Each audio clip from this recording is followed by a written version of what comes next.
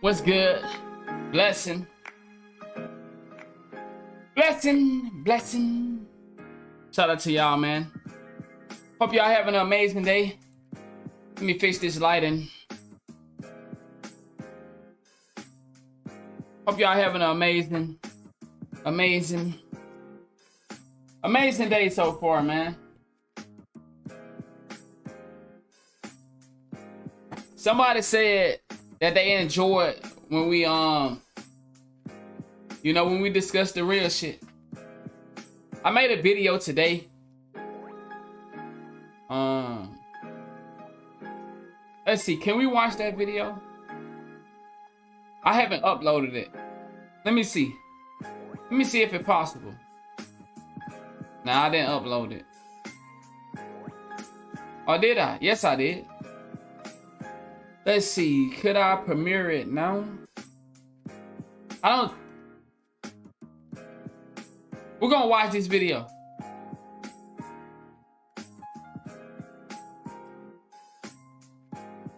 But we're not gonna be able to watch it. We're gonna listen to it. We're gonna listen to this video. So I made this video today.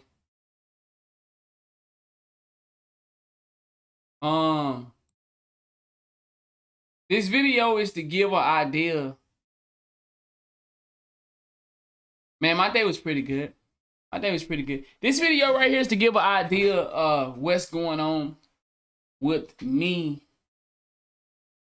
You know, I don't know if you care or not, but I have a reason I do Twitch and YouTube. I'm gonna release this video tomorrow, sometime this week, but I'll let y'all hear it right now. Let's listen to this video and then we'll get started with what we get started with.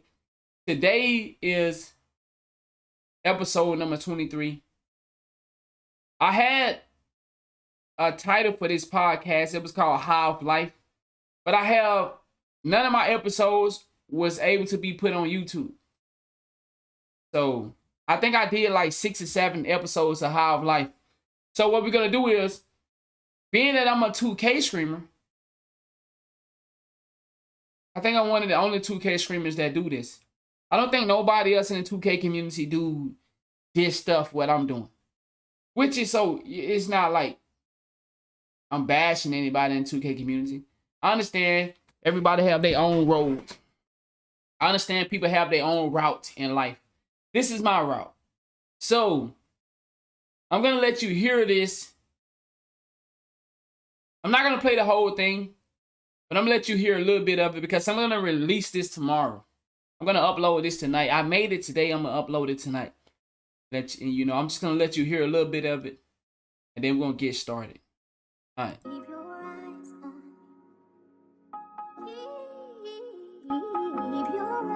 Can y'all hear that good? Let me know if y'all can hear that good.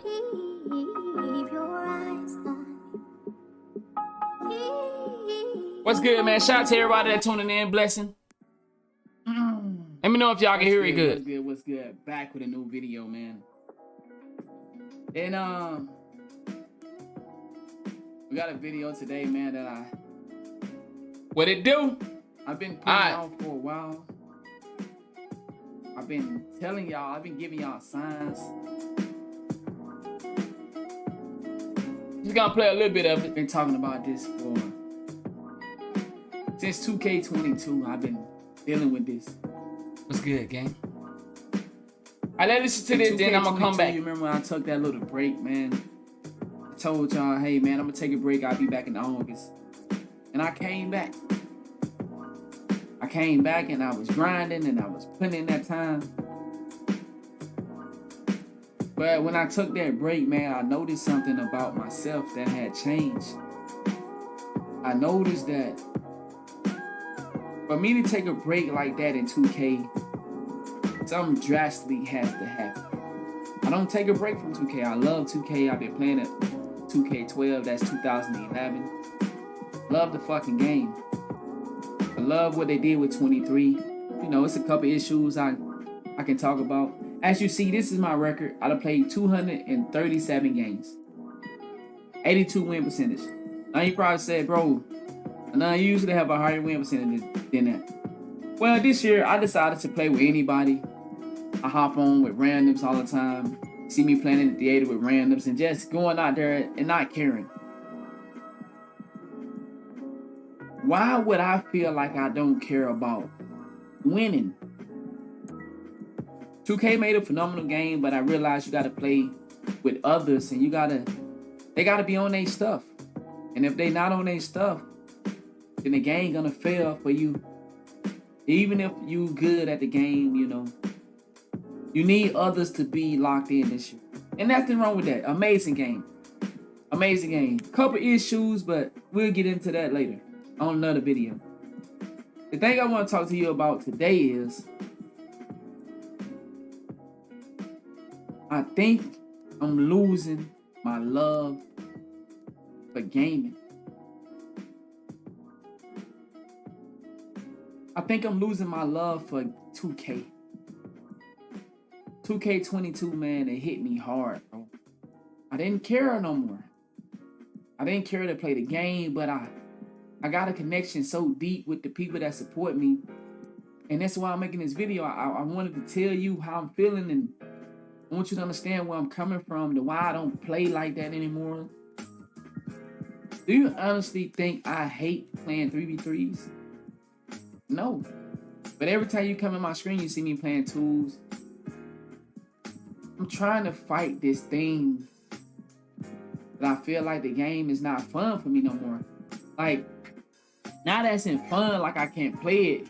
Like, my love for 2 basketball games. I've been doing this in 2011.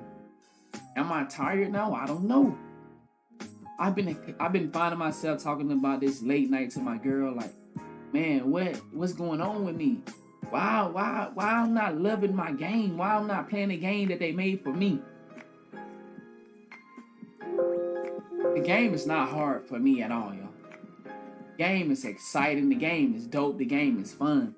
Why am I playing with so many people that don't know what they're doing? Why am I just openly, when I got people in my chat that want to hoot with me, I turn them down and I say, yo, I'm going to play with these random so I can get mad. Why am I doing that? Am I trying to find a reason to not play 2K? Do I choose to go hop on with randoms in the theater mode just so I can say, man, I'm having a bad day, I'm finna get off the game? I think that's what I've been doing, and I want to say I apologize, man. My core supporters, I love 5v5, I love 3v3s, I love 2v2s, I love it all. But I've been going out here trying to sabotage myself so that I don't have to play the game. And that's not fair to the people that support me every day. That's not fair to the people that look forward to my content, my teamwork and defense. Man, I just want to let you know I'm battling something. I've been battling for the last 2 years. All of 2K22. I forced myself to enjoy the game.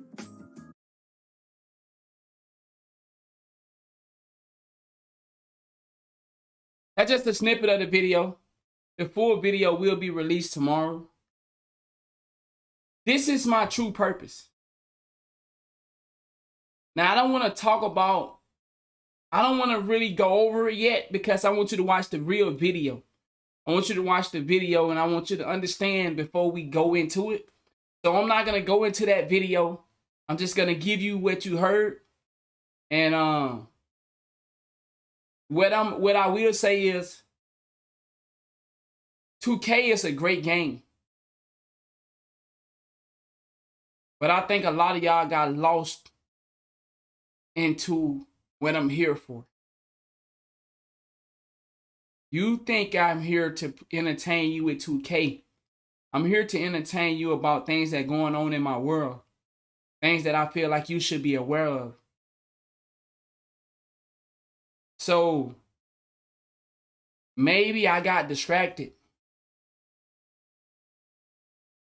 Because of the way that things are going in my life, I'm elevating, but you're not elevating with me.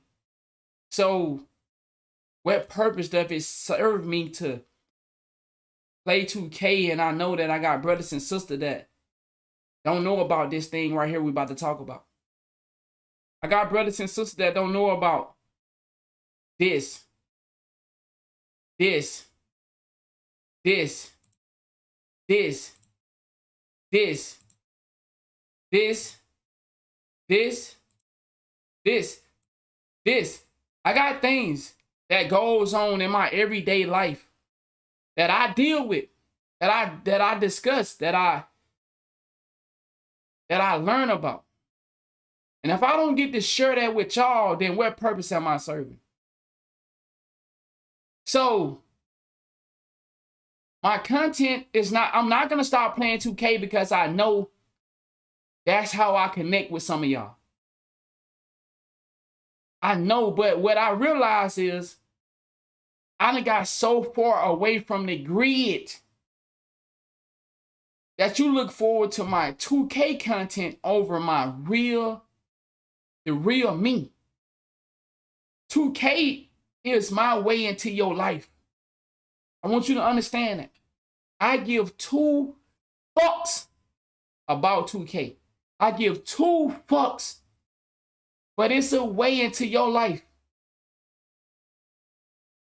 Some people go about this thing different.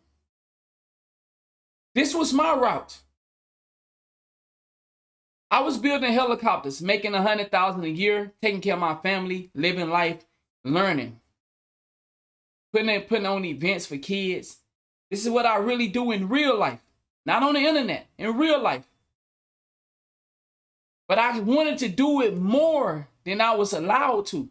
Being that I had a job, being that I worked for the government, I wasn't able to do it as much as I want to. I had all the financial resources, but I could never put on the events but once a month, once every 3 months, or once every 6 months. I couldn't connect. I worked with the Boys and Girls Club. I had events that sometimes I had to cancel because I had to go to work because my job was mandatory. And every day I realized, man, it's mandatory that I be at this job, but I know my true purpose is to serve the people. My true purpose is to serve the people. My true purpose is to learn all I can learn and bring it back to the streets. Bring it back to the hood. My true purpose is to know that, oh, this is how they getting these high credit scores and getting these new cars, getting these houses, getting these jobs.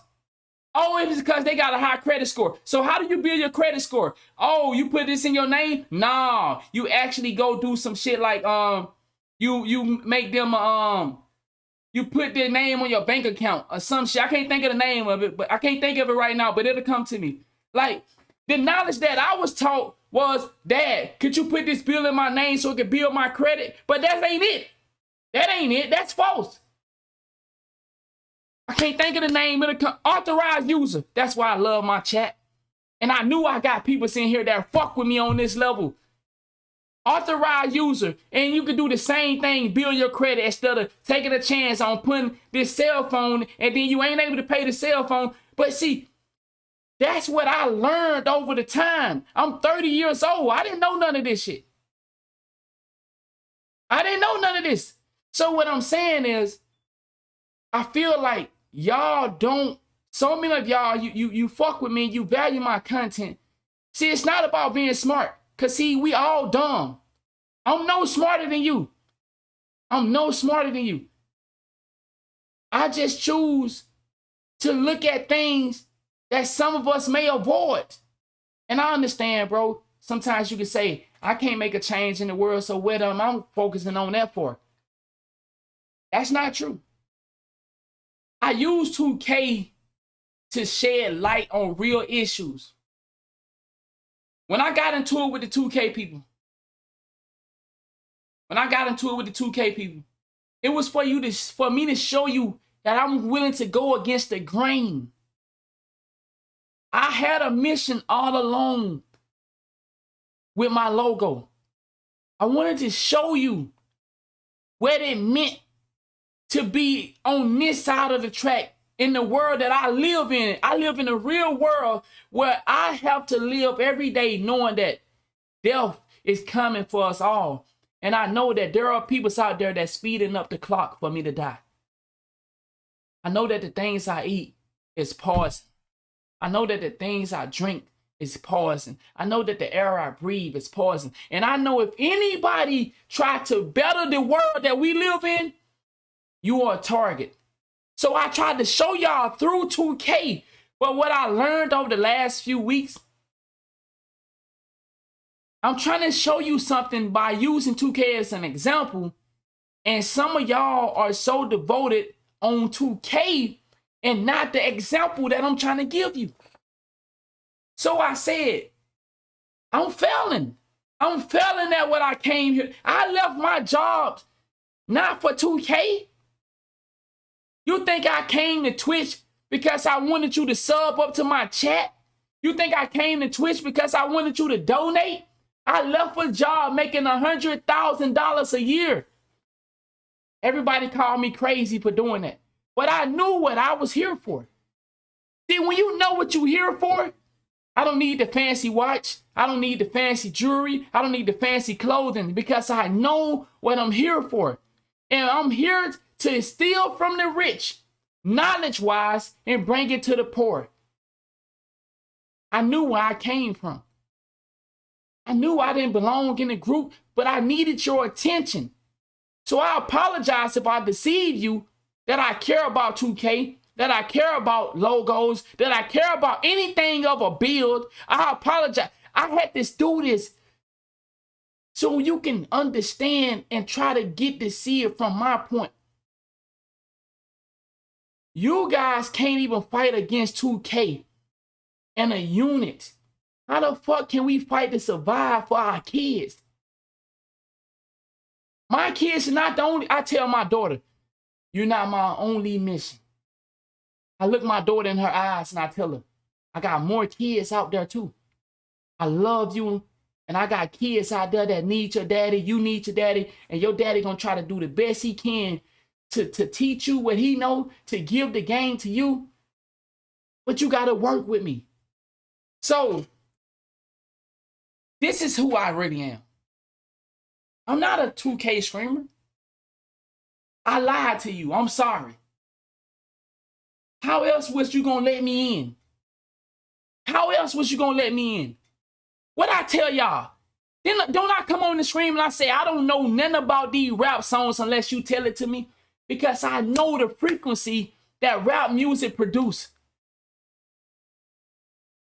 Cardi B was listening to some crazy ass song. Her daughter came in the room. She went crazy. Turn that off. Turn that off. I know what Cardi B know. But most of y'all refuse to acknowledge what she know and I know. You know that rap music is a danger to you and everything that exists. But they promote it to us at an all-time high. Some of us are old enough to where our brain can dissect that this is.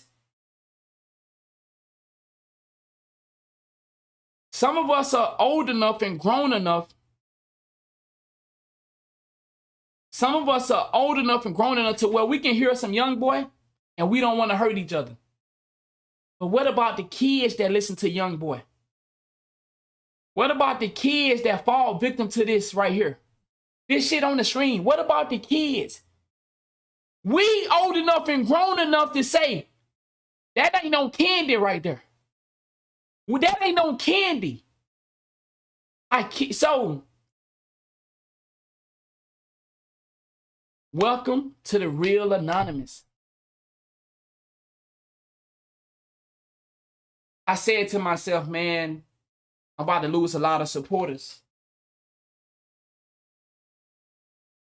I talked to Jay Fox me and Jay Fox was texting for about an hour, about 45 minutes to an hour today. I said, bro, I can't keep playing 2K. That's not me. I said, I don't want to play it no more. This is my second time talking to Jay Fox about this. I said, man, I don't want to do this shit, bro. I said, but the people love me playing 2K. I said, I don't want to do it, bro. He said, bro, you got it though. It's something about, like, you got it. I said, man, you right, man. I can't quit. I can't quit. My purpose, even though it's important to me, it ain't important to them. They want to watch me play basketball. Man, okay, I'm going to suck it up. Just go play 2K. But at the rate of my heart, knowing that I'm playing 2K, we got shit like this out here. And I can't talk about it because you don't want to hear that. You want me to play 2K, and I'm suffering in the inside. I'm suffering in the inside because I got to deal with my family, and then I want to care about your family because I know somebody got to step up and say, I don't just care about my family. Somebody got to step up and say, I just ain't worried about my household. I got to worry about your household too, because that's how we start to build better human beings. So I'm struggling, I'm battling with this shit in the inside. I'm struggling and I'm saying, man, what am I gonna do, bro? They want to watch my 2K content, bro. So I've been suffering for 2 years. Ask my girl. Hey, I can bring my girl in here. I don't want to do this no more. I don't want to play 2K. I like 2K, but that's not, I want to play 2K every now and then. We laugh and we relax. But I said, bro, why I got this big audience and I can't tell them about shit that really is affecting us? Why I can't do that? You can do that, but at what cost? At what cost? At what cost? Okay, you want to talk about this real shit? Okay, you know you're going to lose some core 2K players.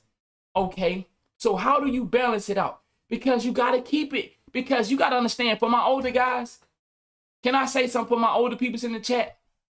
You are not important. You are not as important. It's the kids. You see who they trying to target?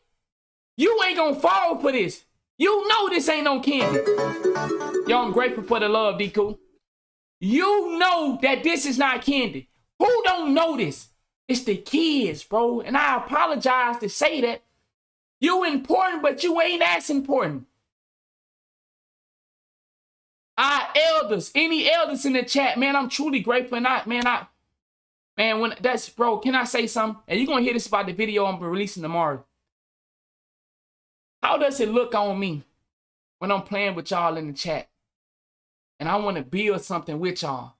I want to be able to be an uncle to your kids. I want to be able to be an uncle to your kids, and I'm dogging you out on the video game. How do that look? You don't want to fuck with me no more. Man, nah, he ain't no motherfucking uncle around here.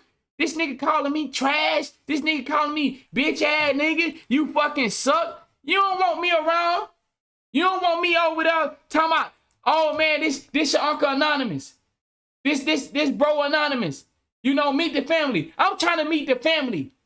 I know niggas say that on 2K. I know that niggas say that on Twitch. I'm really trying to do something.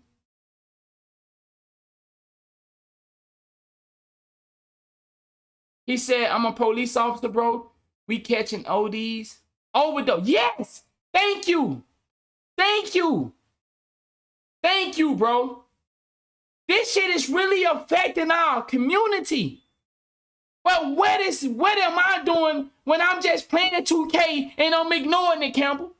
What am I doing my job as somebody that say they care?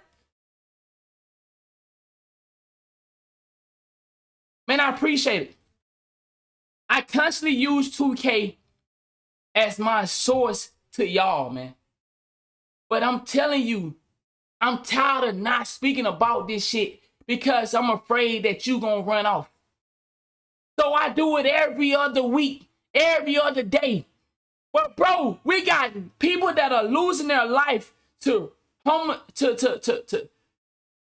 kidnapping, overdosing on drugs for not knowing what the fuck going on, kids in the bathroom doing cocaine. I showed y'all the video a month ago of the little girl, 9, I think she was 9 or 13, I can't remember, in the bathroom doing coke. I showed y'all that. I said, bro, look at this. This is what our kids doing in school. I'm going to show you how social media target us, specifically TikTok. I'm going to show you TikTok today. We got a story on TikTok. I'm sure some of y'all have heard about it. We got a lot of stories to go through. This is episode 23 of No Filter NBA 2K podcast. So the reason I'm going with I'm going to stick with the NBA, No Filter NBA 2K, because I'm a 2K creator. You know me for 2K, so I'm going to be a 2K analyst. I'm going to bring you what I learned, what I studied, I researched. You see this right there, chat? Chat, I'm not lying. Look at this. This is my lady. This is my lady. You see, she sent me stories that we researched. My lady did. Let me say this. Before I met her, she wasn't doing this. But when I got into her life, see, I may look like a thug. I may look like a hoodlum. I may look like a nigga that just don't care about nothing. But I changed her life. I got her to see things through my eyes a little bit. So, you know, she sent me, look at all these stories. She's constantly, now most of these shit on my text message, she constantly sending me text messages of stories of what's going on in the world. And she asked me for what you think about this? You heard about this? You heard about the new R. Kelly situation? Now I know, just like you know, R. Kelly not the only one that's out here committing the crimes that he committed. But see, what most of y'all refuse to acknowledge is when you don't play ball, now you get to be in R. Kelly's shoes. See, Bill Cosby would have never went to jail for what he did if he wasn't trying to buy NBC and all that shit. See, R. Kelly, if R. Kelly gives away his masters, he won't be in the situation. See, those are the things. All these people play like this. All of them. It's not one or two. That's not. They all fucking kids and getting away with it. They all got somebody's child doing strange things to them. And the world act like this don't exist. The world act like this stuff don't exist. We all know organ harvesting is a real thing. But guess what? Most of us live our life and we just live day to day, and we so busy with life. They got us in this fucking maze. They got us in this maze to where if we don't work, the bills don't get paid. So how the fuck do I focus on the fact that kids are being kidnapped at a rate that is so crazy? You telling me we got CSI, CIA, FBI, JOS, or is it JOS or JSO? Bro, you got all these people, many more. They don't know nothing that can help us, but they got our phones tapped. They got everything in our house tapped. Everything you do is being documented. You don't get away with nothing. The eye in the sky is real. The eye in the sky is not something that's made up. You don't get away with nothing in this fucking world that we live in. But yet, they don't know where people get snatched up from. They got, bro, what? But we got a story. We got a bunch of story to get to. I ain't gonna go off the rails. We're gonna start right here, man, because I feel like this is more important than anything. This is more important than anything right here. A lot of y'all in the chat got kids. I got kids. Let's check this out, man. Let's check this out. It is an alarming and deadly trend that targets children that's now making its way to the valley. These rainbow fentanyl pills are made to look like candy, and we've been showing you how they're being seized at the border. But now they're starting to pop up in cities across Arizona, including Tucson and Phoenix. Team 12's Chase Golightly has been following these developments. He's live tonight in the Alert Center with a look at why it's now posing a threat to a number of neighborhoods. Chase. Jonathan, the ongoing battle against the deadliest drug threat in our country continues to evolve. Now, authorities say it's easier to transport. For all y'all in the chat that may have attempted to do fentanyl at some point in your life, why are you constantly playing with a drug? Bruh, do you not know you're already dying? Why are you playing with a drug that takes you away, blinds you, slows your brain down, puts you in a state of unconscious where anybody can do anything to you? Why would you even play around with your life like that? Bro, you already is at a losing race. You already born into a fucking losing situation.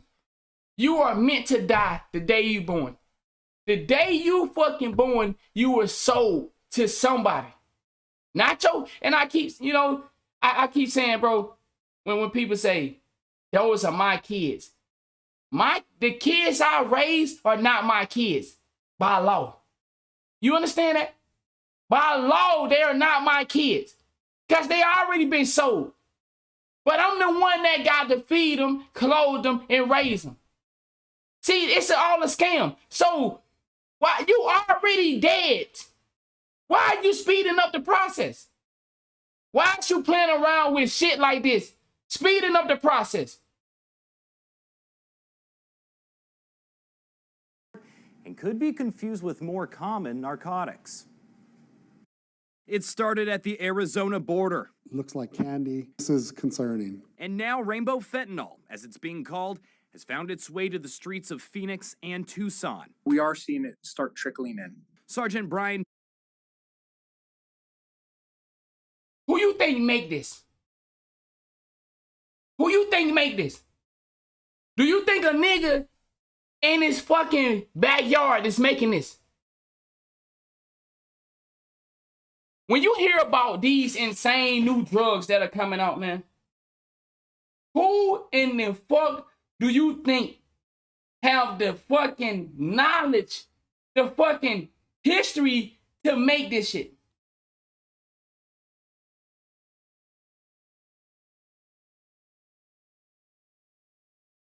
Ain't no nigga in his backyard making this. Ain't no nigga in his backyard is making this. So who is making something to make you lose your fucking mind? To make you go fucking crazy?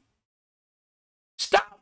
That's what I'm saying. Like, at some point, bro, you need to be careful of what the fucking drugs you take. When you start to have chemists, you got to have chemicals, you got to have shit that you know ain't no fucking good. You know you don't supposed to put in your body. You got somebody making a fucking drug in a lab. Bro, the high is that important? The high is that important. Some of y'all done smoked so much, you done got high so much that you feel like you can't get to that high anymore. And that's all it is. You know, when you get high, man, you chasing that feeling. You chasing that, you know, you enjoyed it. But you can never get that feeling anymore. You can never get that feeling anymore.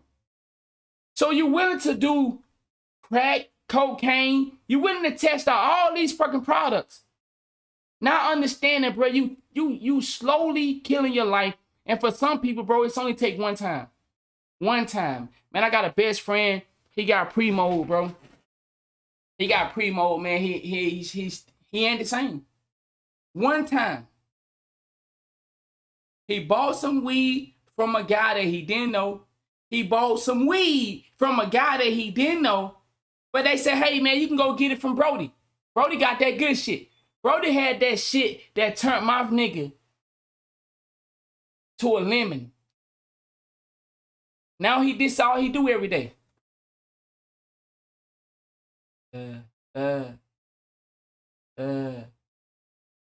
That's all he do every day. That's all he do. One time. One time. He smoked that shit one time, bro. And now all he do is, he gone.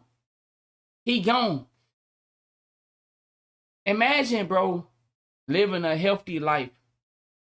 It was some real popular guys, and for niggas that know me, they probably know who I'm talking about. And niggas, cause I got niggas in here that fuck with me from my hood. They just never type in the chat.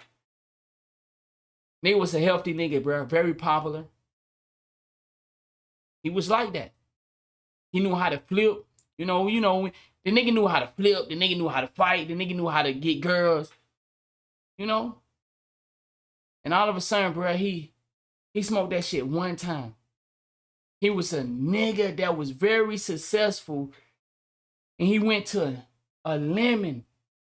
Now his mom and gotta just sit there and, you know, take care of him. When he was a man that was fully able to take care of himself, he didn't have any disabilities. He wasn't shortcoming of life. But because he chose to smoke that shit one time, he smoked that shit one time. One time. Shit crazy, man. I know another dude, a nigga that I got to fight with before. He smoked that shit one time. You know, bro, I looked at the dude like, man, even though, like, I don't fuck with your side of the town, bro, I wouldn't wish that on nobody, bro. I wouldn't wish that on nobody, dog. I wouldn't wish that on nobody. To smoke that shit, bro, and become a lemon, that shit tough, man. That shit tough. Bauer with Phoenix Police says officers found the highly addictive and potentially deadly drug in a recent bust, seizing $15,000 in cash and a lot of fentanyl. And it was 39. Now, I wanted to show you that to bring you to this. Sending out an alert to families in the district. The warning has to do with a colorful version of fentanyl. You see it right there. This is called Rainbow Fentanyl. As we first reported, there's big concern all across the country, even right here in Florida, that drug cartels are targeting children with this candy-colored drug. Broward School says at this point, they don't have reports of any. See, I live in Florida.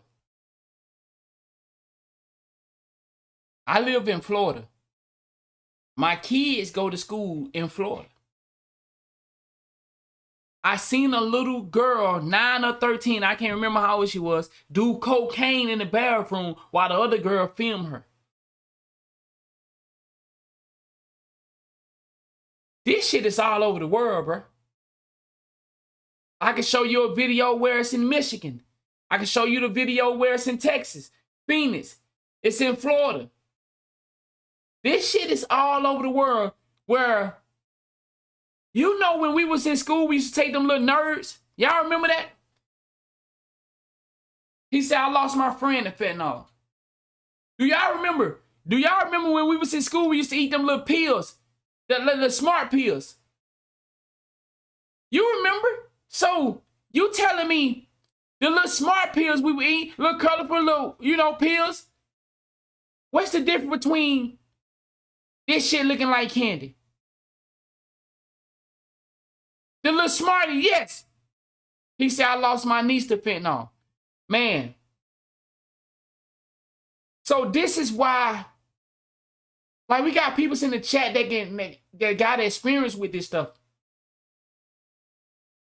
We have to be aware of what's going on around us. These drugs are starting to make their way to the school. You got kids. I got kids. Maybe you knew this, maybe you didn't. But I'm here to say, bro, we have to be careful. We have to have these conversations. If you can have conversation with see, you know what's so amazing to me? If the teachers can have conversation about sex in the school, then we need to have conversations about this too. Y'all talking about fucking. You talking, the teachers are at school talking about fucking with babies. So if you can talk about fucking, then I think we need to be right here. We need to be right here. We need to have these sections, these classes, these understanding. We got to have these conversations. Hey, fuck putting your dick in something. Watch what you put in your mouth too. Watch them little smarties. Don't be eating these little smarties. But then, guess what, chat? We got babies. They gonna do what they do, right? So if we not paying the teachers enough money, And it's so crazy. The teachers are the parents when the parents go to work. But we can't pay the teachers no money. But we can pay these people that pump danger into our community. We can pay them millions of dollars. Make it make sense to me. We can pay teachers pennies to watch our kids. And the kids in there trying to slap the shit out of these teachers. Beat these teachers up. We give them teachers $500 every 2 weeks. But these niggas that out here, that's what I'm saying. Do you think the people that run this world really want a better world? Or are they lying to us? Are they lying to us? How the fuck are we not paying people that do firemen, police officers? How can we say defund the police and see for Chicago? You feel Chicago, you in for a real trap. But it's coming to every state, don't worry. See, you gotta understand, there are people joining up to look like you, to walk like you, talk like you, push for an agenda to make you go for it so that they can come in with what they need to come in with.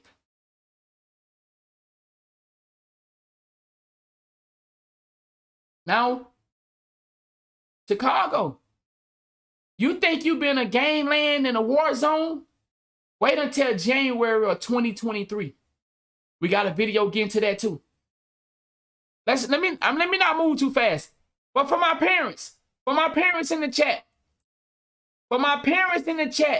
do not overlook this. Do not overlook this. Don't think your school is safe. Don't think that your kids are safe. Don't think because they in private school. Don't think because it's everywhere. It's not just some places.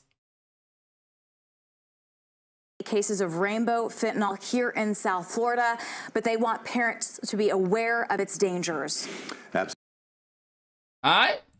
So, you know that I fully want you to understand that if we don't have these type of conversations as a group,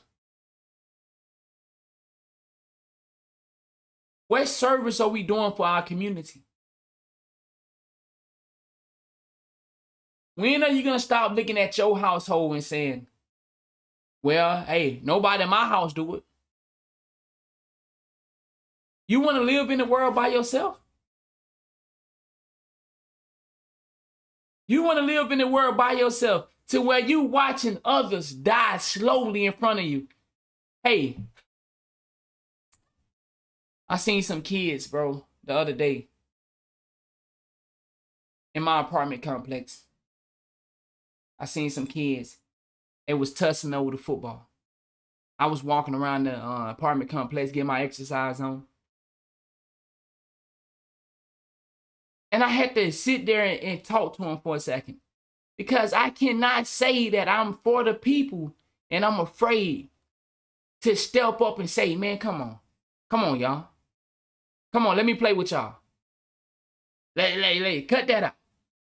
I'm 30 years old, but I was willing to take on the father figure for kids that may not have a father. How many of y'all understand that? So many of y'all did not grow up with a father. You can't step up and be a father for somebody else? Are you that hurt that you can't step up and be a big brother or uncle or a father figure or a mentor to somebody else? Are you that hurt? You that damaged? So if you that hurt and you that damaged, when do the fucking cycle stop? When do the cycle stop? If you that hurt and that damaged, when do the cycle stop? And if I die right now, can somebody be a father figure to my girls? Or you that hurt that you didn't have a father? or a mother. For my ladies,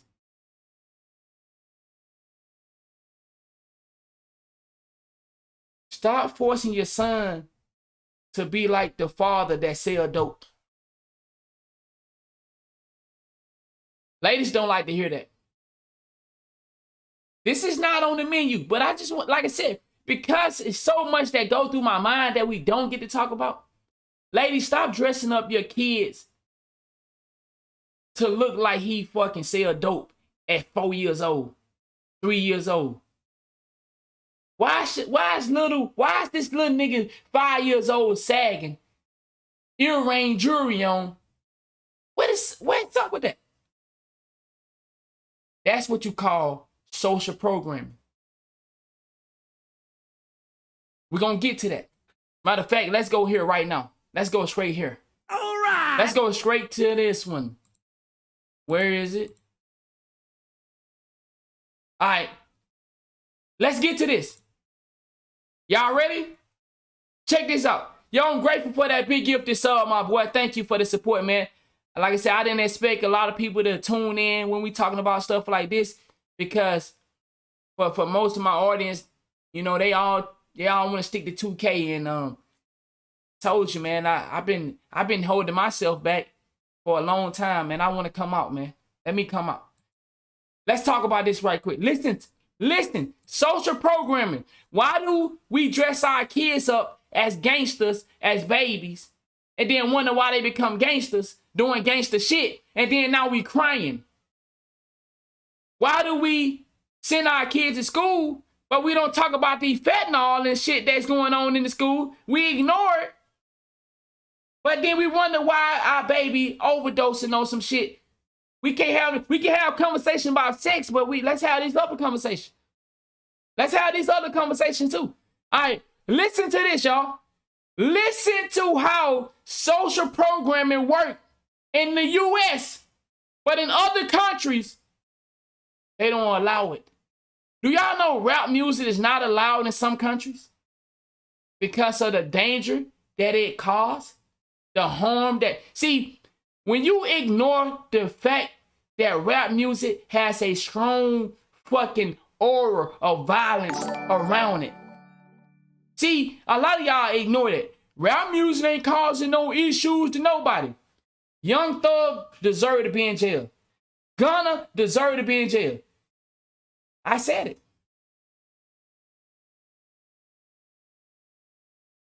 The people that got you so fooled, you don't even see how Young Thug is a danger to our entire fucking civilization. Every rapper that constantly speaking death. For niggas that look like you, they ain't never speaking death for the other people. They constantly speaking death for a nigga that look like you. We rap it, speaking. All right, let's get to the video. Country made TikTok, China. Do you know that China controls the algorithm of what you see? Do you know this? If you're in America and you open up TikTok, if you're in Britain and you open up TikTok, there is a specific algorithm to reach you that is not in China. If you're in China and you open up TikTok, what the Chinese government wants you to receive as youth, as people using TikTok, are people who are doing good things, achievements, youth making social enterprise, youth becoming successful in math competition. I had to start it over because he's not even finished, but I wanted to start it over. Are you listening? Please tell me you are listening to what he just said. They show us the negativity on purpose. Hello?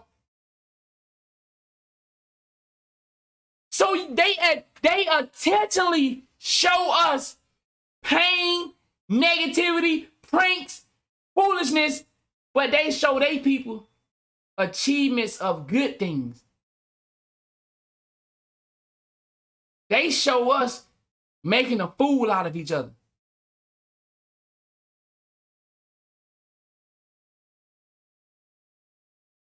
Can you believe that? Would you ever thought that? mean, I've been saying it for a long time. Why all the TV shows for us have drugs involved, violence, killing, sexual activity?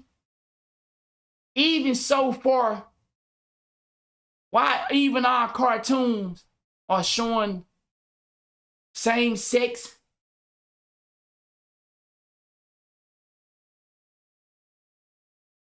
Can I choose to wear my, huh? All right, we're going to get to that, though. We're going to get to that. Let's get back to it. I want to start this over, and I want you to hear what he said. Listen to what he said. This is not a black guy that's saying this. Look at who's saying this. Look at who's saying this. This is what I keep telling y'all. Stop thinking everybody that don't look like you is your enemy. Just because I'm black don't mean I'm for you. Just because your brother white or Asian or Arab don't mean everybody not out to hurt you.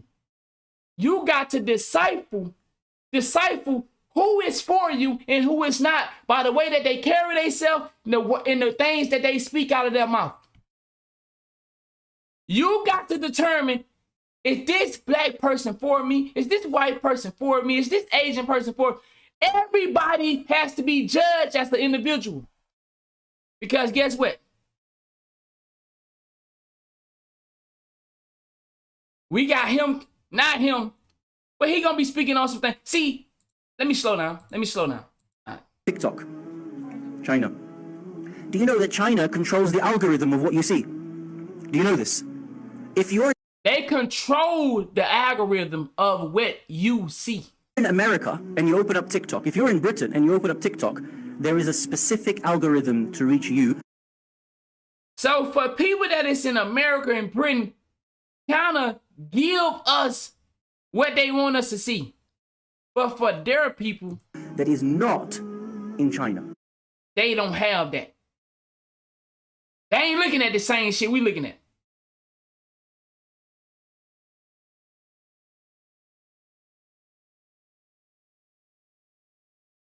U.S. have been in debt to China for how long? How long have the U.S. been in debt to China? How long have the U.S. been in debt to China? Okay, damn near everything we got in America is made in China.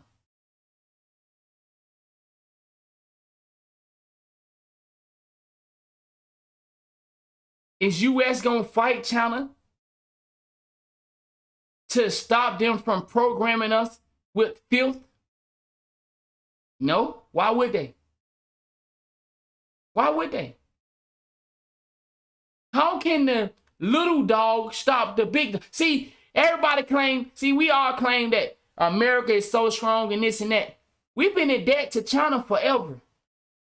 China run our social programming. They control damn near everything we see and do. All this technology. China have a child restriction of how many kids they can have. Yet in America, we can run rapidly, knowing that we ain't able to provide for the kids. We go crazy. See, we don't have those type of restrictions. So by us not having the restrictions, we can have how many kids we want to, right? Let me ask y'all this. If you suffering, know you poor, know you can't afford a kid, would you still lay down and have sex and have a kid? Can't nobody in here say no. How many of us had a baby while we had shit to provide for that baby? Type 1 in the chat. I raise my hand first. What have we been taught? To have kids knowing that we ain't able to provide for them. What have we been, who made it okay for us to do this? We constantly put ourselves more and more in debt Because we having kids that we know we can't provide for. But in China, they got a 2 child per household minimum or some shit like that. I mean, max. What is going on that they get to live by a different construct?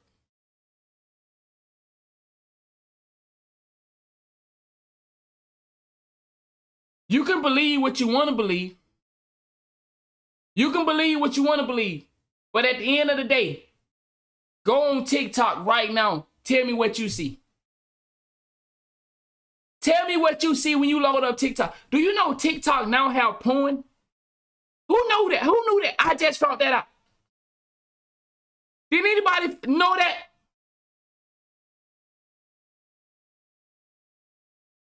Did anybody know TikTok have porn? So no matter what you want to believe, why is the shit you looking at or your kids can pull up, it's all bullshit. You know what? When I see some of you niggas in here, you be saying shit, it's like a nigga can do some dumb shit, but as long as he hand it off to the next nigga, oh man, he good. He's safe. You knew China controlled the algorithm, but the fact that, oh, he let another nigga run it now means the program have been changed. You see what I'm talking about? Niggas will believe anything. This nigga is sitting here telling you, and many other niggas can tell you, hey man, what's going on? What's going on?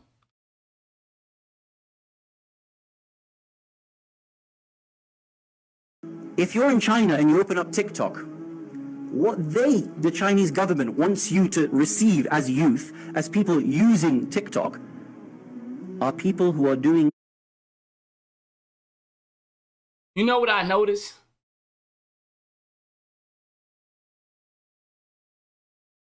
You know what I noticed?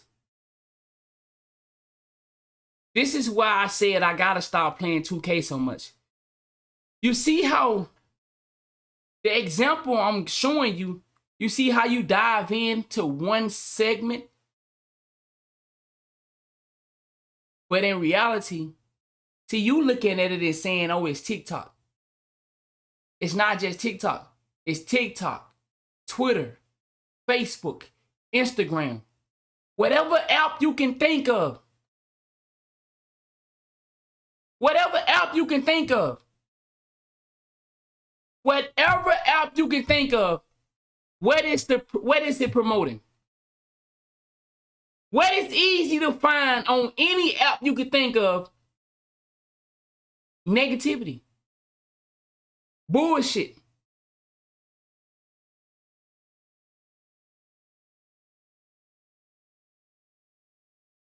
Hold on. What is easy to find more than anything? See, when I do shit like this, I can't have distractions. When I got small, see, people are perceived to be smart, but they ignore the core of it. What is on majority of social media? See, Famo want to look at it and say, oh man, we don't fuck with China like that. It don't matter who you fuck with. The blueprint have been laid. The blueprint have been laid down. So no matter what social media platform you get on, bro, why am I scrolling on Twitter and titties popping up? I would do it right now. I would get on Twitter right now. I'm not looking for titties. I'm not looking for pussy. I got a woman. If I want to see titties and pussy, I go in the other room and look at titties and pussy. Why when I get on TikTok, Twitter, Facebook, or whatever platform, titties and pussy popping in my face? I know it been like that, but why? Why do you think it's like that? That's what I'm trying to get you to see. Why do you think it's like that?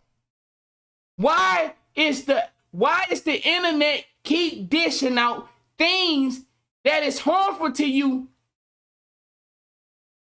why is the internet keep dishing out things voluntary to your life that is harmful to your life? That's what I'm trying to get you to see. What is going on? Who is fucking with your programming? Who is fucking up with the way that you view the world? Most of you niggas would never have a stable relationship, a stable sex relationship, a stable relationship with a woman because of your views on the internet. The internet have turned some of you niggas to where you hate women. Some of you niggas are afraid to travel to other states because of what you done heard on the internet. You can't tell me it's not true. I got homies. Hey, bro, let's go to Memphis. Man, I ain't fucking off in Memphis. Hell no, I ain't going to Memphis. What is going on that everything that you learn about life comes from the internet? Everything you learn about life comes from the internet. But why the internet don't tell you about the poison that they put in our food? Do you know at Subway what they was making their bread out of? Did anybody hear about that? You see what I'm saying? The things that really matter to our world and to our life and to how we live and how we should be, is it on the internet for you to find it? Or do you got it, like, is it on the internet popping up in your face? Or do you got to go dig and search for some of this shit? Anybody know what happened at Subway a few months back? I never said nothing about it, so it's something that just popped in my mind, though. Okay. Who else knew about the Subway situation? Anybody? Hey, type 1 if you know about this Subway situation. It don't make no fucking sense that this shit not popping up to us. So no matter what you want to believe, what you want to hear, the Subway dude know. They was making bread out of yoga mats. Yogurt mats. Yoga mats. But you ain't see that on the news, did it? Did you see that on the news? There ain't nobody showed that on the news. Why wasn't that on the news worldwide? Why did I have to go dig and find that and run into, what the fuck? You see what I'm saying? Why nobody want to talk? We got to go find this type of shit. Yes, Subway, the bread that you're eating is made from yoga mats. Now, they would say, hey, yeah, we don't do that anymore. Just like Brody believe that China don't have any influence on the fucking algorithm anymore because, oh, U.S. control. He sold it to the U.S. Bro, let's get back to the video. Good things, achievements, youth making social enterprise, youth becoming successful in math competitions, youth becoming masters of karate, youth doing something with their life. This is what they show to China. Let me go to TikTok. Let's see what pop up for Anonymous 2K TV on TikTok. Let's go to TikTok. Let's see. Now, mind you, this is all I post on TikTok, right? 2K shit, basketball. Let's see what pop up for me. What pop up in my algorithm? Okay. My man doing some, Lawrence. He out there doing some fucking. So, we got a nigga that's sitting here looking shocked at a nigga. This is the most successful dude on TikTok, right? Oh, y'all can't see the full screen. Hold on. Let me get the big screen. All right. Okay. This is the most successful dude on TikTok. So, What we gonna find amazing is when I get on TikTok, is I'm gonna see this brother right here. Eyes buck wide as fuck. Looking at a nigga fuck on some wood. Alright? Yo. My man making a screw.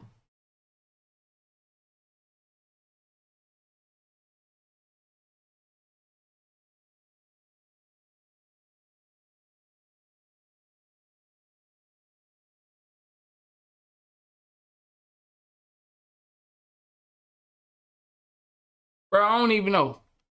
I don't even know what's going on. I don't even know. I don't even know what I'm looking at.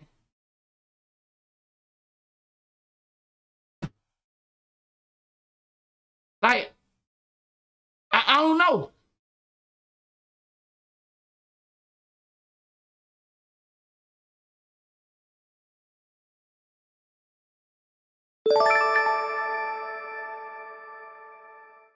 Bruh.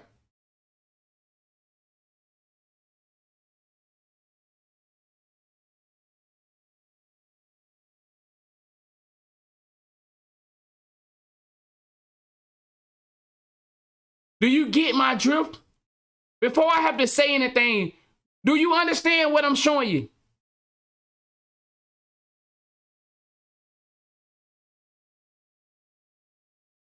Before I say anything, do you understand what I'm showing you?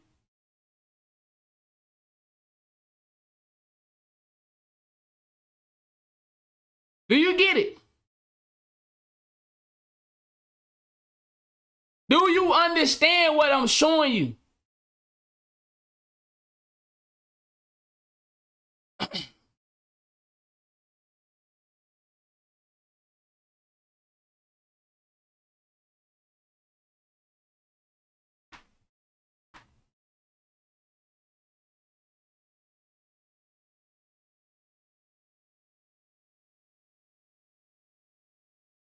Now, the trick about this video, check this out.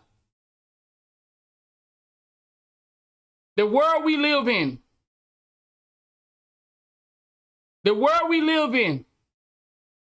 The world we live in. When niggas get to this video, do you think, and see, don't sit here and play game and be like, oh man, that's just the way your mind feel. When niggas get to a video like this, do you think niggas gonna be like, oh shit? No, niggas ain't finna sit here and say, oh man, look at this. I wonder what they finna make a model or something. If our whole mentality is already tainted, when we see this bitch with this long motherfucker, we ain't finna sit here and fucking be like, ah.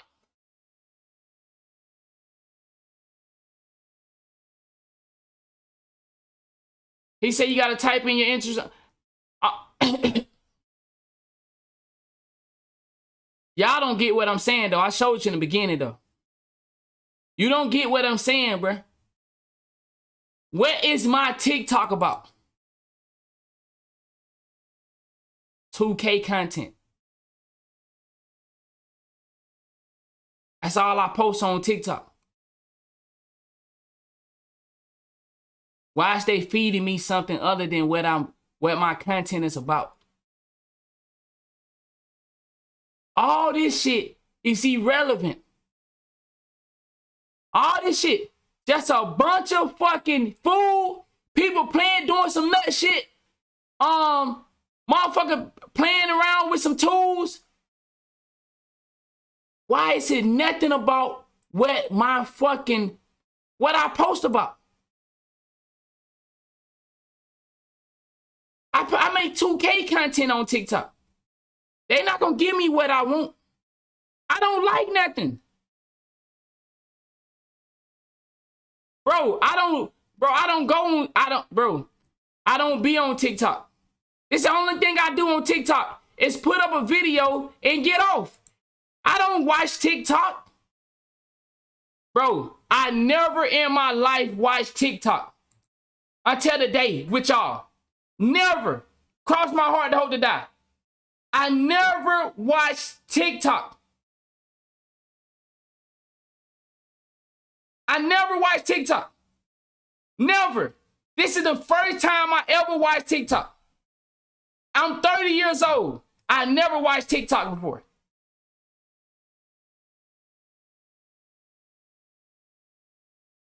I never watched TikTok. So why would I be in it? Look at this. Look at this. It ain't got nothing to do with what I post. What I post about. I don't like shit on there. I don't get on TikTok and go liking videos. You some of y'all are missing the point. Let me let him. You missing the point. That's what. And I'm glad we're having this conversation. I'm glad we're having this conversation. Let me let him say it again, and then you'll get it. Maybe it'll come to you. Let me let him say it again. Let me listen to him one more time, and then you maybe will understand what I'm trying to show you with how I post on TikTok, what I post versus what I get back. Do you know which country made TikTok? China. Do you know that China controls the algorithm of what you see? Do you know this? If you're in America and you open up TikTok, if you're in Britain and you open up TikTok, there is a specific algorithm to reach you that is not in China. Maybe you'll understand what I'm saying. Maybe you won't.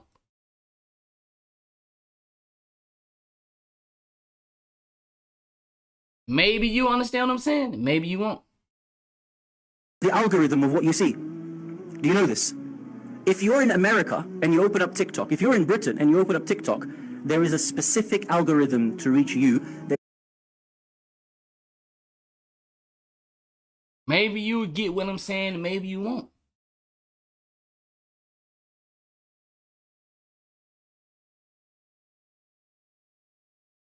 Food is not healthy in the world we live in. The food we eat is damn near outcasted everywhere else. The shit we eat is damn near outcasted in every other country. I heard somebody said they can eat a fruit over here and the shit is fucking downright make them sick.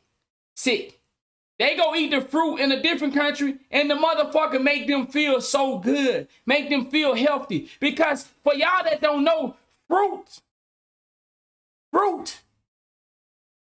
that's right there. Fruit has power. Fruit, you can live off just eating fruits, but not the fruits here in America. You can live off of just eating fruits if they was real organic fruits.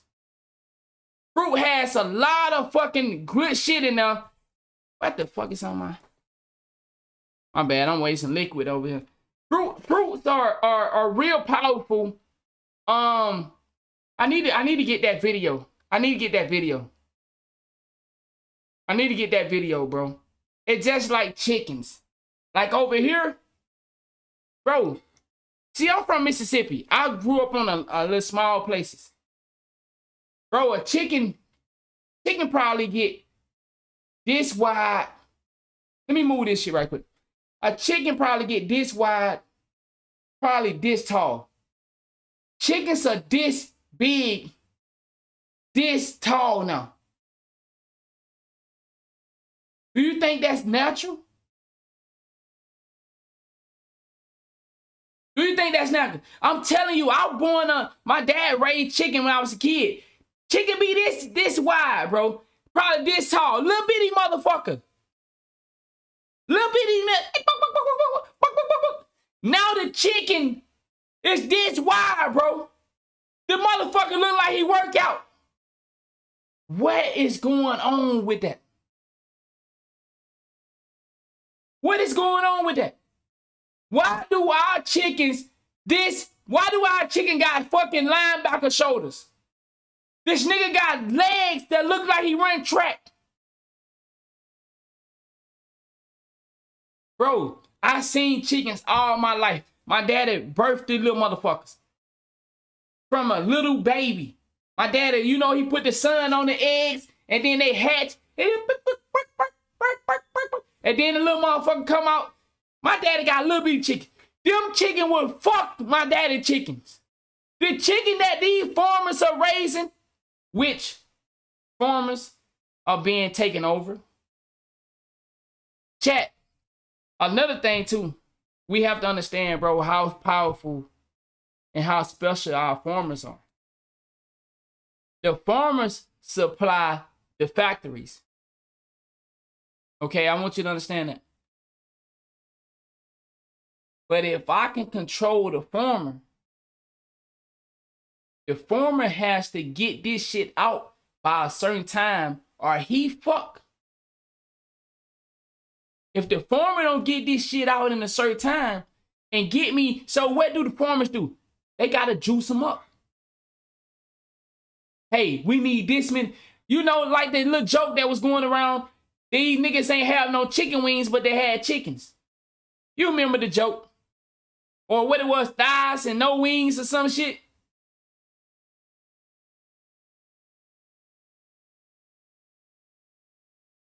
My boy said we not supposed to eat animals. You know the crazy thing that nobody talk about?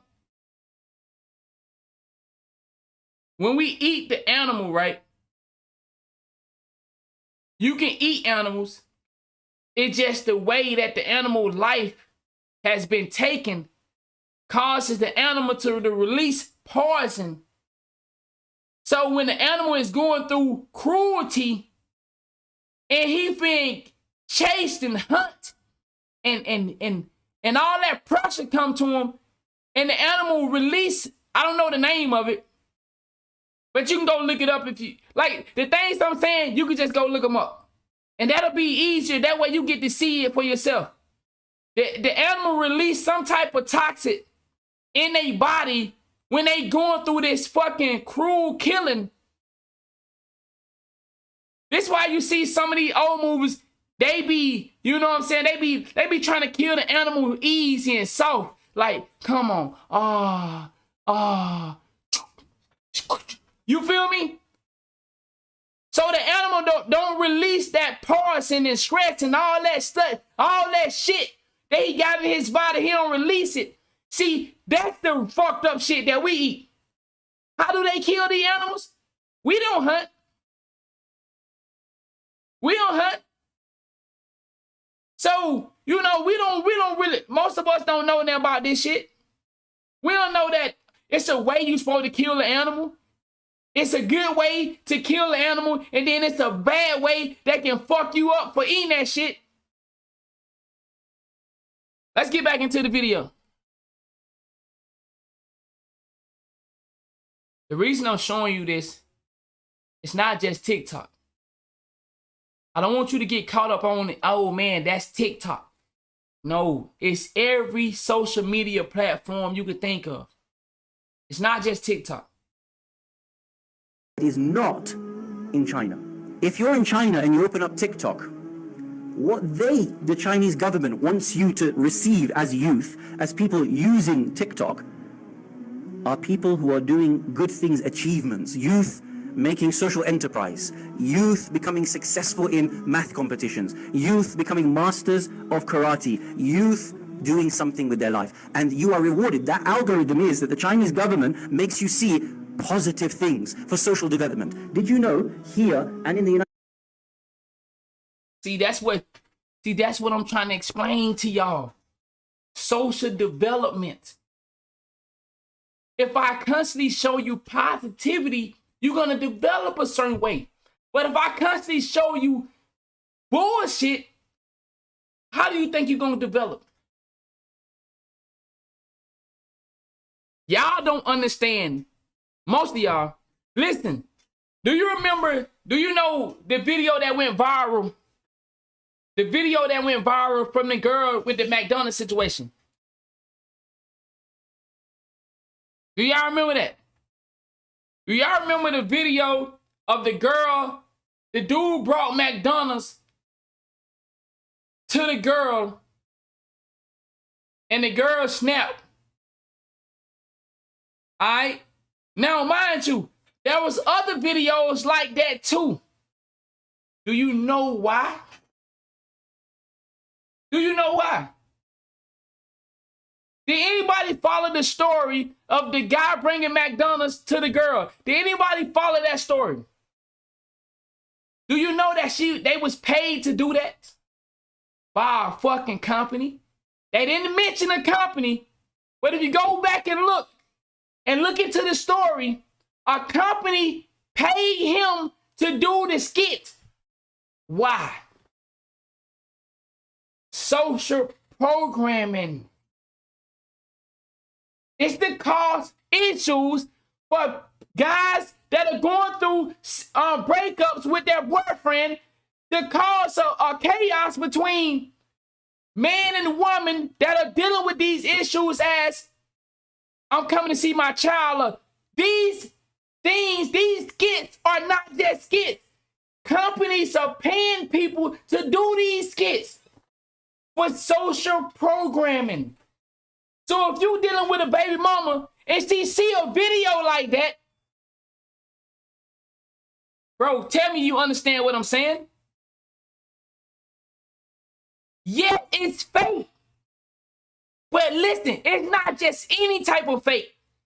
Companies are paying these people thousands of dollars to push this type of agenda out there. They paying them. Go look it up. The dude and the girl said, well, the girl was upset because the dude got paid. The dude got paid behind it because a company he worked for asked him to do the skit. And he went to her and did the skit. She didn't get paid for it. So they was kind of upset because this shit went viral and she got nothing for it. Go look it up if you don't believe me. This is not just regular shit. They paying these people to push this agenda out there. All this shit you see that go viral, the crate challenge. They paying for this shit. Nothing goes viral without the people making it go viral. You think because you did something, bro, do you know how many things people do? Do you know how, he said, and I missed, let me see if I can catch that comment. He said everything is being ran as business. Queen Elizabeth II was the government for 53 countries, that 1/3 of the world. Bro, let's speak on that right quick. Let's speak on that right quick.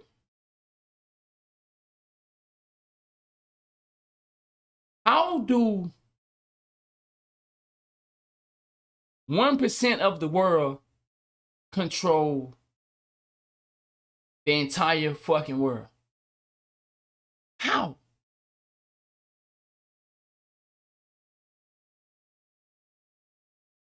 The manipulation and the programming is so fucking strong, bruh. It don't make no fucking sense. We got 1% of the world controlling everything that goes on. Production, media. Because the media, that's why the media is so powerful, bruh.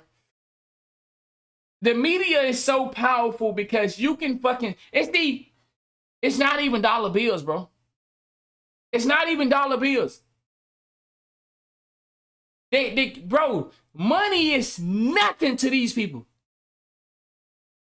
See, money is important to us poor people. But to these niggas, money don't exist. How can money exist when you can print it? How can money be as real to us when you can simply print it? If they want money right now, they can go print it and tell you some digital numbers. See, this is why they need to go to digital. See, to us, the dollar bill is important. To us regular people. But to them, see what they got. They got that fake digital money. See, once we go to this digital money, you're going to really see some shit. Bro, imagine controlling your money with the simple touch of a button. Imagine controlling your money just from clicking a button. You know what? He won't fall in line with these agendas that we have. Fuck him. Beep. Delete. Where my money go? Oh, you don't got no more money. This shit gone. See, the dollar bill is, like I said, the reason, like for us that still holding on to the dollar bill, bro, it's just like holding on to your gun. Once they can get everybody to buy into this digital money, once they can get everybody to invest into coins, all these different coins, they can get rid of that dollar bill. Because see, like I said, to us, we won't let it go. We keep holding on to that motherfucker. We keep holding on. But at this, the minute they get that dollar bill to go into digital money, it's a wrap. It's the wrap. I pay you when I feel like it. If you fucking up and you not obeying the rules, we're gonna take it. They can take your money. Anybody in the chat ever had money taken from them? Anybody in the chat ever been charged twice? Have you ever been charged twice in real life though? With cash? How often do you let a nigga charge you twice in real life? With cash? Oh, hold on, bro. You ran that shit up 3 times, bro. But when it come to digital, when they overcharge you in digital, how long does it take to get your money back? We need at least 24 to 48 hours before we can get you your money back. Bro, hold on. Y'all just charged me right now, though. You overcharged me right now, though. Give me my money back. Sir, we can't give it back to you. Give us 24, 48 hours or 7 business days. See, that's the power that they have when it comes to this digital money. Same thing with banking. Banking, you go put your money in the bank, and you know, we had this conversation before. You put your money in the bank and they go invest it with your money. It's so that the banking system is so cold. We give them our money, our physical money, in exchange for digital money. Ooh, that shit's so cold. That shit's so cold.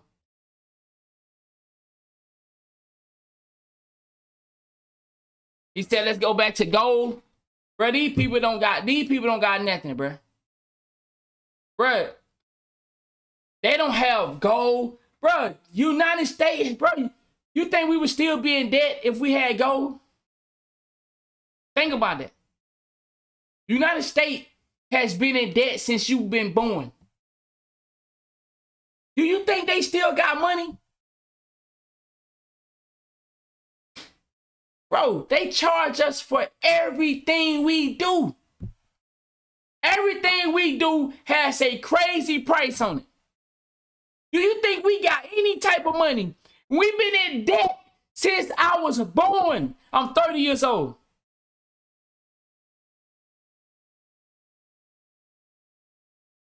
Nigga. United States, China, send you a different algorithm. Do you know what they send you?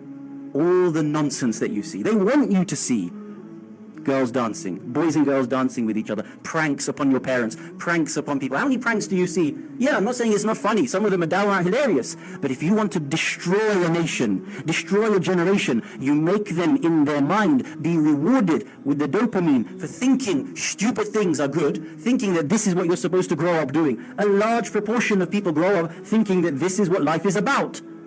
But in China, they don't let their children think that.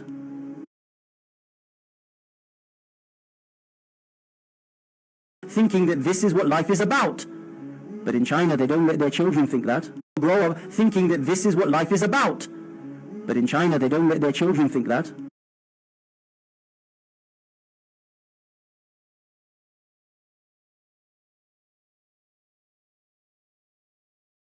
It's amazing, man. You can sit here and pretend all you want to. How many of us look at Chinese people as smarter? Let's be honest. Their parents forced them to be doctors. They force them to go get a degree that mean that they go actually get a degree in something that is useful. We go get a degree in something we hope we can get a job in.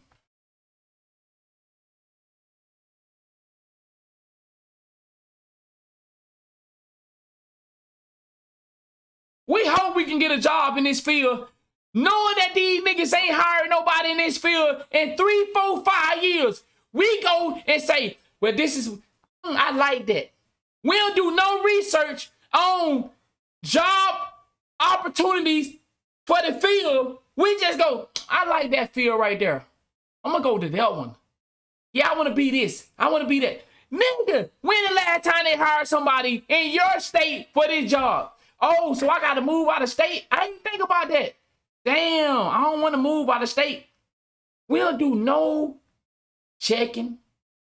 How many people we see with high degrees, bachelors, majors, all this shit. They working with us. And I say this respectfully. You go to school and you accumulate all this debt just to work with me.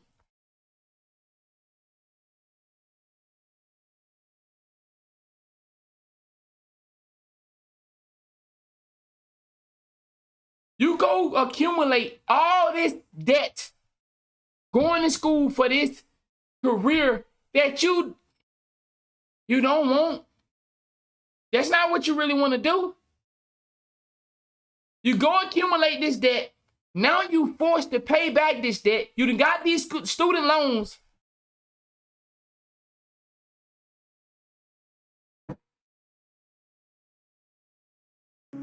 Next time you open up TikTok or Instagram or whatever, and you see this, understand that you are being played.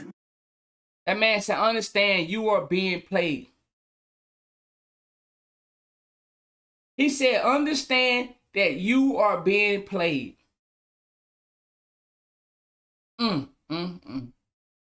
Wow. Wow, man. All right. We're going to move right along, bruh. We're going to move right along. You know, we got a lot of shit on the menu.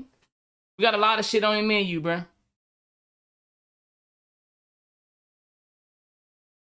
Just because they hire you, don't mean they love you. This next one I'm about to show, I know I got people of different races in my chat, and I'm grateful for your support. But I want you to understand that everybody ain't for you, and everybody don't give a fuck about you.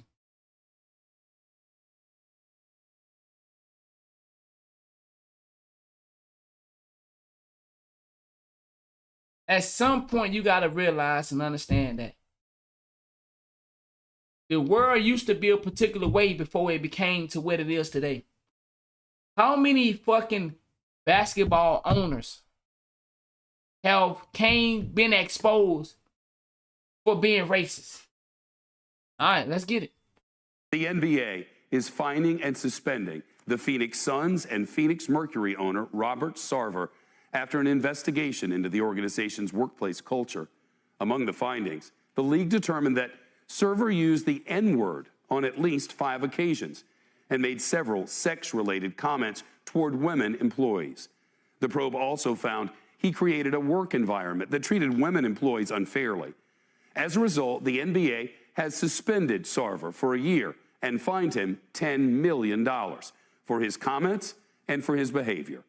During the suspension, he will not have any involvement with the front office operations of the Suns or the WNBA Phoenix Mercury. Sarver says he'll accept the consequences of the NBA's decision. In a statement, he wrote in part, "While I disagree with some of the particulars of the NBA's report, I would like to apologize for my words and actions that offended our employees." He went on, "I take full responsibility for what I've done. I'm sorry for causing this pain, and the errors in judgment are not consistent with my personal philosophy or my values."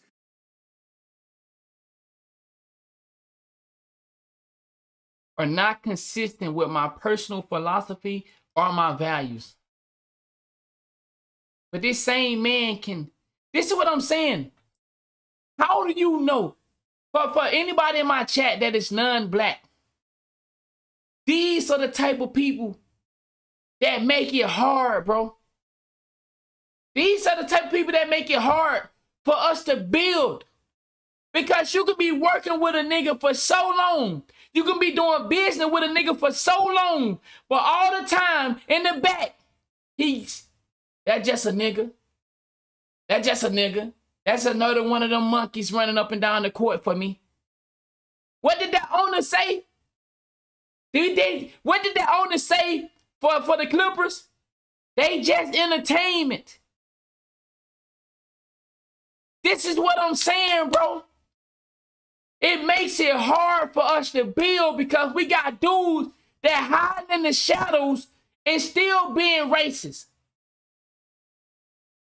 You hide in the shadows and still being racist. Now, mind you, guess what? He gonna come back and get a job. Knowing that he don't fuck with black people, knowing that he out there saying, hey, the ER, guess what? He gonna pay that little $10 million. He gonna pay that little $10 million, and he gonna come back and coach some more people that he don't give a fuck. Bro, did they let that coach come back? Did they let that owner come back? Is that dude still the owner? Or did he have to sell his team or something like that? Because the player said, hey, we ain't playing for that nigga. No, we ain't playing for him. So, it's amazing, bro. That's what I'm saying, bro. You can be working and being cool with somebody and you be like, man, so the whole time I've been dealing with you, this is what you, and look, I'm showing you, this is at a high level. This is at a high level. This is at a high level. Man, bro. Wow. CNBC's Perry Russum on the investigation and the details of the findings. Independent investigators hired by the NBA interviewed 320 people, reviewed more than 80,000 documents, and 51 videos of employee meetings. The 36-page report finds in his 18-year tenure as owner, Robert Sarver emailed pornography to coworkers, pulled down the pants of an employee at a charity event. What? What? What? What? He's suspended for 1 year? That's it, 1 year. 1 year, he's suspended for 1 year.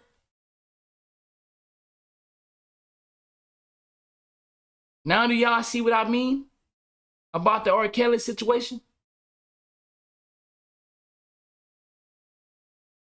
Now do y'all see what I mean? R. Kelly is only in his situation because he won't sell his masters. Bill Cosby is only in this situation. See, all these people do this. Black, white, no matter what your race, they all do this disgusting shit. They all do this disgusting shit. But when they don't play ball correctly, that's when this shit come out. You know how many people have reported this nigga? You know how many people reported this man for doing what he did and now he just not in trouble? The same niggas that was, what about them kids in Penn State? How long that dude was fucking them kids? How long was that dude at Penn State fucking them kids? And now then they waited all them years till them boys got grown and had to live with that trauma of being fucked on by the coach. Come on, bruh. You think this shit is new? These niggas been doing this sick, disgusting shit, bro. These niggas been sick. And told a pregnant employee she would not be able to do her job after becoming a mother. According to investigators, Sarver joked the son should have players impregnate local Phoenix strippers so they would feel connected to the area. Sarver once asked a player whether he shaved his testicles. Exactly. I'm a passionate basketball fan and growing up in Arizona, a passionate Phoenix Suns fan. The report comes more than 10 months after an ESPN article revealed accusations of misogyny and racism. Today, NBA Commissioner Adam Silver says, regardless of position, power, or intent, we all need to recognize the corrosive and hurtful. This nigga Adam Silver look like some foreign, bruh. Like, what is this? Is that a person? Like if I had to, like, is this nigga real? This nigga don't even look like a human, bruh. I've been scared of this nigga ever since this nigga came into the NBA. What up? Bring back David Stern or whatever that nigga what name.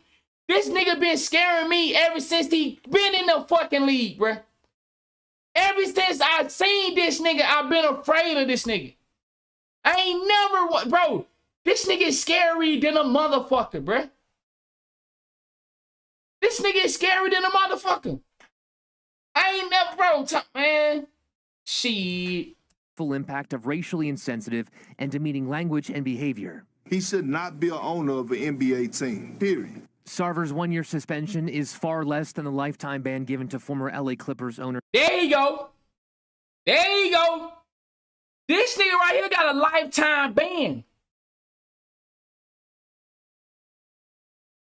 And demeaning language and behavior. He should not be an owner of an NBA team, period. Why he didn't get a lifetime ban? How did the other dude get a lifetime ban, but not him? All the other dude did was get caught on a fucking a phone conversation. He said some wild shit. This nigga done sent videos, done pulled people clothes down. This nigga done said the N-word just like the other dude. This nigga done told pregnant women they ain't gonna be able to do their job. This nigga done did everything. He only got 1 year? What's so special about him? He said Starling wasn't in the clique. Okay. Sarver's 1-year suspension is far less than the lifetime ban given to former... This nigga got a lifetime ban and he was forced to sell his team, if I'm not mistaken. LA Clippers owner Donald Sterling. In 2014, Sterling was forced to sell his team. Yep. I remember, goddammit. He was forced to sell his team, bro. Forced. All these boys play nasty over there, man. After racist comments were recorded and made public. This nigga look like he ready to flip out on you in a minute, though. You nigga, you don't get your motherfucking ass on to the side. But get him out the game. Why I tell you, man. Why I tell you, dog. Public. In Sarver's case, the independent investigation finds racist comments were recorded and made public. In Sarver... Hey, bro. That shit tough, dog. That shit tough, bro. Why? In Sarver's case, the independent investigation finds he was not motivated by racial or gender-based hostility, but witness accounts show he acted aggressively in an apparent effort to provoke a reaction from his targets. If he decides that he doesn't want to step down and the players start doing what they did with Sterling, then I think you can have an issue where more than likely he could be forced to sell. And this report has a boy. common workplace violations, from exposing himself twice to Boy, man. Dog, this shit is wild, man. This shit is wild, man. Like I said, bro. Yes. I wanted to bring things to your attention that I feel like maybe you know about, maybe you don't know about. But I'm going to bring it to the table and then we discuss it. You know, you say what you got to say. You know, you give your opinion. I don't mind nobody giving their opinion. But make sure you look at the message. Make sure you look at the overall message of what we doing here. We here to bring awareness to things that may have slipped past us. Let's bring it to the 2K community. You know, I understand motherfuckers just here to play video games and relax. We can't relax on that fentanyl situation. 100, man. I think next time we're gonna open up in Discord. You know what I'm saying? We can't relax on that fentanyl situation. We can't relax on that GMO shit. We can't relax on food that we are eating like we eat yoga mats. Some of this shit we can't relax on, bro.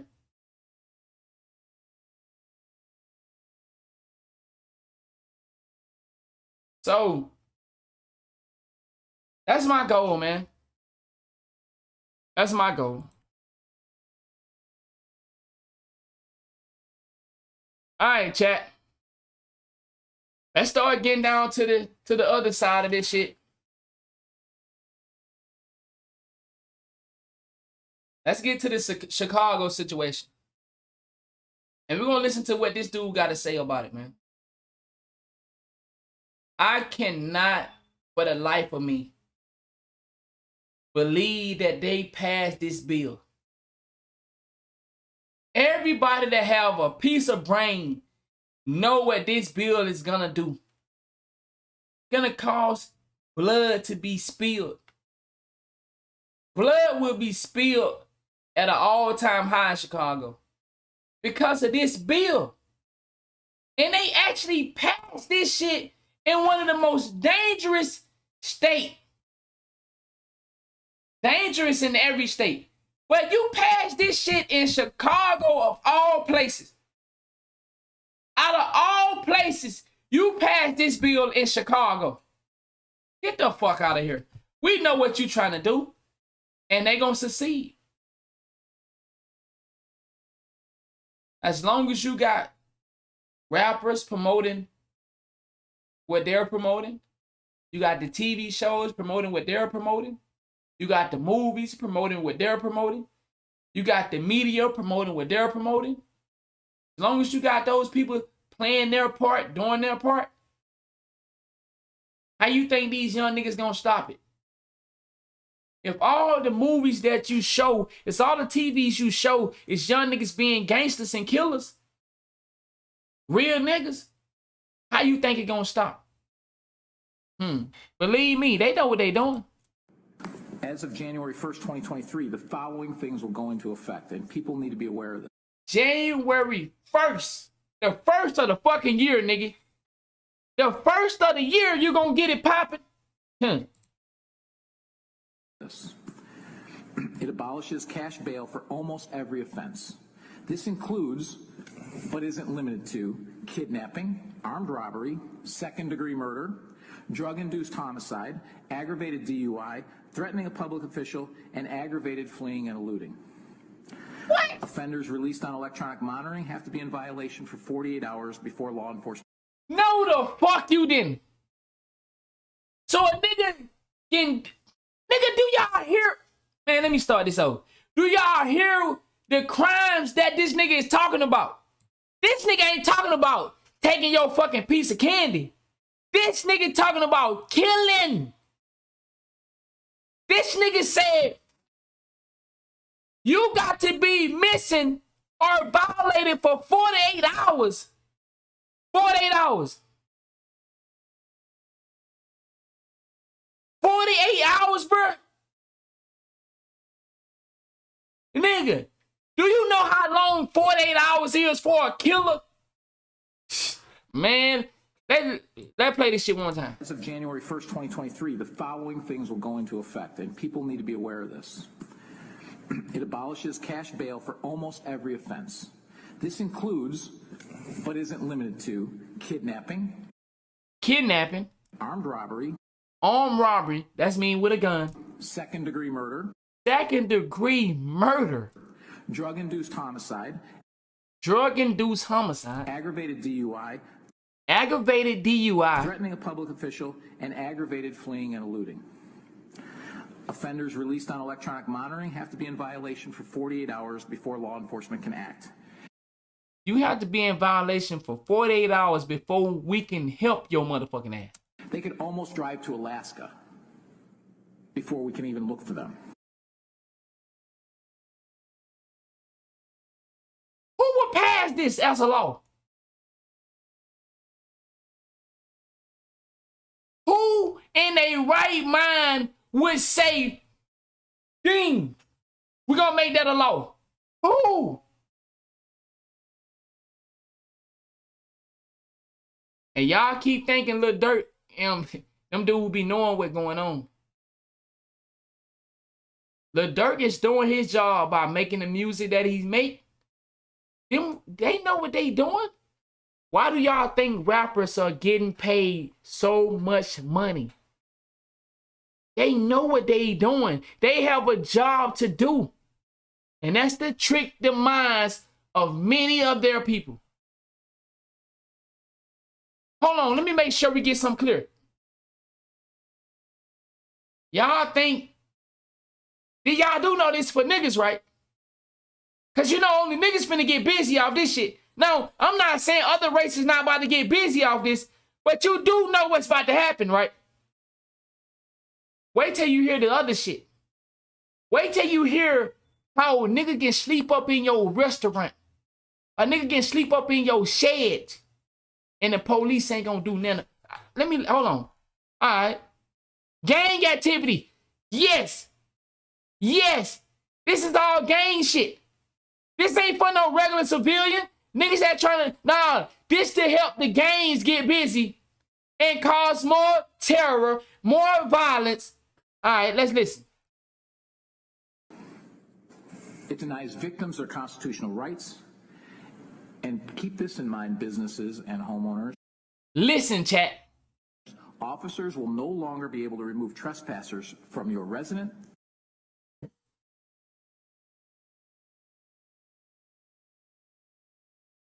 Ring, ring, ring, ring. Yo, 911. Somebody just broke into my house and I don't know what to do. Can somebody please come out here and help me? I'm sorry, ma'am. You gotta make, that's on you. We can't come out for that anymore. What? You see what I'm saying, chat? It was all a trick. They wanted you to chant, defund the police, defund the police. They wanted you to chant that so that they can turn the United States into a full-blown war center. It already been a war center. You ain't seen nothing yet. Killers are about to be let out of jail. Niggas out here committing murderers, homicides. All right, you ain't seen that yet. Residents or your businesses. Someone could decide to live in your shed and all we... You say you think somebody not reading the law right? You talking about us or the people that making this? Because this is not, listen, I'm not making this up. Listen to it. This keeps talking. If you saying from us, I'm not, this is what they saying. I didn't say this.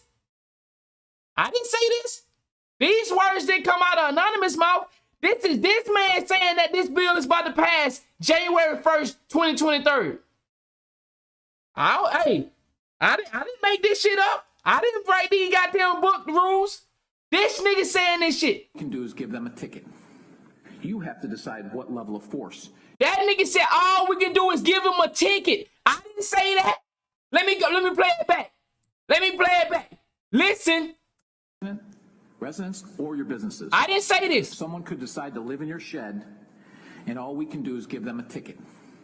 You have to decide what level of force is required to remove them and whether or not it's legal. You, listen, this the part. Look at the trick. Look at the trick, y'all. You niggas, bruh, listen to the trick. You have to decide what level of force is required to remove them and whether or not it's legal. What level of force is required to remove them and whether or not it's legal. To decide. Do y'all hear the trick? Is required to remove them and whether or not it's legal. Do you hear the trick? Either way, you fuck. Either way, you fuck. Yes. You have to decide what level of force is required to remove them and whether or not it's legal. Decide what level of force is required to remove them and whether or not it's legal. Bro, the trick is crazy.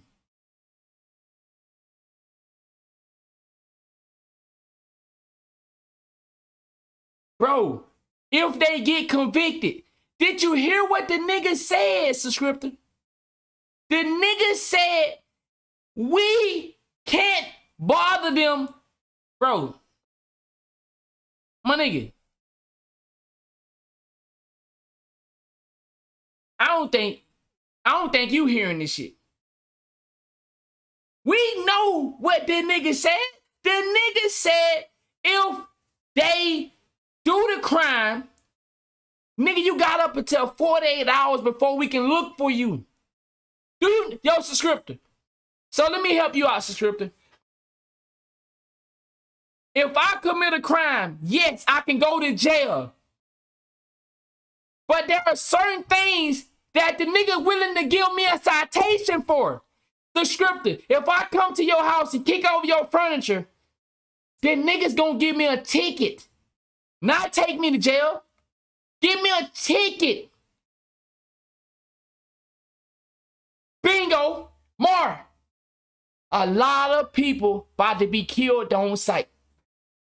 No question asked. Hey, a lot of people about to be killed on sight. No question asked. He was on my property. Wow. Done. Niggas finna catch some bodies, bruh. The nigga said it's up to you to get rid of the trespasser and whether it's legal or not. You gotta decide. You gotta decide. Because all we can do is come out and give him a citation. Him or her. So if a crazy bitch is knocking on your door, yes, they can go to jail. But on certain shit, bro, if they commit the crime, we can't go looking for them until 48 hours. It got to be a 48-hour effect before we can go look for them. So the person commit the crime, and it got to be 48 hours. Now, he said, he named a few crimes, but he said not limited to. So that's not saying you ain't gonna go to jail. You gonna go to jail, but nigga, you got a 48-hour head start. Man, shit. Bruh. What the fuck? Yeah, I know. What the fuck? It doesn't make any goddamn sense. Why would anybody fucking do that? They're calling it the fucking Purge law, but it's called the Safety Act. On January 1st, 2023, Illinois will take its place in history. That nigga said I can fly to become Egypt. the first state to test out the Purge in real life, the Safety Act. The Safety Act will charge and release criminals without cash bail for 12 now non-detainable offenses. Those offenses include second-degree murder, aggravated battery, arson, drug-induced homicide, kidnapping. The fact that they actually named it Purge law.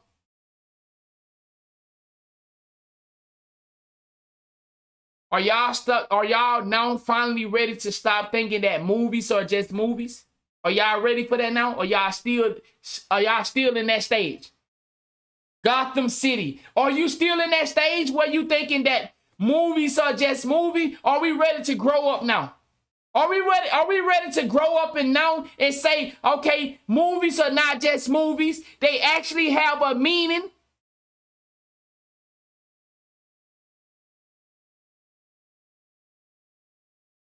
He said this video is already false. I don't know what's wrong with you, bro. How the video false? Have you not been hearing about the news?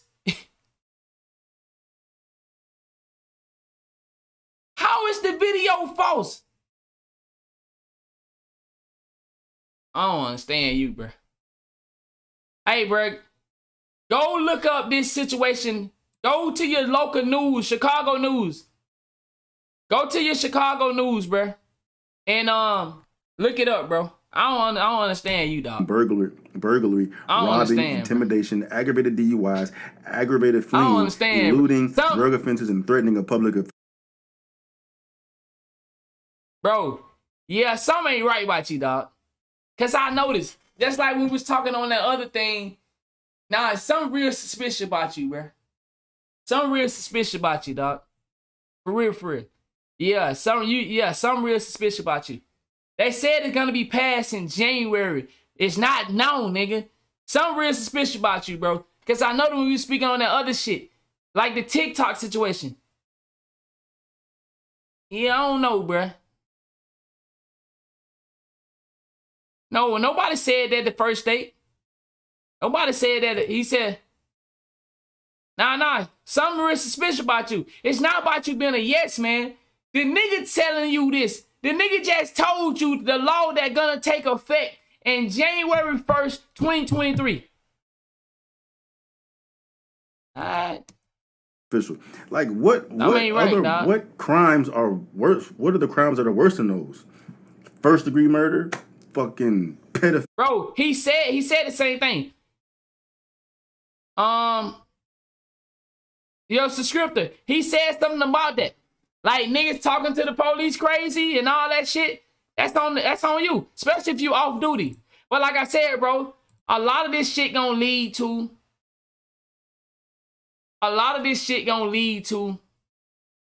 petty crimes. Petty crimes gonna turn into serious crimes. That's what it's gonna lead to. Petty crime, you can call the police for petty crimes. Now, petty crimes, the police is not gonna get involved in the degree that they used to get involved in. Hey, this guy is over at my house and I don't want to hear anymore. So we're gonna come out and give him a citation, not remove him. Right? Normally they remove you. Yo, you gotta leave the property. You gotta leave the property, bro. Either leave the property or go to jail. Right? Isn't that how it works? If you trespassing, leave the property or go to jail. We're gonna give you a citation. So now it's on you as the homeowner or the business owner. Yo, what about the homeless people that's sleeping on people's property? What about the homeless people that's saying, yo, I'm sleeping out here tonight. Fuck you. So now, do you call the police to get a nigga a citation or a ticket? Or do you handle it on your own in the legal construct, whether it's legal or not? All right. Affiliate, a terrorist, some shit.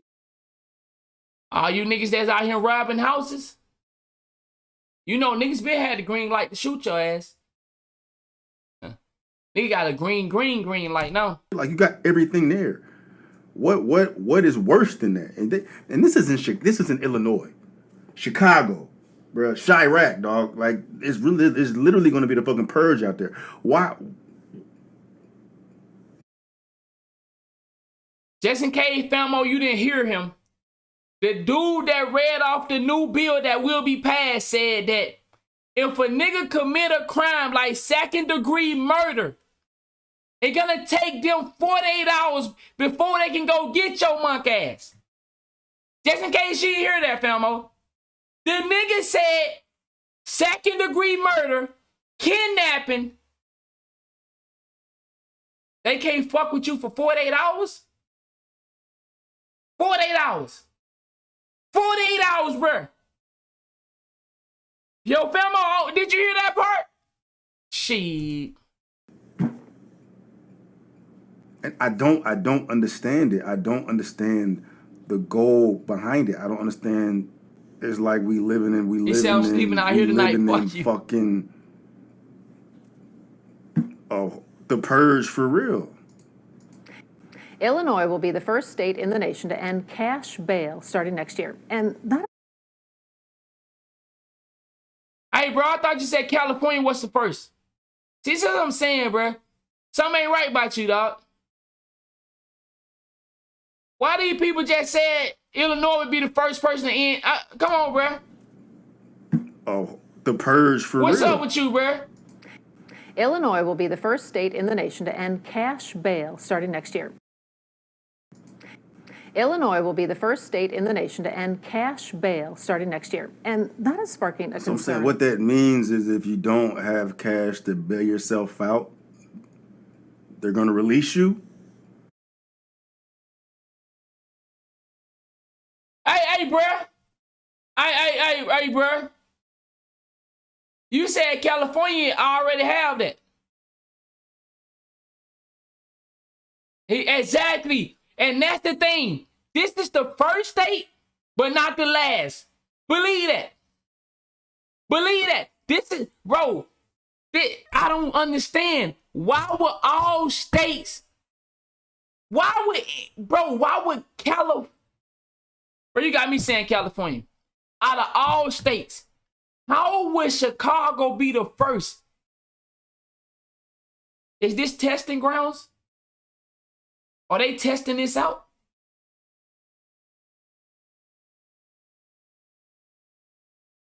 Are they testing this out? Why would any state have this? Why would Chicago be the first? Why would Chicago be the first on the list? Are they testing something out in Chicago?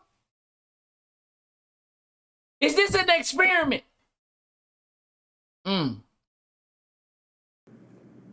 That more criminals could be out on the street. You heard what she said? You heard what she said? They're going to release you. That more criminals could be out on the street. Grady Trimble is in the loop and breaks down this law, which is called the Safety Act. Ain't nothing safe about it. A number of states' attorneys and sheriffs are sounding the alarm about Illinois' plan to end cash bail. Bro, this is a real panic attack. This, bro, like, if you don't understand West Bid, bro, if you live in Chicago, please understand that this is not a game. I know some niggas in the chat talking out the side of their neck, bro. If you live in Chicago, please understand this is not a fucking joke. This is not something you come in the chat and you play around with. For people that live in Chicago, this shit is about to get ugly. Even, I'm trying to understand it, but I mean, it's about to be enacted January 1st of next year. Hopefully they don't do it, but like if this happens, you imagine the fucking shit that's about to pop off. It's literally gonna be the fucking purge. When cops can't even arrest criminals, motherfuckers got the green light to do whatever the But the ones that pretend like they don't understand what's going on, are you listening? fuck they want to do in Chicago. Bro, in this fucking Chicago, bruh. Like, if I was a cop, I'm turning in my gun and my badge, right? Y'all not about to set me up for no fucking okie doke. I'm gonna take my ass to the crib and protect my goddamn family. You can't even fucking kick intruders out. You know what I mean? I wonder what the gun laws are in Chicago, man. Like, motherfuckers are really literally about to get fucked up. You can't even fucking kick the trespassers out, bruh. Lives are gonna be lost. People are gonna be devastated. People are gonna get robbed. People are gonna get, oh, bruh. What the fuck, dog? They say it's going to make crime in the state of Illinois worse. Where the fuck is the governor at? Why nobody? I'm trying to find some representatives that are speaking for this shit. In fact, January 1st, 2023 gets rid of cash bail entirely. It also limits who can be arrested and held in jail based on the crime they're alleged to have committed. The clerk of court may accept payment of fines, penalties, or costs by credit card or debit card approved, blah, blah, blah, blah, blah. The Democrats who voted for this law say it's more equitable. You've been denied. They're putting equity over public safety. A bond because you've been denied a bond because you're dangerous, which is good. Let's deny dangerous people bonds. But if they have a bond, we're saying you're not dangerous. We're just gonna keep you in jail because you're poor. But those, bro, do you see the games that they playing? So, bruh, if you don't have the money because you poor, but you committed a crime like kidnapping, we not gonna hold you. Bruh, do you understand the wordplay that is in this?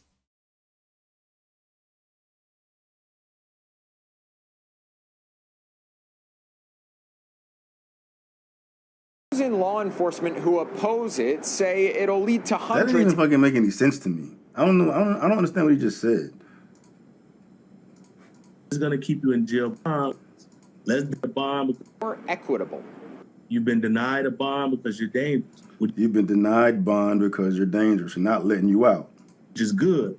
Let's deny dangerous people bonds. But if they have a bond, we're saying you're not dangerous. We're just gonna keep you in jail because you're poor. If you have a bond, you're not dangerous.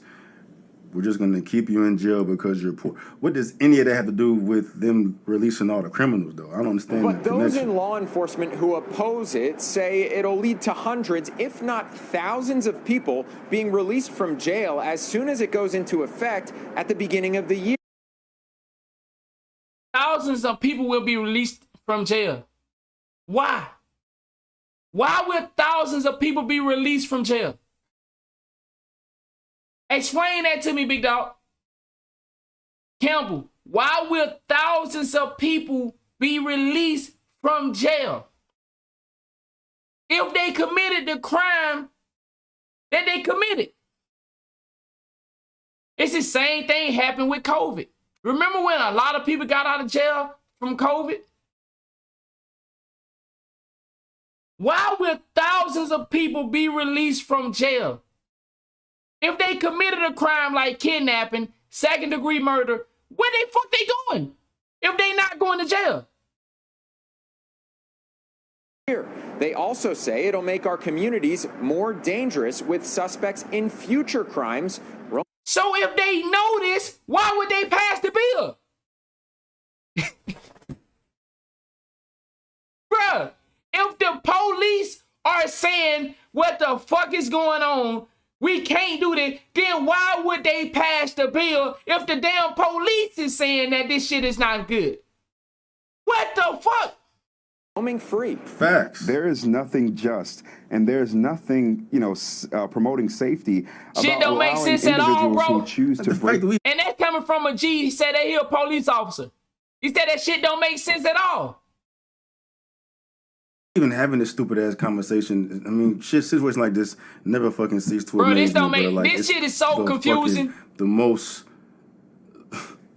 the most commonsensical situations be taking place that everybody knows this is the right thing to do. This is clearly the wrong thing to do, but we all always stuck doing the fucking wrong, absolute wrong, worst thing, bro. It's one of those Shit fucking things. goes Where you're on gonna over raise everyone's head. all the. And the thing with me, it's not going over my head because I'm simply listening to what they saying. These niggas said,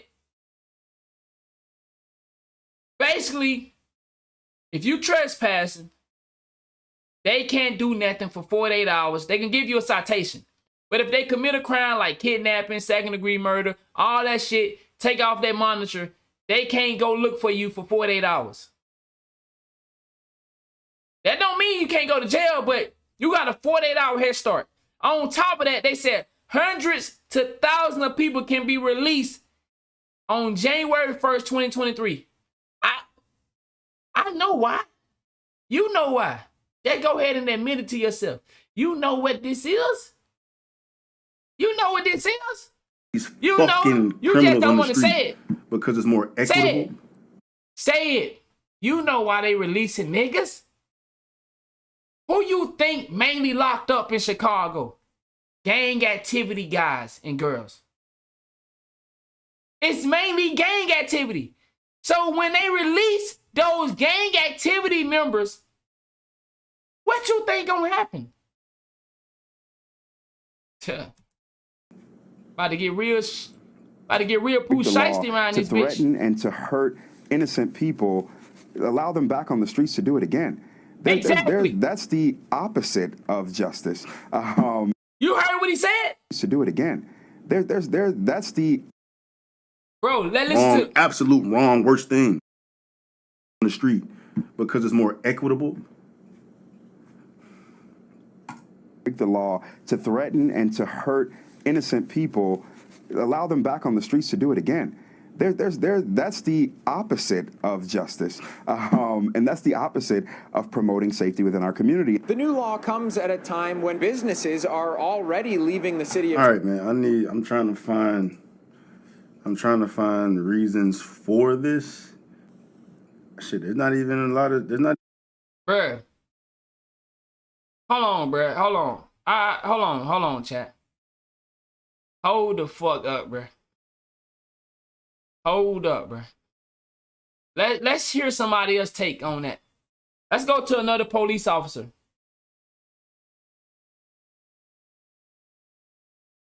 Let me go to another police officer and see what he's saying about this.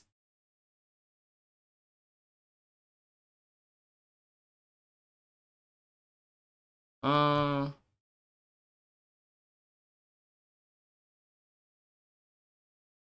can't even begin to tell you how dangerous this act is. First, it was passed in the middle of the night with 40 minutes to read an 800-page bill, which is unacceptable.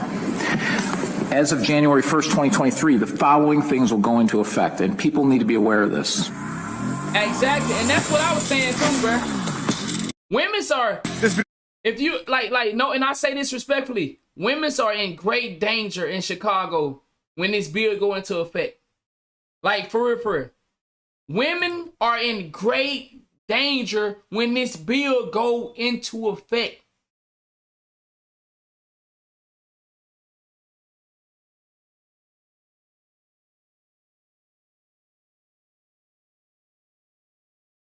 It was brought to you by Purge Gold, ladies and gentlemen. Inflation is real. I don't care what they tell you. We are in a recession. I don't care what they tell you. They lie to us every single day, and we all know the truth. But if you got your money tied up,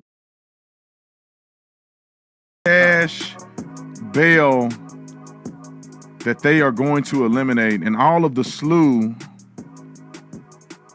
I notice I said, and victims killed on the street. I mean, this woman, she's the same age as me, Eliza, same age as me, also has 2 children. I cannot imagine what her family is going through. All right. So, I thought he was going to be speaking more on that situation. That shit right there is crazy, man. That shit crazy, dog. That shit is scary. He said, I got shit is crazy. That shit is scary, dog. I ain't gonna lie, bro. I would be nervous if I'm not a nigga on that type of timing, and now I gotta get on that type of timing. Just for any little shit that's going on, I need to be alert and I need to be aware. I would be nervous. I would be scared, bro. Especially if I don't live a life. You know what I'm saying? Famo, you funny, dog. Yo, Famo funny. All right, man. We're going to switch the tempo. We're going to get into this PNB Rock. Now, yo, that nigga Famo funny, dog. He said, of course, can't.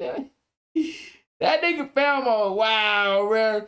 I fuck with Famo, though, because even though, you know what I'm saying, we might not agree on everything, that nigga still ride with me, dog. Oh, man. He said, I've been nervous for the past week, for real. Saying I definitely ain't about that life. He said, but I got to get in that mindset. And that's the fucked up part. Bro, Chicago, you said something. When you not a nigga that want to be around that, or you try to live your life and avoid that, you got to become that in order to survive. How fucked up is that? How fucked up is that? You not about that life. You don't want to be about that life. You know what I'm saying? You don't want to be about that life, but you got to prepare yourself to mentally go to battle with some bullshit. Some shit that you don't really fuck with. I ain't no street nigga. I don't want to be no street nigga. But now I need to prepare myself. I need to go buy all kind of fucking ammunition, all kind of gun. I need to put all kind of new locks on the door. I got to do all this shit. I got to look over my shoulder every 5 seconds now because ain't no telling what's out here to get me. Even though we know shit been bad, but shit got worse. Shit just got worse. He said, book a hotel somewhere. I'm asleep. All right, chat. Let's get over into this PNB Rock situation.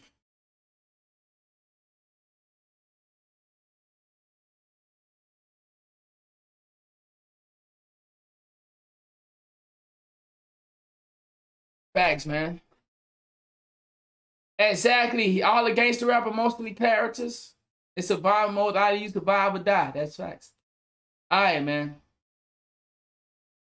Now, we spoke on this a while ago. And I really did my research. Like I said, whether y'all believe me or not, I do research shit. I do. I don't just get up here and talk about shit. I actually go do my homework. Every story I brought to you tonight, I did my homework. I looked into it before I brought it to you. I went and brought it up here. If I didn't know something about it, if I felt like I can't talk about it, I do my homework before I come over here and look like a damn fool. Now, I may get the name wrong on some of this shit, but at the end of the day, I want you to get my point, and that's what I was trying to get you to see, famo. It's not that. We know China created TikTok, but I wanted you to see that it's not just TikTok. It's all these social media platforms that our kids get on or we get on, and we seeing some shit that we not asking for. I'm not asking for titties to pop in my face on Twitter. I'm not asking for that shit to pop up in my face on TikTok, Instagram. I'm not asking for violence. I'm not asking for harmful things, but it constantly gravitates to us. And that's what I was trying to get y'all to see with TikTok. That's called social programming.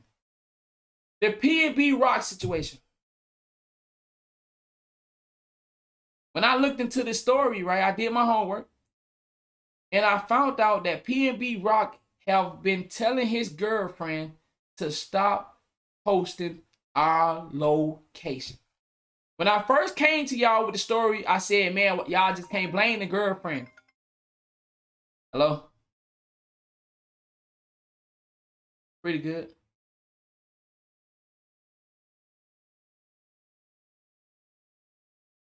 Now I'm about to do it now.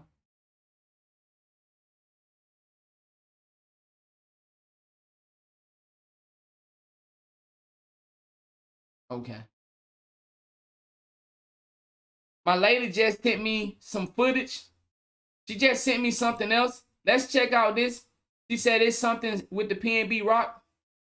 So let's see what this is. She just sent it to me. You see what I'm saying? I told y'all, man, my lady. She really, you know what I'm saying? She really be. All right, so let's see. Now, I don't know what this is, but she sent it to me. She said, it may have something, you know, it may be something that I could add to what I'm talking about.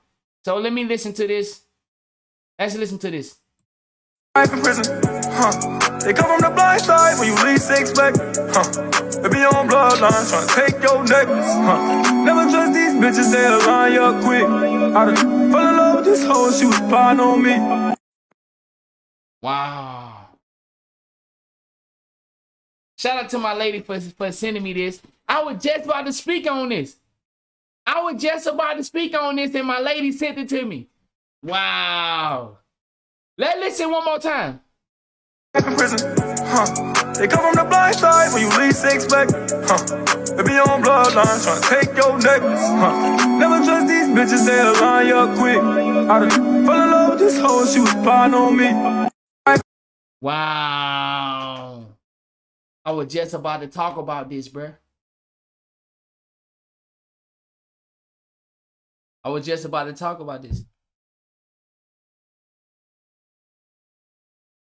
So when I did my homework, I found out he been getting into it with his girl because he made her get off of social media before.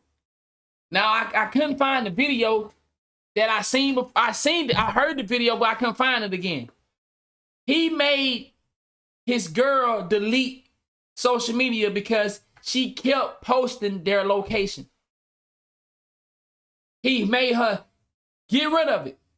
But she downloaded it again and went back to showing his location. He said in the song, we just heard, his own bloodline and his girl, he done fell in love with a girl trying to line him up. Wow. Could he be talking about her? Could he be talking about her? Could he be talking about her, bro? Why the fuck would he have to keep asking her to play it again?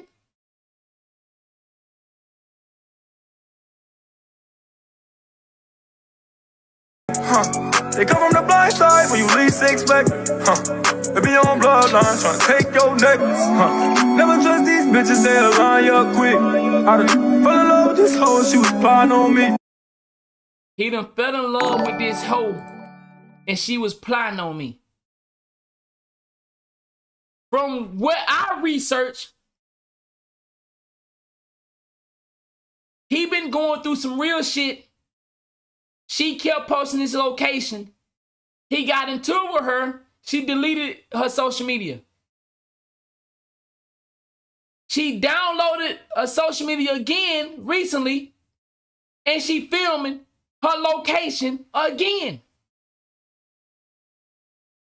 Wow, man. And I told the chat, I said, bro, y'all can't just blame her. You know, you don't know she had nothing to do with it. But when you add up all this shit, I told this bitch, don't post my location again. She still posting my location? Something ain't right about that. Something ain't right about that. Why would a girl be posting my location if she know I got beef out in these streets? Can somebody explain to me?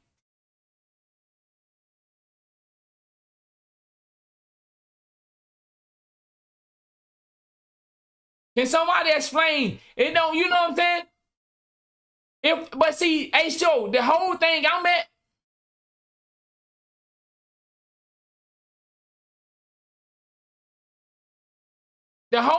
at, though, if I've been asking her not to post our location, why would she be doing it anyway? If she know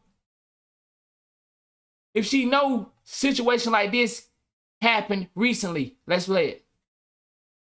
You know the craziest thing about that situation? By the way, like you said you've lived in LA. Yeah. Like LA's always felt a little spooky to me. And just tell me, and it's fine. You tell me if it's just me being pussy. But like just LA, I think because LA is synonymous with the death of Biggie, death of Pac. Yeah. And I think it's just so much where like niggas might be like ganged up other places, but I've never seen gang culture over there. It's just so serious. Crazy. I ain't gonna lie. I went through some shit when I first like was having in LA with some niggas from Grape Street. These my niggas to this day. You feel me? O3 Greedo and them. Yeah. You feel me? They try to do some type of shit, but they seen that I wasn't on that shit. You feel me? Like they try to approach me on some cool shit, but I'm just knowing too much. When have you ever got cool with a nigga that tried to do something to you? No disrespect. Who do that? I mean, I don't know. Everybody different. I'm from the trenches too, so I'm just like not paying it. I'm not taking it lightly. You know what I'm saying? So I'm clutching and all that. Like I'm like, bro, what is y'all niggas trying to do? Like I'm going off of the energy. Fuck what you saying right now. I know what you saying, but it's like I'm getting it too. You feel me? Like I'm not slow. I'm not no fucking dickhead. It's like, what's going on, bro? Like what y'all trying to do? Like, and when they peeped it, they're like, oh no, this nigga ain't no fuck nigga. Like he on some shit. Like we really could fuck with this nigga. Like on some real shit. And when they peeped it, like they started like getting a little bit more lackadaisical, and it's like, all right, we could talk, you feel me? And they try to test me like on some test me shit. Like they was just like, yeah, come to the hood, you feel me? Like come up to the hood. I went to their hood, you feel me? With strapped up, you feel me? Like I went with my niggas, like it was like 3 of us, and we wasn't crazy deep. Cause I just be wanting niggas to know, like, nigga, that's that thing right there, chat. Like it was like 3 of us, and we wasn't crazy deep. Cause I just be wanting niggas to know, like, niggas, like it was like 3 of us, and we wasn't crazy deep. Cause I just be wanting niggas to know, like. Chad, we gotta stop that, man. We gotta stop that, bro. Chad, we gotta stop that, bro. We gotta stop that right there. We gotta stop that right there. I seen a video, somebody said PNB, maybe he ain't have money to afford security. You motherfucking, you shitting me? You shitting me?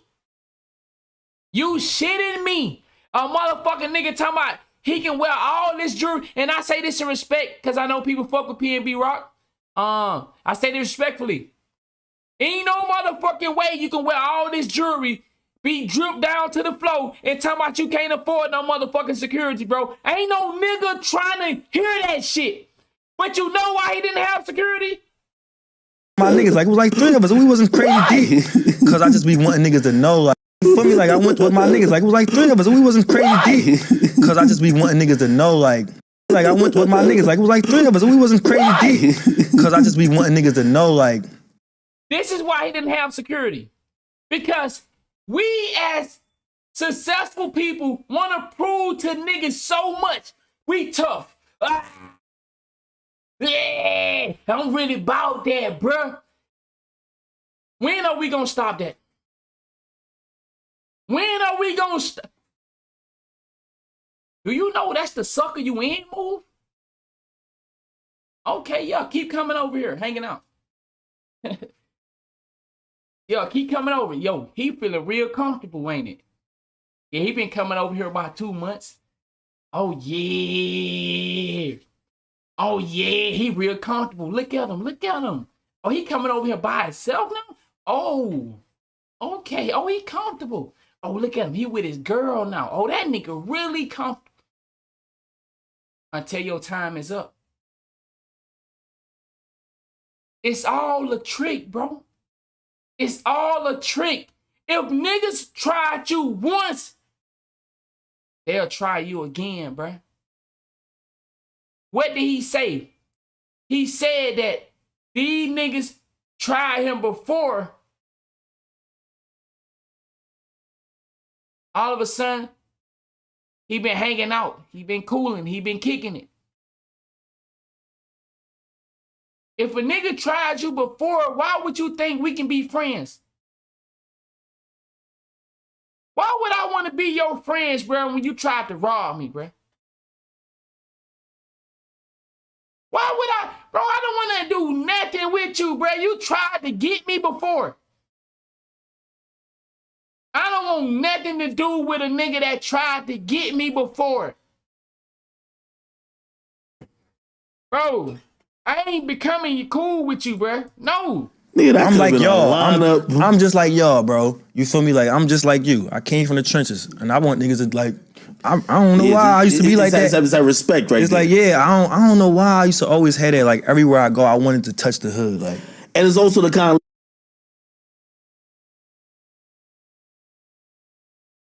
I don't know why I used to always have that. Like, everywhere I go, I wanted to touch the hood, like.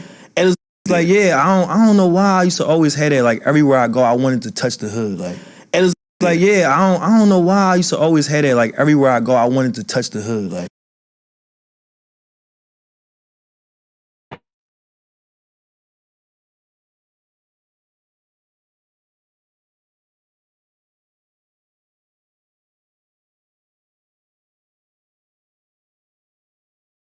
Can I say this one more time? I said this the other day. If you are successful, don't come over here mocking me. Stop. Why don't y'all understand that? Successful people don't be driving your fancy car into a place you left. Bro, stop. If you wanted to come over here and hang out with us, come dressed as a nigga that I understand. You might say, bro, man, them nigga gotta dress like nigga, I done made it. Bro, you gotta understand what social programming do. You made it out. Now you coming over here and you mocking us. You mocking us, bro. You come over here and do your rap video, and then you gonna leave us with the regular same nigga. You mocking us, bro. Stop doing that. Stop doing that. Y'all got to stop thinking you gonna get success and come over here and kick it with us. I'm just saying, everybody ain't gonna be so okay with that. Somebody gonna say, man, look at this nigga, bruh. Somebody, you can bet your dollar on it. Somebody gonna say, man, look at this nigga. This nigga think he all that, bruh. It never failed. Somebody gonna fucking feel some type of way. It can be 30 niggas out there and 25 of them, man, look at my nigga, he made it. He made it. It gonna be 5 people that say, man, look at that nigga, bruh. Bitch ass nigga, he ain't even like that. That's all right. We gonna see by that. Somebody gonna hate. Somebody gonna be envy. That's social programming. You cannot come back over here. You cannot come back over here, especially in all that jewelry. You can't come back over here like that, bruh. Bruh, I'd rather you come back over here dressed like a motherfucker J. Cole. You see why J. Cole can go everywhere? Do y'all understand why J. Cole is loved everywhere? Because he don't try to do all the extra shit. J. Cole keep it real simple. You don't see J. Cole be everywhere looking like a regular person. Because J. Cole know, like these niggas should know, bro, I'm not finna go around these niggas that ain't got none. He finna go around these niggas that ain't got none and wearing all this shit, drip down, driving all these foreign cars over here and making these niggas look at me sideways. These niggas, man, niggas fuck with J. Cole, bruh. Believe that. Niggas fuck with J. Cole, bruh. Niggas fuck with him. J. Cole keep it smooth. J. Cole got mad respect. Like these niggas really fuck with him, bro. Man, you niggas think you finna get all this shit, bro? Exactly. And J. Cole got security. Because instead of putting all his shit on his neck, he invested in it. Hey, I need 4-5 niggas to watch me when I'm going over here. But at the same time, bro, you know, I done heard stories, man. Niggas fuck with J. Cole on the real. Because he don't be doing all the extra shit. J. Cole don't be doing all the extra shit, bro. Niggas really fuck with him. And it's also to kind of let them know, like, yo, y'all built from the same topic. Because sometimes people, they'll judge off, they'll think that, oh, it's only niggas that come from where we at, built like this. And no kizzy. So when they seen that, though, them niggas respected him. They like, oh, no, this nigga PNB coming different. You know how many niggas that we didn't ask and had the same conversation with and told them to pull up to the block? And them niggas said they was going to come to the block. Them niggas ain't never at 8 o'clock. Them niggas never pulled 2 weeks ago. Yeah, Roddy. Yo, chat. We gotta stop.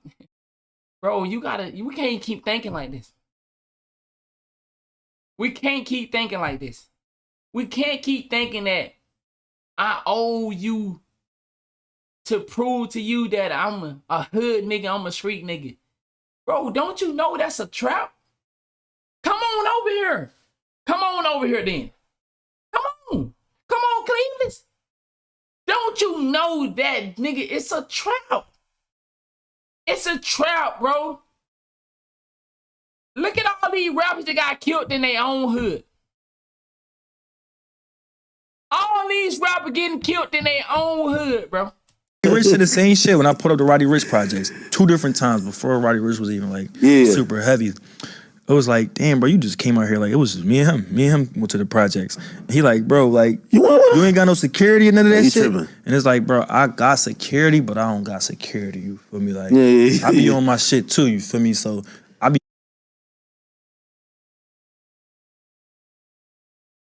Yo, for my guys that growing up, security is not you having a gun. You can't watch every fucking, you gotta drive the car, you gotta smoke your dope, you gotta drink your lean. How the fuck you security of yourself? How can you be high off perk, smoking lean, drinking lean, smoking that good dro, that good ganja, that good shit that make you go, ooh, hey. How you gonna smoke all that shit and talking about you securing yourself? Bro, you can't protect yourself, bro. You can't. You doped up. You need people that can do the job for you. You need people that can do the job for you.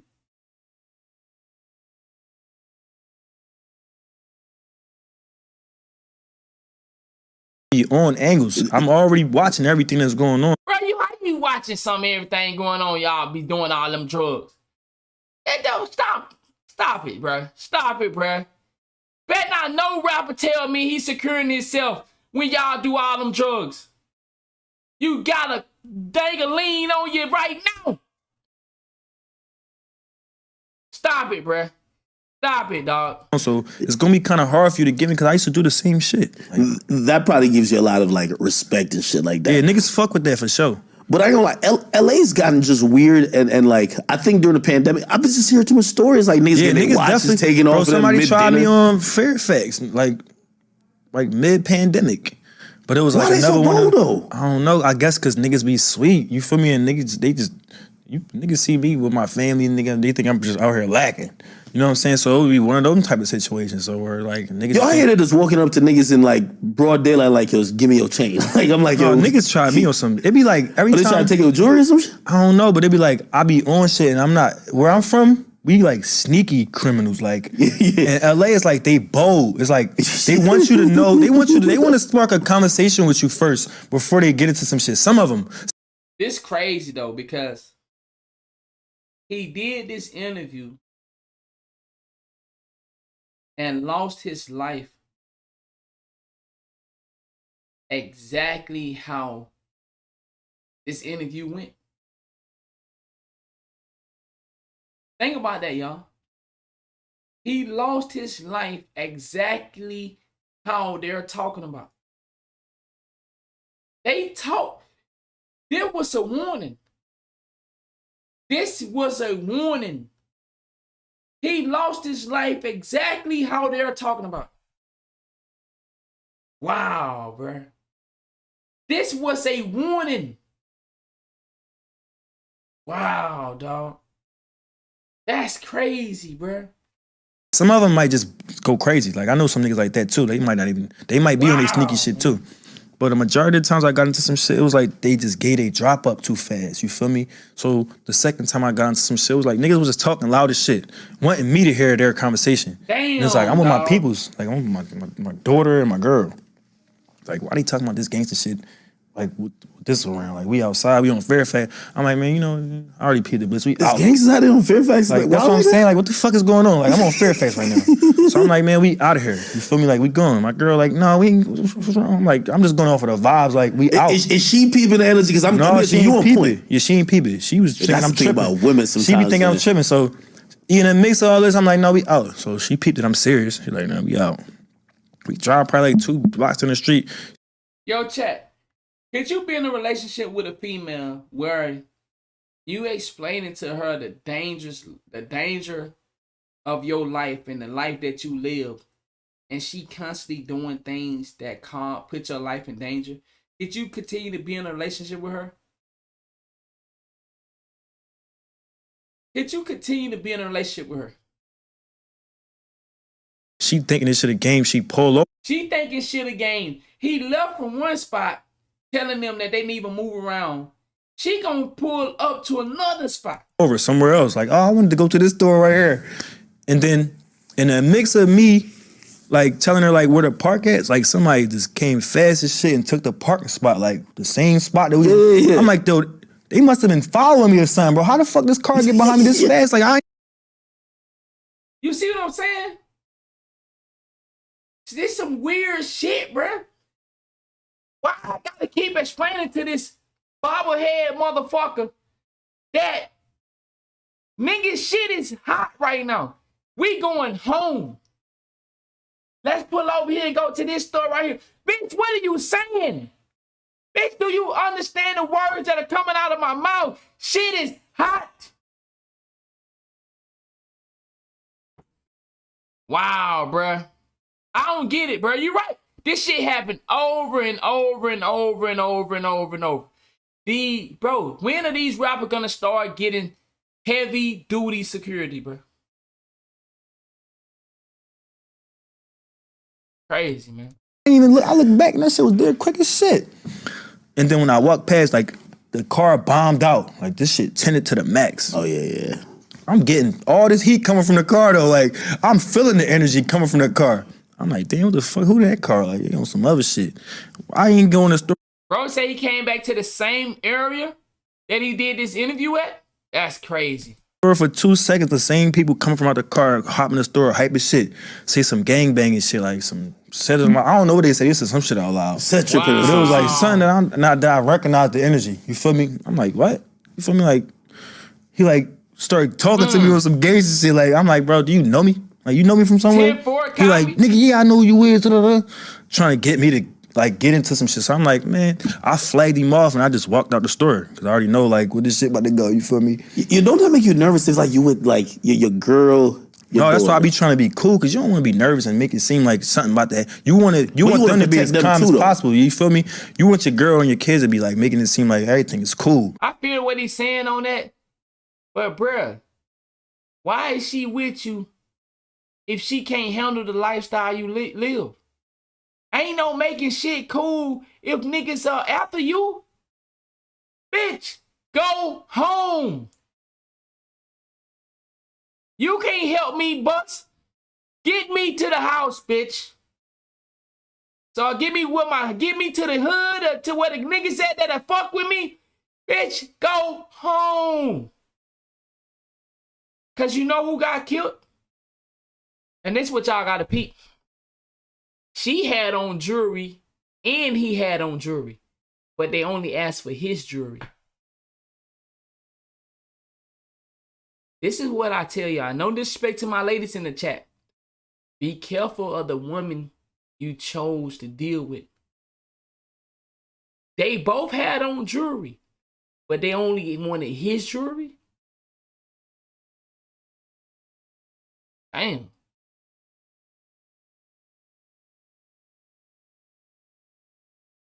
I just not noticed that. That's crazy. Ain't nothing about to happen to us. You feel me? Like we super good. So I just be cool. I just kept it cordial. I'm like, come on, man, we out. These niggas on some real shit. Yeah. You feel me? They got to the car, and while they get to the car, that's when I let niggas know, like, I'm not on that. You feel me? And I ain't gonna say what happened, but niggas know that I'm just not on that. Yeah. It's like, all right, he ain't one of them. You feel me? At least they didn't take your. I heard. Well, I won't name the rappers, but I've heard of like 3 rappers. Like it's so commonplace. It's more than 3. Niggas be getting their shit took, and it don't be spoken about because it's like what I'm saying. I hear it's so normal that.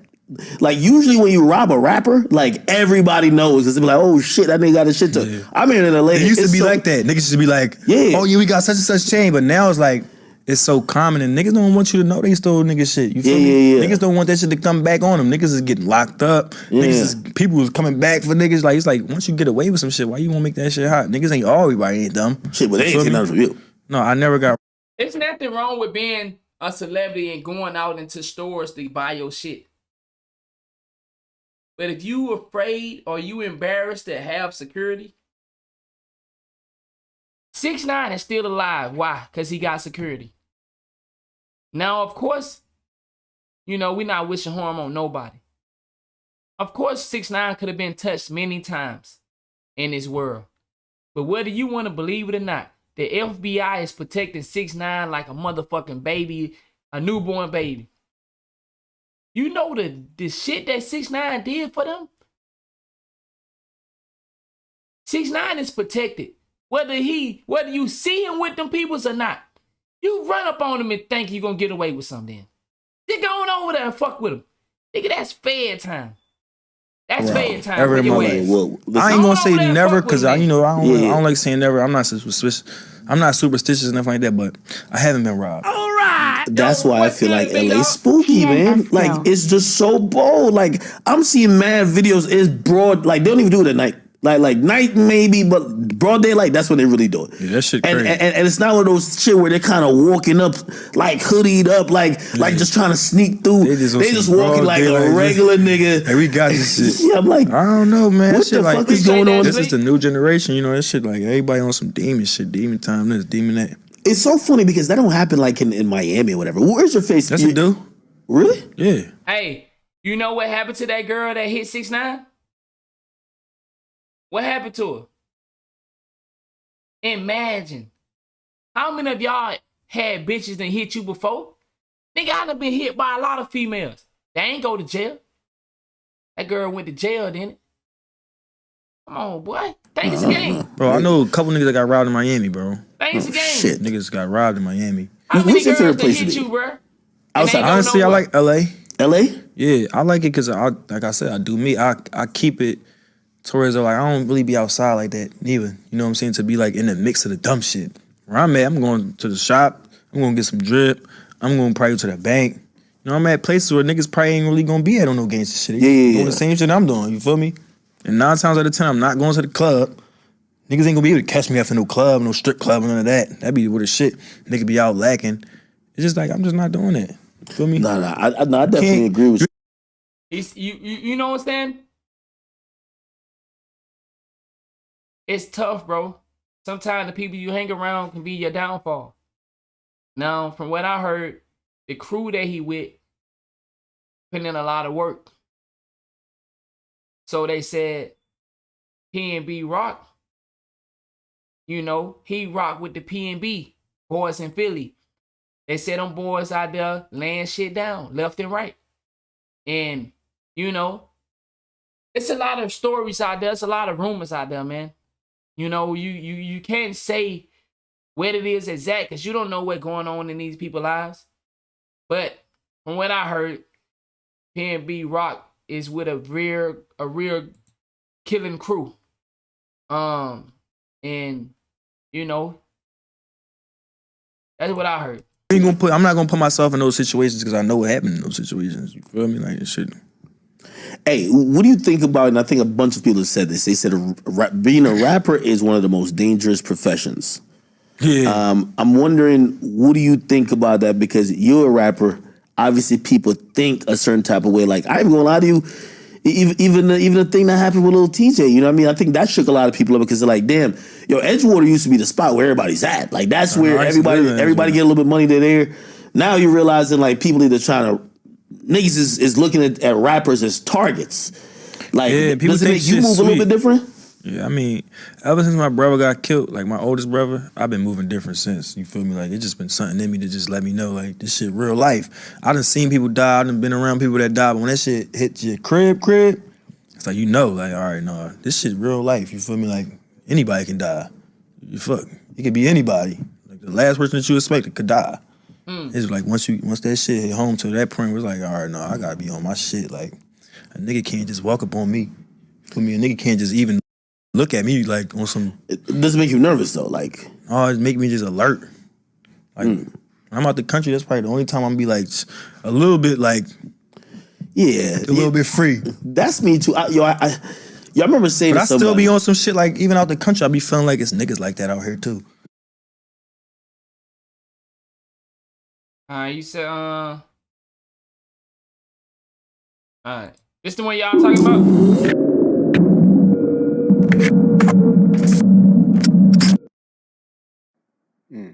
Absolutely. Now let's get right to it, man. Yesterday, video leaked of PNB Rock. He was eating out with his wife, his baby mom. His baby mom. He had on jewelry. He was eating at Roscoe's Chicken and Waffles. And he was robbed and shot and killed. You know, when you seen that, did you see the footage that was leaking online? Nah, Nah. Okay, is that by choice or? Well, my algorithms don't. Let me say this, homie. I've never heard of this guy till yesterday. Fuck, I'm on nobody's death for. His death don't mean nothing to me. Nigga, everybody know if you go to California been killing rappers forever, homie. They killed Tupac, they killed Biggie. So, nigga, so what? PNB died. Fuck him. Motherfucker go highlight his death. What about all the deaths? What about the deaths in Philadelphia over Labor Day weekend? Bingo. Bingo. Bingo. Bingo. Bingo. Bingo. Bingo. Nobody talking about it. Nobody talking about it. Nobody talking about it. Nobody talking about it. Nobody mention it. Nobody mention it. Y'all don't understand, bro. You don't get it. You don't get it. You saying West do on. Bro, niggas are dying every day. They just had a mass murder. I said murder. Bro, they just had a big fucking killing. Nobody mentioned it. Nobody mentioned it. Man, dog, this is what I'm talking about, man. Ain't nobody mentioning it. What did I say to start the stream off? Or what's that the other? What's that yesterday? I said that, or day before yesterday. Why don't the guys and girls in your neighborhood get the same notoriety when they get killed, when they get kidnapped? But let something happen to one of these rappers, niggas go crazy. Why? Why? Let something happen to one of these rappers. Somebody in your family right now can get fucked over. Nobody gonna give a fuck. But let one of these rappers get killed for not having security. All right, see, y'all don't want me. Y'all don't want to say that. Y'all want to say the real shit. Let one of these rappers get killed for not having security when they can afford it. A nigga can walk up on them in close range and kill them. In close range and get away. And make it out the door and get in a vehicle without having security. Yo, y'all say, blah, blah, blah. Ain't nobody shooting. Niggas killed Nipsey Hussle. Nigga killed Nipsey Hussle. Nobody fired a gun at that killer. Nobody fired a gun at Eric. Whatever. What that dude name? He got some weird ass name. I forgot that nigga full name, but nobody fired a gun. The nigga that killed Young Dolph, they say his brother shot, but we don't know if it's true or not. You feel me? You see what I'm saying? Look at all these niggas getting killed at close range. Shitty cuz. Shitty cuz. All these dudes getting killed in close range. Look at that nigga gunned down that fucking rapper on the fucking highway. On the highway. While people looking. Niggas looking.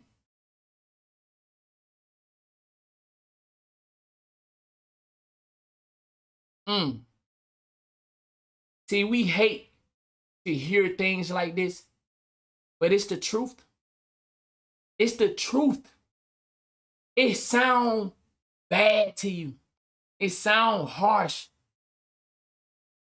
But see, when you care about the survival of kids, this shit really hurt to know that. You can look at these grown rappers that live their life off of doing drugs, live their life off of being involved into these bullshits where they don't even want to have security. They live their life off flashing and just dedicated to being fuckboys. They can't even have security, bro. Come on, bro. Come on, dog. Nigga, you what? Astounding numbers. Yeah, we don't know one name. Man, dog. Me and my girl were talking about that. Nobody. And see, this is why I'm glad I'm doing this shit, because like I said, I've been staying away from some shit because I've been so playing 2K with y'all. Nobody mentioned the killing in Philly. Nobody. I haven't heard nobody talk about it. Not one person. I haven't heard nobody mention it. All them deaths in Philly.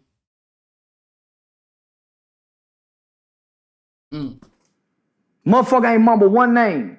Then let's go up to Chicago. Those numbers just over Labor Day. So why in the fuck we always wait to one of these funky ass rappers get they motherfucking tops pop, and we all of a sudden know this motherfucker?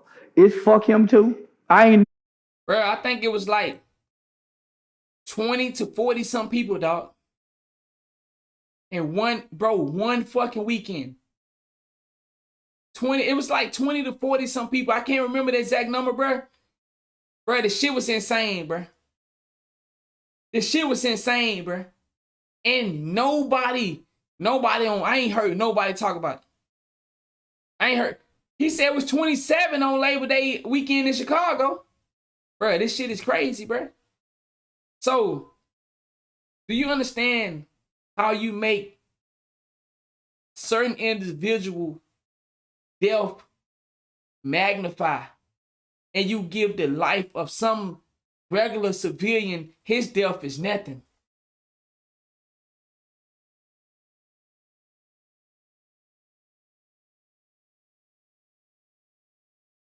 That's crazy, bro. Bro said it was 51. That's crazy. No info now, so fuck him. He just like a person dying in Ukraine, in the war in Ukraine. It has no bearing, no fucking meaning, and it has nothing to me. It's just like me passing by a car wreck and saying, man, it's like somebody died in that car wreck, and I go on about my life.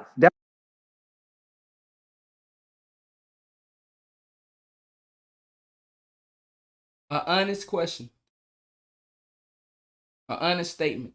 Type 1. Nah, I ain't gonna ask you that. What I will say is,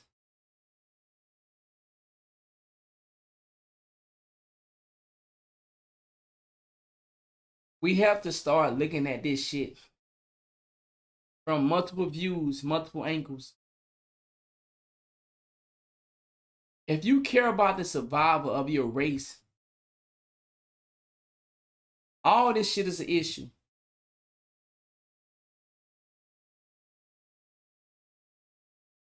All this shit is an issue, bro. If you care about the survival of your race, losing sisters, brothers, kids, mothers over your jewelry, it's fucked up.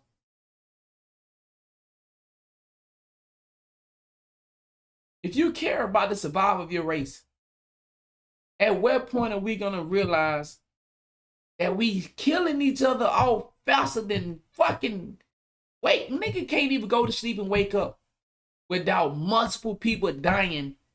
Like, nigga, we in a fucking real war. It's amazing. I keep saying it.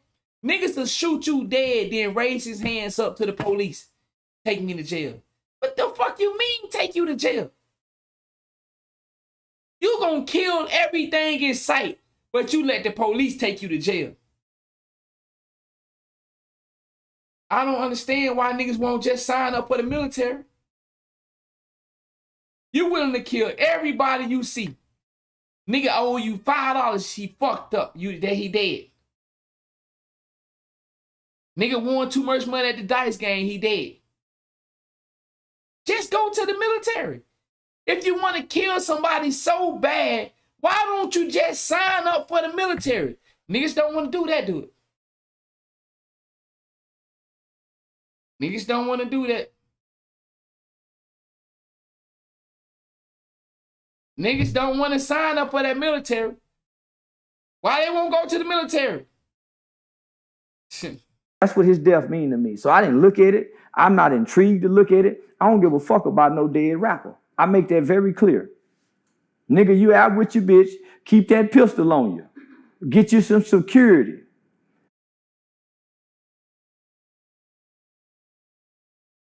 Can't nobody get me to believe that these niggas can't afford security, bro. Say here, proud vet. Salute, man. Definitely appreciate your service, bro. But see, I'm not talking to people like you, Randy. We're talking about these niggas that are willing to shoot up each other over a set, over a color. You feel me?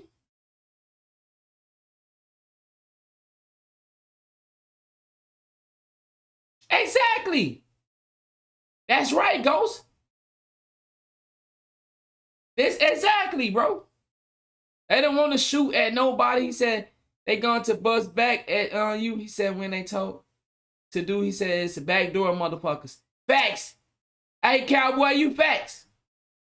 He said they're not going to the military because they only doing it for the validation from the next nigga that think they gangster. W fucking statement. We are on war. He said spiritual warfare. It's time to pick a side. And guess whose side we can't pick? These celebrities? Bro, they know what's going on. You think these niggas don't know what's going on, bro? Y'all really honestly think these niggas don't know what's going on? Bro, they know what's going on, bro. It's amazing how we make them filthy rich. They give 2 fucks about us. They give 2 fucks about us.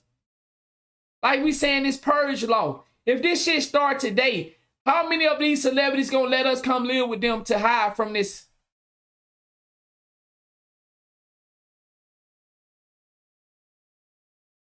Wow.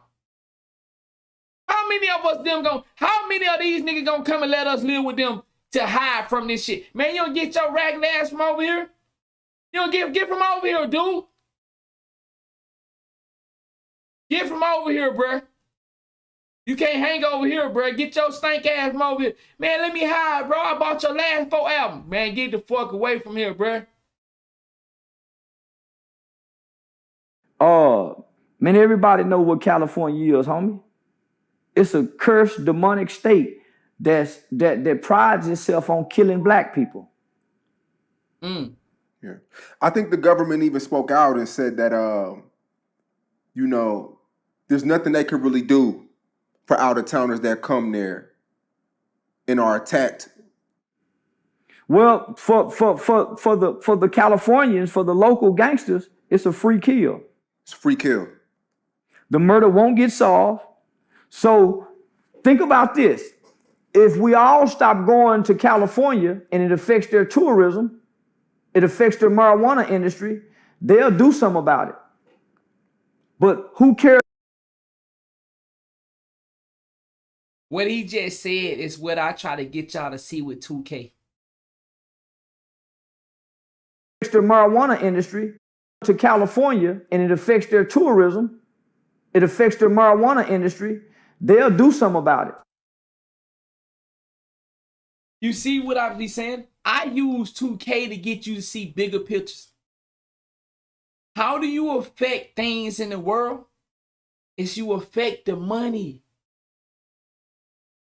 This is what I be trying to get y'all to see.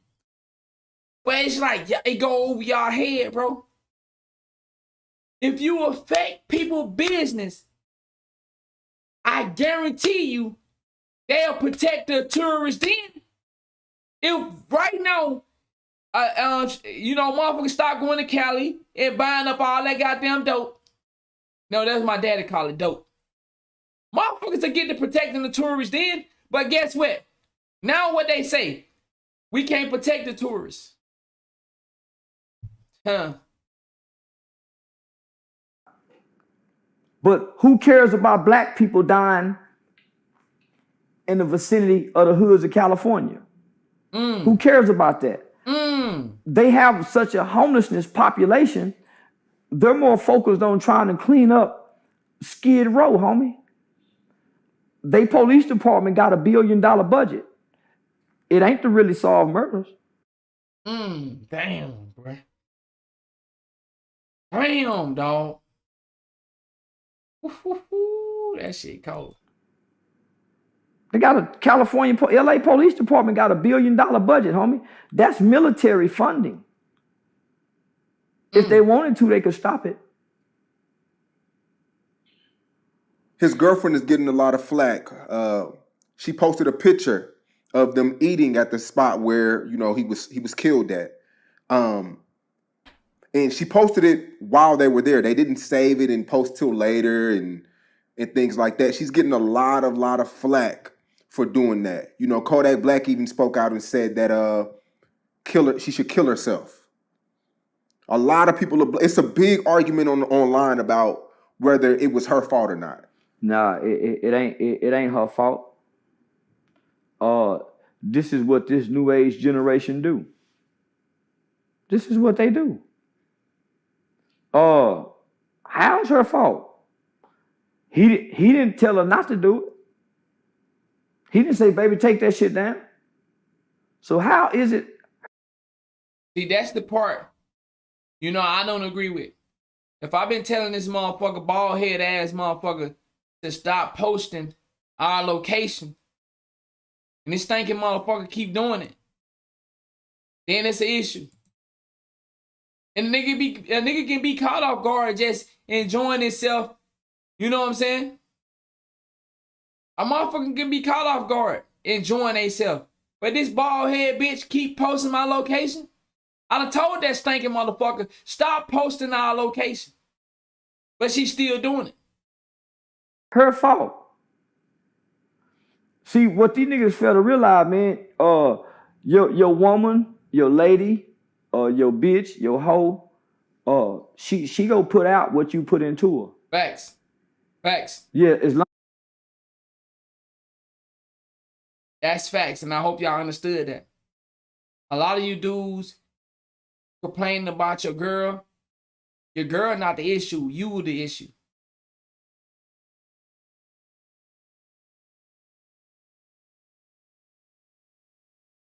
Yeah, facts. Bruh, if your girl doing something other than how you see y'all life being, then you failed her.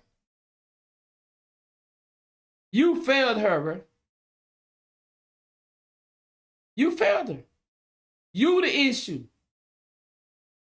If you tell your girl, bro, I told your motherfucking ass stop coming out here in that road when I got company, and she's still doing it, you a weak ass bitch. If your girl posting pictures and posting your location, and she's still doing it after you told this stanky hoe, bro, you know I got beef out here. The fuck is you posting my location for? You the issue, nigga. You the issue. It's you. And that's what I'm saying. A lot of you dudes are weak. You complaining, man, my girl be doing this. No, nigga. You the issue. You. So what she do if she say you scared to eat Roscoe? Bitch, fuck you. I eat what the fuck I want to eat. And if I bitch, shut your stank ass up, man. It ain't deeper than that. It ain't no deeper than that. You niggas weak. That's what it is. You bitch made niggas. If your girl doing something other than what you asked her to stop doing because it endanger your life and she's still doing it, you a weak ass bitch. Weak. Ain't no deeper than that. If a bitch posted my location and I done told her to stop, you a weak ass bitch. Weak ass bitch. You ain't no deeper, ain't no nothing. If my girl keep coming out here while I got niggas at my house and this bitch keep coming out here in the road, you a weak ass bitch. You weak ass bitch. All women control shit. She in your household. Now, I know what you saying, Fauci, because I know what you here to do. Anthony Fauci, I know you. So I know how you rock on Twitch. I know what you saying. All women control shit. Yes. I know what you talking about, but I ain't gonna get into that. All women do control shit on a mass scale. That's what Fauci talking about. Fauci is talking on another level. But when it comes to your household, Fauci, you can get a woman to listen, but now I see you a weak ass nigga. You weak. You weak. You weak. If your woman doing something other than what you asked her not to do, and it come to protecting your life, yo, Fauci, you a weak ass nigga, bruh. You weak ass nigga. Now, if you talking about on a large scale of manipulation, yes, women do control a lot of shit. Yes, women do control a lot of manipulation shit that goes on in our world. Why you niggas need to have big chains and shit? You trying to impress the woman. See, a lot of you niggas just want pussy. Let's go ahead and talk about it then. A lot of you niggas just want pussy. So yeah, a woman control most of you niggas because you want to fuck so bad. See, you want to get your dick wet so bad, so you willing to let that bitch, come on in. Yeah, let's go ahead and talk about it then. See, a nigga that don't want no pussy that bad ain't easy to be controlled. It's you niggas that ain't got no nut in 30 years. If you niggas ain't had no nut, you won't get your dick wet? Yo, man, what you need me to do, baby? See, when I tell the motherfucker I said no, that's what I mean, no. And if I snap because I told you what the fuck I said. Now, I ain't no disrespectful ass nigga, but I ain't gonna keep telling you what the fuck I said. See, I don't need to get my dick wet that bad. But a lot of you niggas ain't had your dick wet in so long, a bitch can tell you anything and you fall for it. Come on. Bitch, I post another picture. Your dumb ass gonna be eating that Roscoe by yourself. Yeah, eat that Roscoe by your goddamn self. Yeah, ain't no bitch telling me what to do, when to do it, and how to do it. And I say that respectfully. I say woman then. Yeah, see, a woman only control you weak dick niggas. That's the only time a woman only controlling niggas with noodle dicks. All you noodle dicks niggas in the chat? Yeah, I know you, man. She ain't gonna give me nothing tonight. Niggas grow up, nigga. Jack off if it that bad, nigga. Fuck is you saying? Ain't no woman posting no motherfucking location when I told that stinky bitch not to post it. And you is, Fauci, you 100% right. That's a lot of weak niggas in the world. A lot of niggas want some pussy so bad that they willing to go kill niggas for it. Man, I heard you fucking the same girl I'm fucking. You shut your silly ass up, nigga. Shut up. Man, she was my girl first. Bitch, get the fuck somewhere and sit down. Tender dick ass niggas, bruh. You niggas, I promise you this. If you niggas learn to control your sex urges, you can learn to control your household. I don't got a problem saying no. You niggas can't say no because you're afraid you ain't gonna get no pussy for 3 months. Man, bitch, don't give me no pussy. Bro, can I say this? Can I say this? Can I tell all my fellas this? If your woman ain't fucking you, you are allowed to cheat. Do I need to repeat that?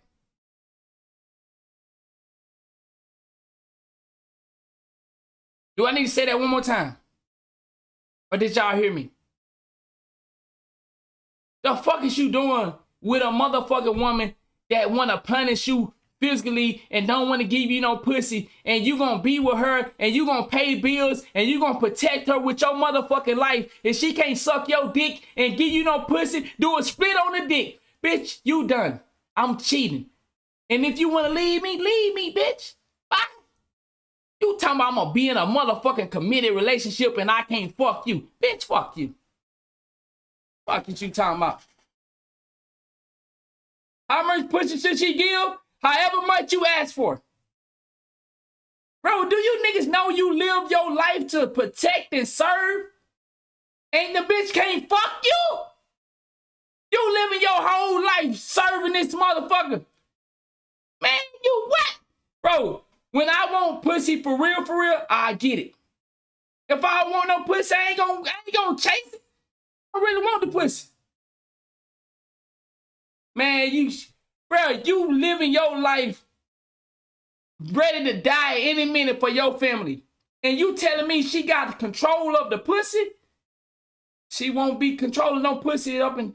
Listen, chat, I don't fuck my girl every day because I don't want to. But when I want the pussy, for real, I get the pussy. My girl, I don't want to... Man, what the fuck you talking to?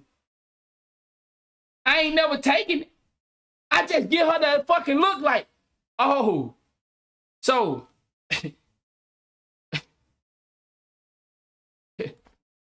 They bitches want me out here. These bitches want this. So, Meg, what you gonna do? Okay, hold on. Okay. Yeah, bitch, like I thought. Get the fucking ready. Yeah, fuck is you doing? Yeah, keep on bullshitting. Yeah. You don't gotta get it up. I know some bitches that will get it up. Man, ain't no motherfucking. So yeah. Back to the story. Women's only controlling you niggas that wanna fuck so bad, and you scared to go get the pussy somewhere else. Yeah. Nigga, I don't care how long we been together. You ain't controlling no pussy, nigga. My bad, Rock. Bro, listen. Nah, bro. Listen. Andrew Tate ain't the first nigga that demand pussy. Nigga, I demand pussy when I was some 13 years old. Bruh, I wish a girl would talk about me and her together and I ain't getting no pussy. Well, somebody gonna give it to me. Somebody gonna give it to me. You ain't finna take no pussy and just hold it hostage like you some big bad wolf. The fuck is you talking about? You just got regular pussy that every other bitch got. Pussy. It ain't no better. All pussy is the same. It's a pussy. So I ain't finna hear all that, man. He said if you marry, she starts saying no. She can say no all she want to. Somebody else gonna say yes.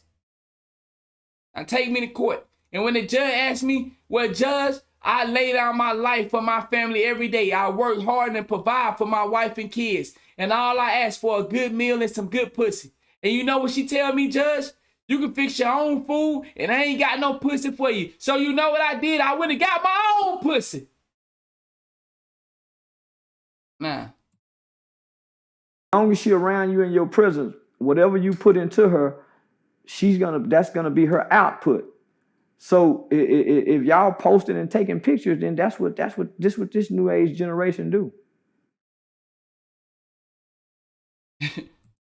All right, man. So we'll come back to that. We're gonna get back into the story. Like I said, I got a bunch of story for y'all, man. So we almost winding down, man. I know I've been heavy. Hey, if I've been holding you, if you've been in here since we started Type 1, man, because I know I've been keeping y'all in here tonight. Bruh, let me just say this. I'm not saying you gonna want pussy every night. Bro, me and my girl been together for 2 years. Bro, I don't want no pussy every night. But what I'm saying is, what you doing in a relationship and that woman don't want to satisfy you, bro, physically, emotionally, and mentally. And I'm not saying you're going to have to do some things to satisfy her too. I'm not saying it's a one-way street, but ain't no motherfucker finna treat me like a kid and talking about you ain't going to get no pussies. But yeah, man, okay, I got some guys been rocking with me the whole time, man. You feel me? I appreciate that. All right. Type 2 if you're going to continue to rock out with me, man. I got some more stories. I got one, two, three. I got 3 more stories. Well, this the second half of this PNB. We're going to come back to that, but we're going to switch over to this. We're going, you know what I'm saying? Hey.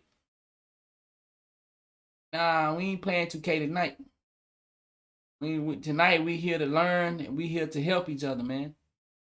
We here to help each other as brothers and sisters. Any sisters in the chat? You know what I'm saying? We here to build with each other. But we ain't playing on 2K tonight. Tonight it's all about giving back, bruh. I'm gonna give to you, and I ask that you help me. You feel me? Like, let's work together. Now, for the people that just get in here, I'm gonna play this again because I think a lot of people missed it. So I'm gonna give y'all another. I'm gonna give you another preview. I'm gonna give y'all another Y'all know what I'm talking about. Preview. I'm gonna give y'all another Hold on. I'm gonna give y'all another preview. I'm gonna give y'all another preview.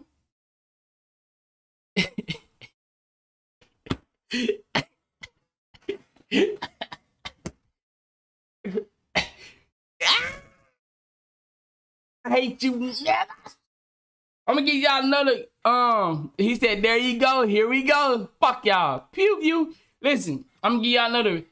I'm gonna catch y'all up on what's going on, and then we'll get back into the story. So let me catch y'all up on what's going on. Keep your eyes on. All right, let me catch y'all up on the preview. Keep your eyes on me. All right, let me run downstairs. I'll be right back. Listen to this so you can get an understanding of what's going on with me. What's good? What's good? What's good? Back with a new video, man. And we got a video today, man, that I've been putting out for a while. I've been telling y'all, I've been giving y'all signs. Been talking about this for since 2K22. I've been dealing with this. In 2K22, you remember when I took that little break, man? I told y'all, hey man, I'm gonna take a break. I'll be back in August. And I came back. I came back and I was grinding and I was putting in that time. But when I took that break, man, I noticed something about myself that had changed. I noticed that for me to take a break like that in 2K, something drastically has to happen. I don't take a break from 2K. I love 2K. I've been playing it 2K12. That's 2011. Love the fucking game. I love what they did with 23. You know, it's a couple issues This video will be released tomorrow. As you see, this is my record. I done played 237 games. 82 win percentage. Now you probably said, bro, I usually have a higher win percentage than that. Well, this year I decided to play with anybody. I hop on with randoms all the time. See me playing in the theater with randoms and just going out there. I'm just giving you a sample of the video. This video, the full video will be out tomorrow. Why would I'm just feel catching like you I up don't on what care I'm going about through in my life? Winning. 2K made a phenomenal game, but I realized you gotta play with others and they gotta be on their stuff. And if they not on their stuff, then the game gonna fail for you. Even if you good at the game, you know. You need others to be locked in this year. And nothing wrong with that. Amazing game. Amazing game. Couple issues, but we'll get into that later on another video. The thing I want to talk to you about today is I think I'm losing my love for gaming. I think I'm losing my love for 2K. 2K22, man, it hit me hard, bro. I didn't care no more. I didn't care to play the game, but I got a connection so deep with the people that support me.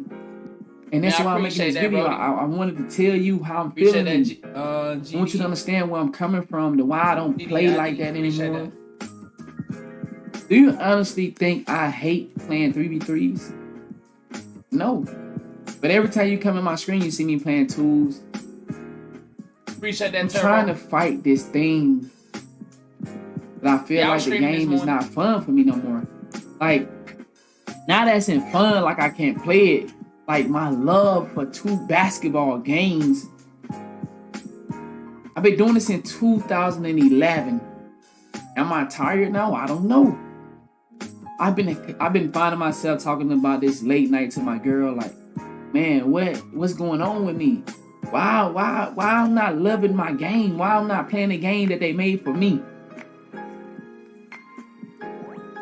The game is not hard for me at all, y'all. The game is exciting. The game is dope. The game is fun. Why am I playing with so many people that don't know what they're doing? Why am I just openly, when I got people in my chat that want to hoot with me, I turn them down and I say, yo, I'm going to play with these random so I can get mad. Why am I doing that? Am I trying to find a reason to not play 2K? Do I choose to go hop on with randoms in the theater mode just so I can say, man, I'm having a bad day, I'm finna get off the game? I think that's what I've been doing, and I want to say I apologize, man. My core supporters, I love 5v5. I love 3v3s.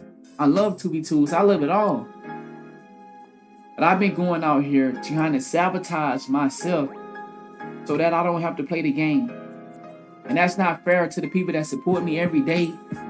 That's not fair to the people that look forward to my content, my teamwork and defense.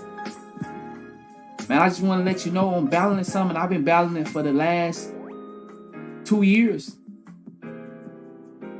All of 2K22. I forced myself to enjoy the game.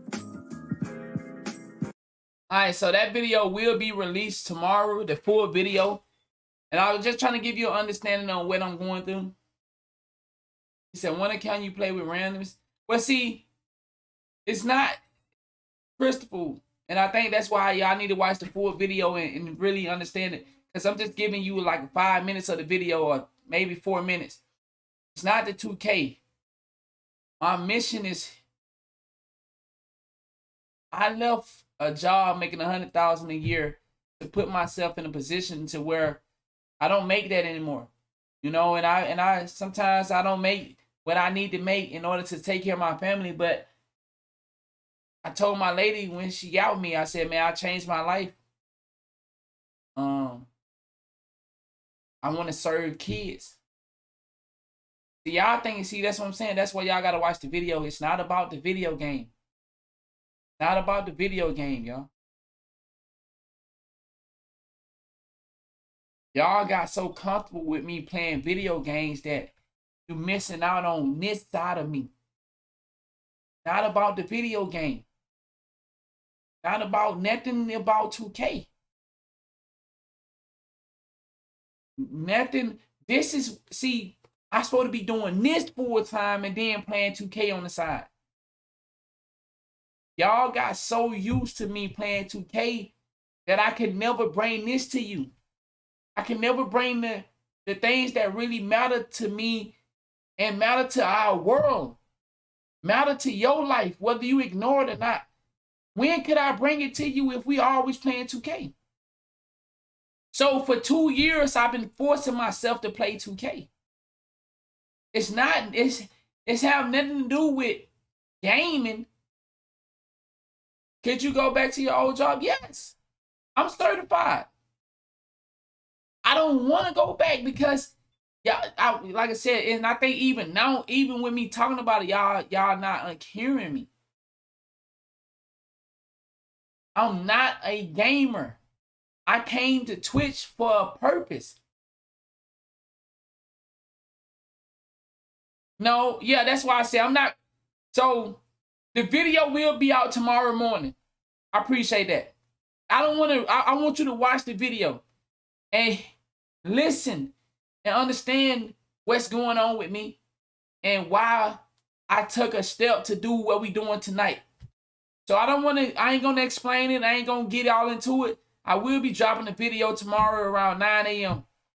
And then you can see what's going on in my head and why tonight I said, whether they like it or not, I'm going to do what my heart has, what it's meant for me to do. So with that being said, welcome to No Filter NBA 2K podcast. And the reason I'm keeping my title as No Filter, because I was doing a show called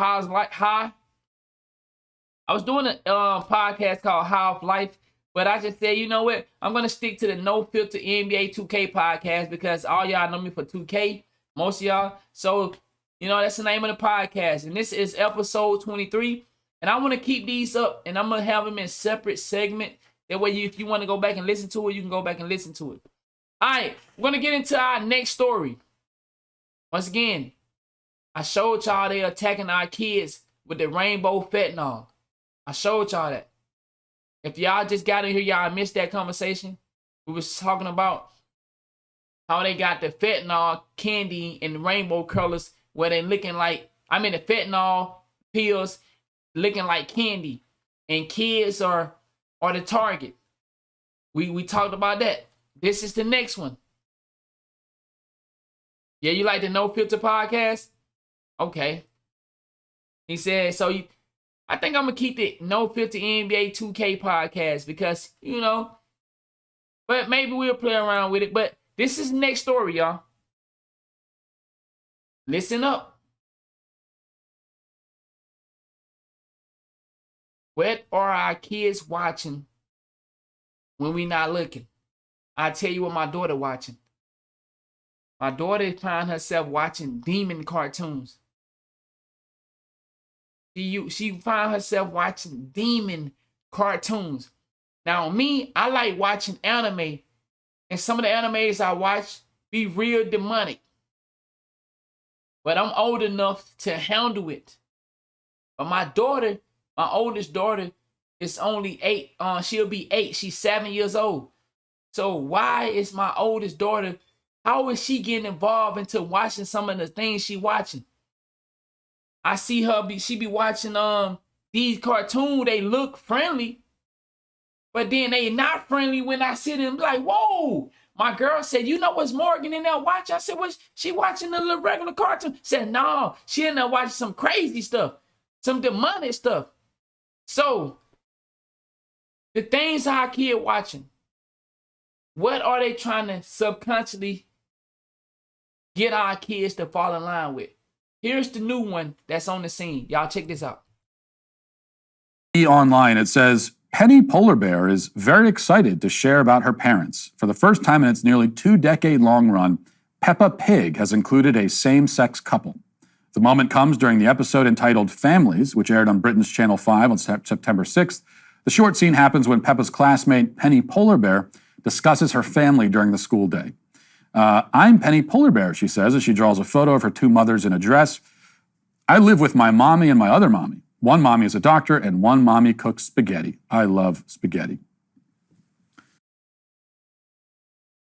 Now, I know I have people that support me that is bisexual.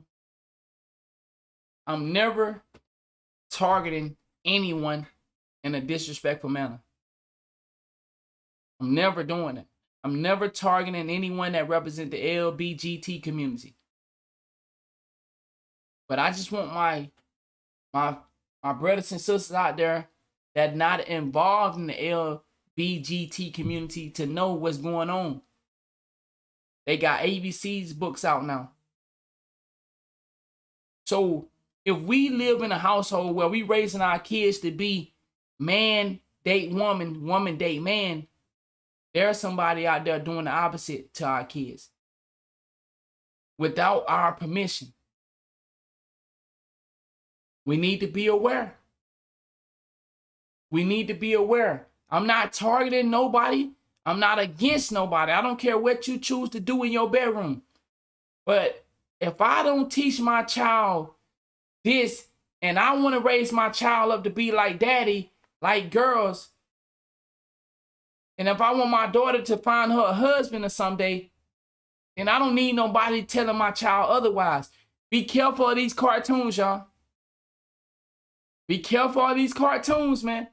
These cartoons have a lot of stuff going on that we are unaware, and they slipping this shit in on our kids. Our kids going to school, they telling them about same sex. What the fuck? What's going on? Why is you telling my child something that I haven't even told him?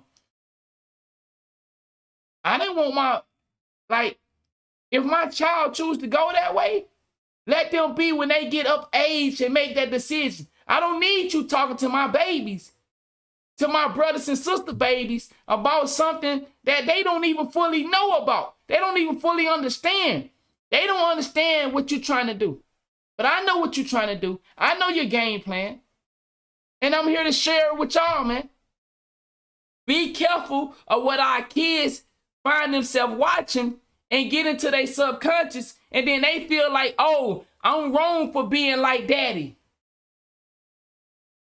We got our boys going to the bathroom with their mothers, sitting down pissing, and the boys don't know that they supposed to stand up and shake that motherfucking dick and piss. But because why they keep saying mommy, and this is what my single mothers, you got to understand. Are you really raising a boy to be a man? Are you raising a boy to be, the opposite? What are you doing? This is what I'm saying. We all say, oh, I don't need help. I don't need a partner. But you got to understand, and same thing for my men. I knew I couldn't raise my daughter to be a woman, so I had to go out and find her a mother. When my daughter's mother passed, I knew I'm not a woman. So I need to find a woman that can do woman shit with my daughter. I can't teach my daughter about no period. So I needed a woman to step in my life and to say, okay, I'm willing to be a stepmother. I'm willing to help you, and I'll teach her how to be a woman. Because I can't do it. So we need to pay attention to the things that we, the ways that we live our life. Sometimes we gotta, bro, sometimes I be want to say, man, I don't need nobody. I can raise my daughter by myself. But then I look inside and I say, man, do you really want to take that road? Are you sure you want to go down that road and raise your daughter by yourself? So I have to not be selfish. I have to not be selfish and say, yeah, this woman, I got a good woman on my hand. I don't need to fuck this up, because if I fuck this up, my daughter lose a role model as a woman, and she gonna be standing up pissing like daddy. Daddy had to watch his daughter go in the bathroom by herself at a young age because daddy can go in there with her because it's the woman restroom. Or daddy had to take his baby girl to the men restroom and piss while other men are in there. That was an uncomfortable feeling. And I knew I didn't want to live a life like that. I need a woman to step in and help my daughter be a woman. I can't be selfish. For my ladies, and when are you going to stop being selfish to your son and understand that you may think you can make him into a man, but you can't? If I'm strong enough to admit that I can't make my daughter into a woman, why you can't admit that you can't make that boy into a man? You not meant to make him into a man. That's what his father, his uncles, his granddad, his brothers, that's what they for. It's not your job to turn that boy into a man. But you let the world trick you into thinking that you can do that. Women, get up off your horse. When are you going to get off your horse? And for my lady, like I said, I'm not attacking nobody. But what I'm telling you is we need to be careful of the things that our kids are indulging into. Because it can fuck with their mind. We already got the food that fucking with their mind, changing up their chromosome and their DNA. Let's pay attention, man. Let's get into this.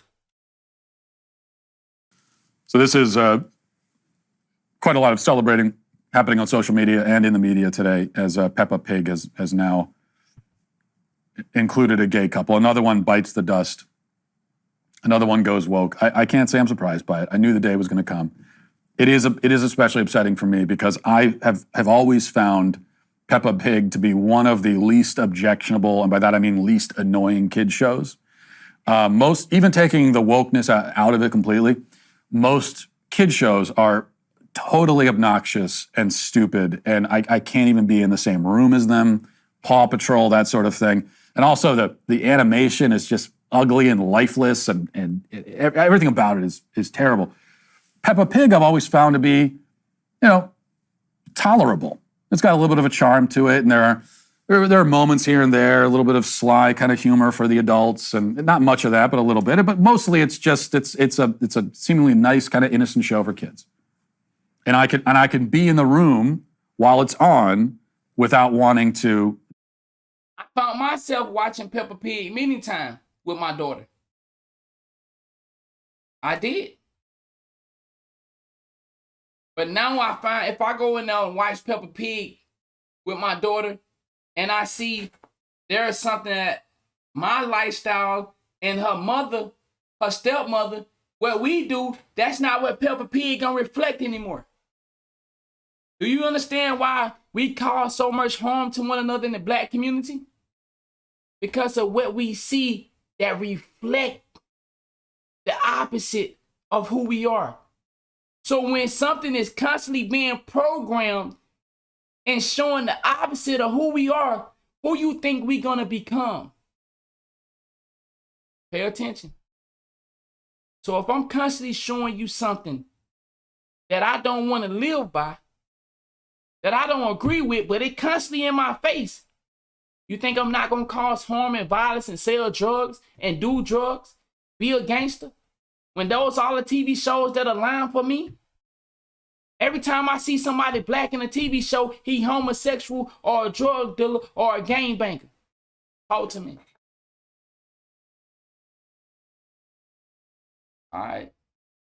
Okay. Jump out of a window. But of course, I knew that eventually this would happen. It can't, you know, anything that exists for kids, any kind of kid entertainment, kid content, eventually they'll get around to it. And now they have with Peppa Pig. Well, let me ask you something. What if there was someone out there who kept a log of every... So hold on, let's do this.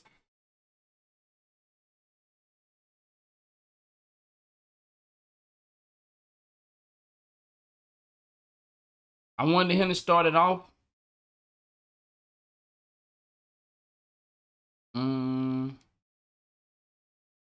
Where is it?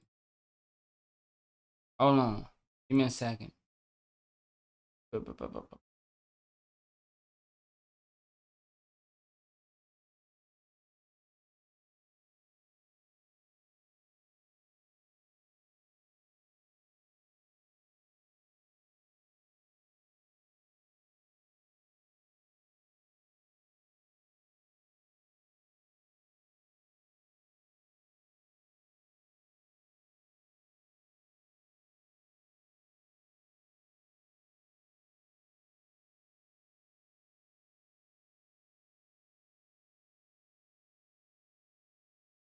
Okay.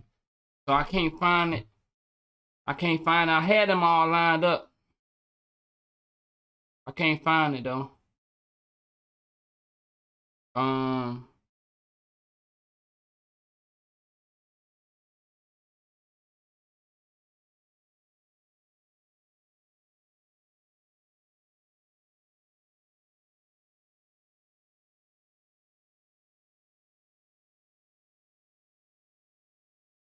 What's happening, man? It's your boy. I was looking for a particular video, but I can't find it. All right. I can't find that video I wanted to show y'all on that matter, but bro, this shit is not a joke, man.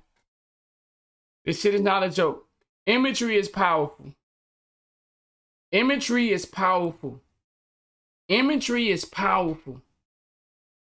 Imagery is powerful. It always have been and it always will be. We're going to go into the last story. We're going to the last story. This is what I mean by when you fall for any, like, just because these people come out and tell you that we are for you, don't mean that they actually for you. This is the last story we're going to get into, and then I'm going to let y'all go, man. Listen to this. Lives Matter under scrutiny as 26 BLM chapters sue the organization and its leaders, accusing them of defrauding local activist groups and stealing more than $10 million in donations. Back in April, we also learned BLM leaders bought a secret. I've been exposing the Black Lives Matter movement for over 2 years. I've been talking about them for over 2 years. They still scamming. Still scamming. They don't give a fuck about your community. The people that are going through shit. These people are simply out here getting rich off of your pain and suffering of the black community. These motherfuckers don't give a fuck about what we going through. They only speak on issues that can benefit them and generate money. $6 million. If it don't generate money, you don't hear from them. These are the real Hall of Fame scammers right here. My boy said Hall of Fame scammer. A lot of us know about Black Lives Matter. It was made by the, okay, talk that shit. It's not really for the black family. These motherfuckers out here getting money. $1 mansion in Southern California. And another one.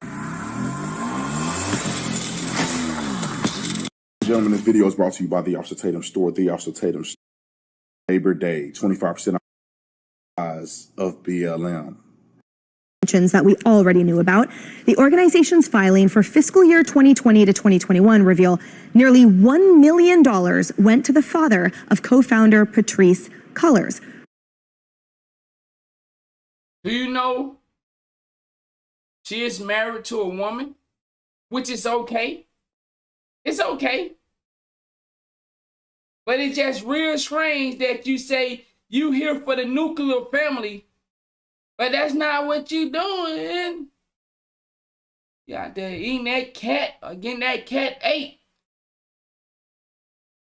Yeah. What's going on? Her brother was also paid $840,000 for security for the group, even though he had zero law. Look at how they getting that money. She done gave the brother, hold on. The father of co-founder Patrisse Cullors' child got $970,000. What the fuck? Martin Foundation only got $200,000. The brother got $840,000. These motherfuckers out here getting rich off other niggas' pain, bruh. This shit is crazy. Enforcement experience, but just $200,000 was given to the Trayvon Martin Foundation. So they go and collect these situations that, you know, wherever a police is involved, they ain't going to protect. It's amazing. Why they not going to talk about the black on black situation? Why only when a police is involved, they want to fucking get involved in, oh, we're going to get you, we're going to get this situated. No, bitch. What about the niggas that are hurting each other and all these gang activity? Get out there and protect them. But they don't want to do nothing about that. They don't want to go jump in front of them bullets. But if a goddamn lawsuit can be filed, these niggas on the front line ready. They ready to fight these lawsuits. We can possibly get some money out of that. So that this molded head bitch, lemon head, bun wearing motherfucker can go buy up houses and make sure her family good. But you for the Black Lives Matters, it's for the black movie. You lying son of a bitches. You lying. You ain't for no nuclear family. You don't give a fuck about no black family. You give a fuck about a lawsuit. If you can file a lawsuit in the death, they own it. Just because they look like you, don't mean they with you. These are prime examples. And it's not just the foolery from Black Lives Matter. It's the foolery from black people. Bingo.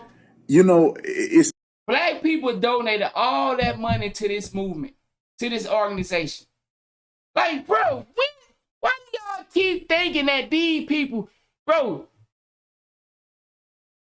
I understand it's hard sometimes to know who... Because, you know, I understand there are a lot of black people out there that want to help other black people that are suffering, or just people in general, especially when it comes to police brutality and shit like that. You want to help, you want to do your part. But man, you got to start doing some investigating. God damn.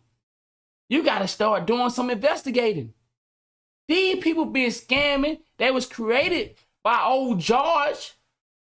Old boy George put together this shit along with that LPGT community. All right. This push to say we need our own stuff. We need our own organizations.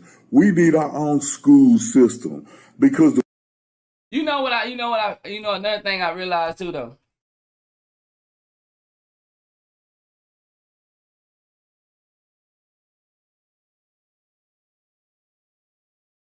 A lot of shit get passed due to black people ignorance. A lot of shit get passed bill wise due to black people ignorance.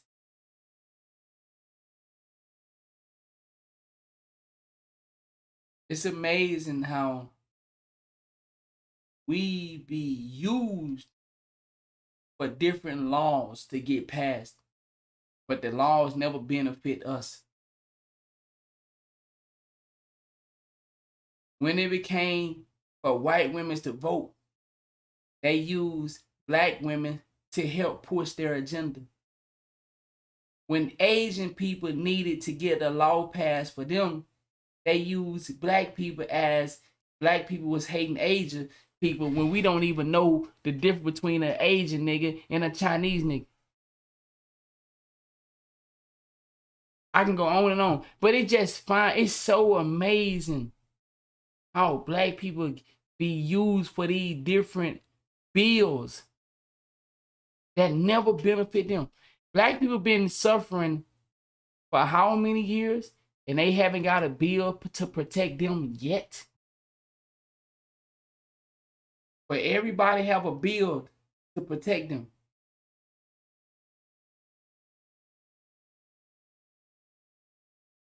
Everybody have a bill to protect them except black people. Black people go out their way to get a hate black crime bill and still can't get one.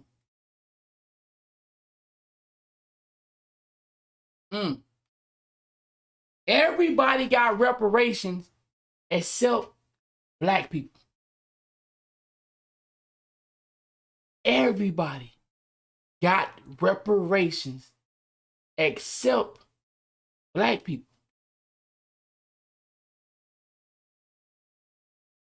White man is racist and they always treating us a certain way. We get our own stuff and this is what we do. Bingo. Black Lives Matter, one of the biggest organizations they got this country has ever seen. They probably raise more money than any other political nonprofit or any other social justice nonprofit that I have ever heard of. And the people at the very top is wasting. But see, that's the thing. We as a unit, we fall for any little thing.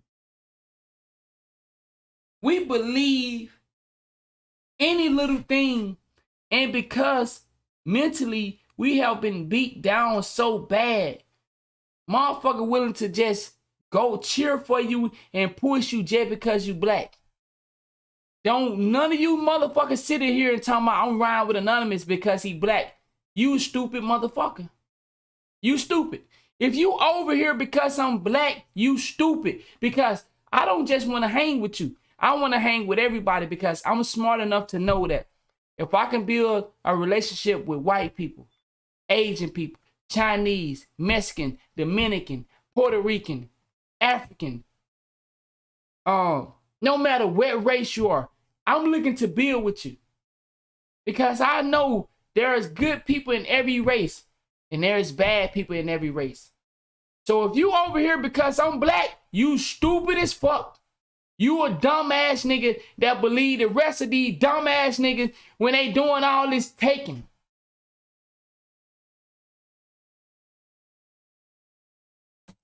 Money, buying themselves luxury homes. Listen, you can take the dog out of the fight, but you can't. Well, you can say dog out of the fight. You can take the brother out the hood. You can then take the hood out the brother. Let me use that analogy. They out here living lavish lifestyle, flying on private jets on donated money. Bingo. And then wonder why the black community is still stuck in the same place it was. Let's talk about the HBCUs. The best athletes in the country are the black athletes. Let's keep it real. College football athletes. When it comes to athlete, blacks dominate the athleticism game by a mile. Yet they don't do nothing. Black people dominate sports, majority of sports. What do they do as a whole for the black people? Majority of the ones that are the top ones in the nation that y'all watch every single weekend are black athletes. Now just imagine if all the black athletes went to the HBCUs. Why don't all black athletes go to HBCUs? because they don't do them right at the HBCUs. They're not managing the colleges properly. Not all of them, but I would argue that a majority of them probably is not managing. You can't get, there's no success that's going to come out of some of these universities because they're mismanaging. I mean, at the end of the day, we know the HBCUs are not, people want to say they black historical colleges, but at the end of the day, we all know that that's not 100% true. Yeah, they black colleges, but we know who they funded by and ran by. Funds, they don't. I was talking to a person that went to HBCU. They don't have paperwork on time. It's just asinine to me. All of this begging, all this chucking and jiving, all of this Black Lives Matter, they'll beat you up if you don't support one of these organizations. And they are fraudulent people. This boy, $10 million, he's been accused of taking and living his own piggy bank, living his own lavish lifestyle on donated money on the backs of dead black people. That's facts. I'm just mind blown at the amount of foolery, the amount of fraudulent activity coming from these black organizations. NAACP, they are no different. You can go down the list of all these black organizations. It seems like they always end in fraud. But they mad at everybody else. I knew that Black Lives Matter was a fraud from the very beginning. And everybody that's watching this knew that they were a fraud. Exactly. When you start making people put squares on their Instagram, when you were running out here creating myths, when you look at the website. Everybody knew. Ran by 3 lesbians. You already know that. He said it, not me. It's not conducive for doing anything successful in the black community. But then you look at their website, to reimagine a nuclear family. We are trained Marxists. I want anybody that disagree with me, go look up Karl Marx. Go look up Marxism. Go look up the countries that have adopted Marxism. And you tell me, is that a country that you want to live in? And if you don't, then you should be questioning, why is BLM founders supporting Marxism? Why is the BLM head portraying? He said, gonna have to disagree with you, fam. I don't like the fact that we are always grouped. You know something that Malcolm X admitted to? Malcolm X admitted to that he was wrong thinking that he can just survive with his kind. Malcolm X admitted to that. We thrive in Black Wall Street, and they burnt it down. Yes, they did that. They did that. We thrive, and they bombed it on 2 separate occasions. But guess what? At the end of the day, you have to adapt into the world that you're in. There are white kids that listen to your type of culture more than you. There are black people that don't want to have nothing to do with your culture. The world has adapted and changed. Everybody that's white is not your enemy now. No.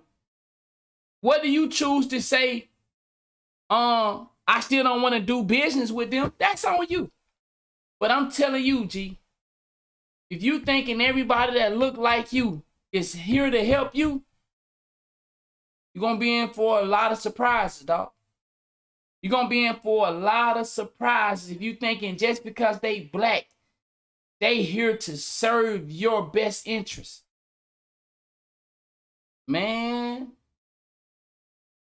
I hate to tell you that, bro, but you're going to be in for a lot of surprises, bro, if you thinking just because people black, they here for you and they love you and they care for you. Bro, your own mama, your own daddy, your own brothers and sisters will stab you in the back, bro. And they black, just like you. Patrice Cullors, one of the co-founders, why did she step down? Why did nobody know where $68 million went? Mm-hmm.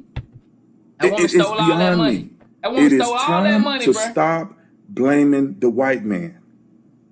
If we could change our character. See, when I hear stuff like that, I agree. You can't blame. You gotta stop blaming the white man. That don't mean that the white man didn't have a hand into the way that the world is shaped for black people today. I want to make sure we get that clear. Stop blaming the white man and come together as a whole and make shit happen for one another. Why don't Twitch streamers work together? Is that the white man's fault? No. See, the bug was ignited. Yes. But you still blaming niggas in 2022? Nigga, when you know what the game is, why we ain't working together? Why you won't work with your co-workers? Why y'all won't got them and share lunch boxes? Yeah. Yeah. Something happened in our world that caused us to think and act how we do today. But we know enough now to say, let's work together. You niggas still don't want to work together. You still don't want to work together in 2022. You rather belittle me, you rather pick at me, you rather bash me, you rather tease me than to work with me and help me. So whose fault is it? Is it still the white man's fault? Nah. At some point. Now, I'm not sitting here and saying that programming is not strong. It's the fucking strong. It's the medicine. It's medicine. But at some point, bruh, you know enough to say, let's work together.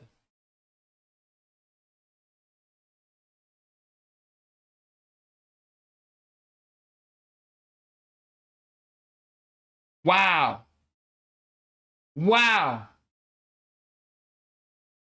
No disrespect to my brothers and sisters in here. But who killed Malcolm X? It wasn't white people.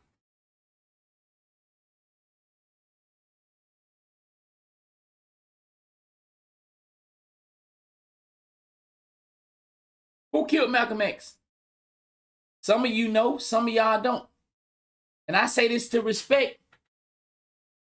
But we know who killed Malcolm X. It wasn't white people that killed Malcolm X. You see what I'm saying? White people didn't kill Malcolm X. Nah, his own people killed him. His own people killed him. If we could change the way we operate, the black community will be blessed beyond imagination. But we are out here ruining ourselves through selling drugs, through hating each other, killing each other, not even supporting each other in business. Bingo! You can go get a job.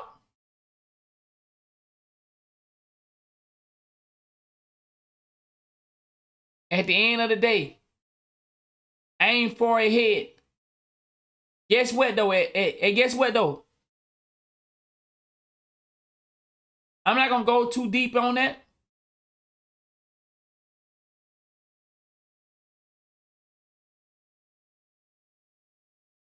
The people told the people, you need to handle that. And they handled that. That's your problem. You handle that. And they handle that. That's all I'm going to say. The people told the people, you handle that. He coming out speaking on our business.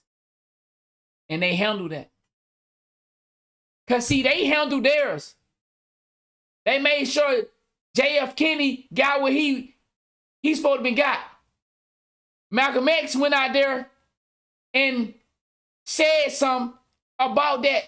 And they told, why your boy speaking on our situation?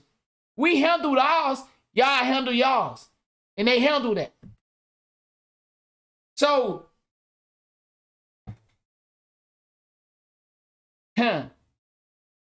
All right. He told y'all to hate somebody and he working with them? All right. Business, you go down the list, and don't you sit here and tell me that we support each other in business. Because Martin Luther King wanted to marry a white woman. He was in love with a white woman. But they told him he can't be with her because they will fuck up the movement. So he was forced to marry Coretta Scott. Okay, let me chill out. Because black folks know I ain't lying. You hate. I done had a little of that drink in me now, goddammit. Woo. Yeah, Martin Luther King didn't want to be with a black woman. But it was politics. The reason he married the black woman. Martin Luther King was fucking bitches left and right. But nobody want to talk about that. White so that's what I say. You fall for these games. You let these people play with your mind. These people play with your minds, bro. So when you come in here and say, oh, I don't want to work with white people. I just want to work with black people. No, you've been tricked. Because guess what? The people that tell you not to work with other races are working with other races.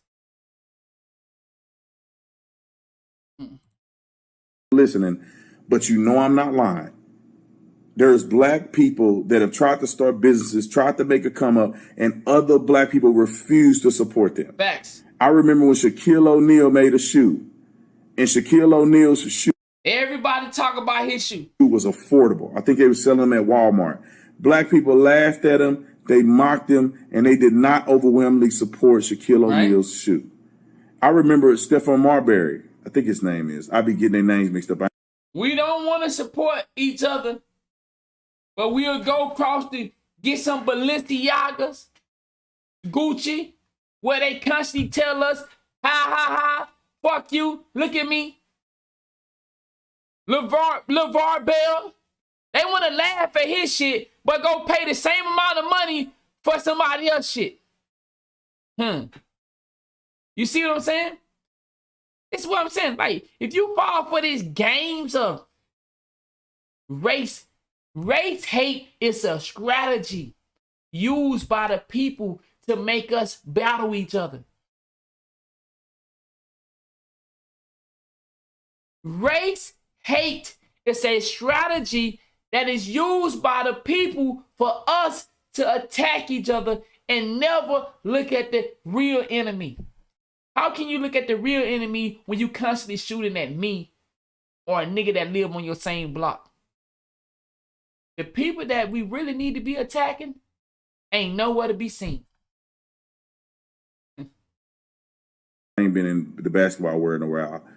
I think it was Stephon Marbury. If I got his name wrong, fix it in the comment section. He had a shoe, and nobody supported his shoe. A black man, run by a black man, other black people did not support him. Where did they go? They went to buy Nikes. They went to buy Air Jordans, which Michael Jordan did not own Air Jordans at the time. He didn't. I don't know how much of Air Jordan he actually owned. They went and bought polos. They went and bought Reeboks.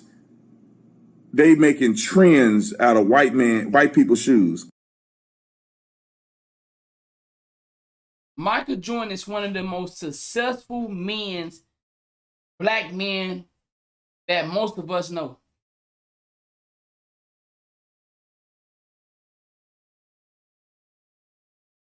Kanye West is a billionaire. Michael Jordan is a billionaire. Jay-Z is a billionaire.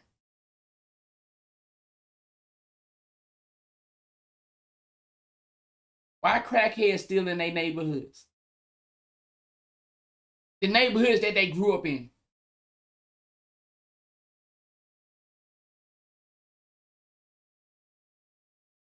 Why? People can't get free Jordans in the homeless community, the homeless shelter. Do they really care? Or do you believe that they care?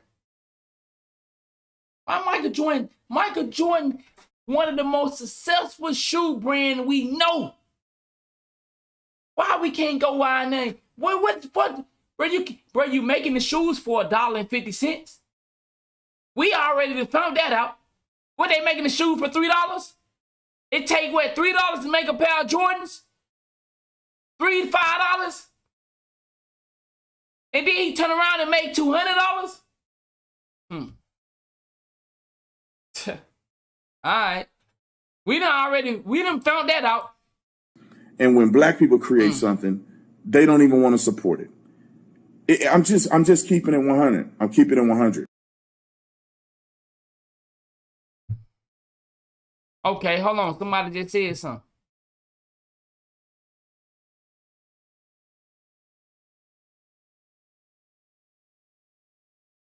I know I'm probably spelling his name wrong.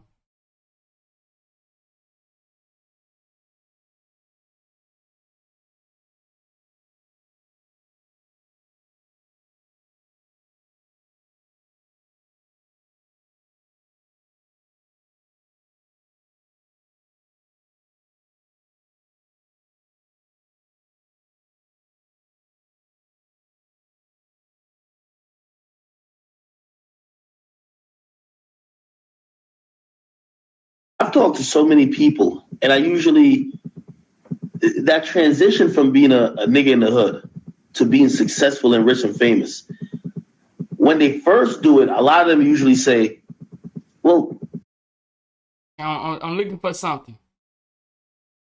I'm looking for a particular. Let me see.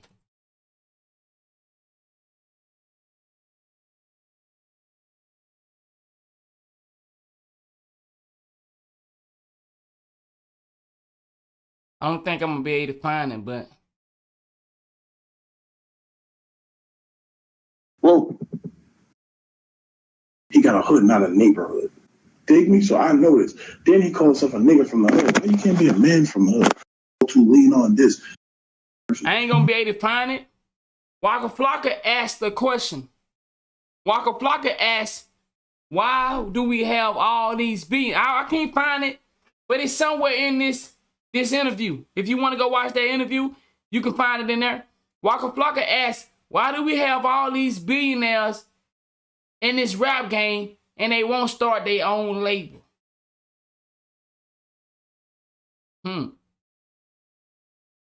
Why do these billionaire artists choose to work for someone instead of coming together and creating their own label? And they would get all the big artists. Why? Same way Obama got all the black votes. Why won't them black artists get together and create their own label? But I think this is good too. Let's listen to this. In a hood, a hood that goes over your head, that you hide shit. They took neighbor off hood. So now they don't even have a neighbor, somebody they can trust, go to, lean on this. So right then and there, this nigga don't trust nobody. He got a hood, not a neighborhood. Dig me? So I know this. Then he calls himself a nigga from the hood. Why you can't be a man from the hood? Why you can't be like, I'm not trying to be like cliche. Why you can't be a king from the hood? Like when you think like this, then you start thinking king shit as you rotate up. Then you were telling me like niggas fall in love, and there's some niggas that fall in love and some people that's over love. When I say you over love, meaning that you can see love for what it is, and how it feels, and how you're supposed to be in it. There's some niggas that understand, niggas that's under the plan that can't see over their eyes and their head, but it's just niggas that overstand it. I overstand the hood. I overstand all this shit. I'm over love, not because I don't love love, because I understand how important it is. It's different. That's how you evolve. Niggas from the hood need to evolve. And the ones that don't evolve and they in that position, it need to be people that's under them to recognize that that's weak in him. And it's supposed to be people around you like, yo, that's weak, Flock. You're not supposed to be doing that. Like, well, why are you in the club all night, bro? Like, get out of here, bro. We need you out. You need that. If you don't got that around you, nigga, then you ain't a king. If you don't got a queen, you ain't a king. It's a lot of shit. Hold on. I just seen a comment. Brody said joining Kanye not wrong, though. They just following suit. If they can do it, why can't I? You can't. You live in a fairy tale land. You can't. You can't do what Michael Jordan and Kanye do. You gotta invent. You invented something. What skill do you have as of right now? I hate to say this. I hate to say this. You not a part of the club, big dog. I hate to say it to you like that. Well, you ain't a. Is there a mindset? It's more than a mindset. It's more than a mindset. You need a code. You don't got that code. You don't got that key code. It's more than a mindset. Do you not know that some of these guys that are signed have been seen in baby pictures? Do we gotta go? Have been seen with each other as kids.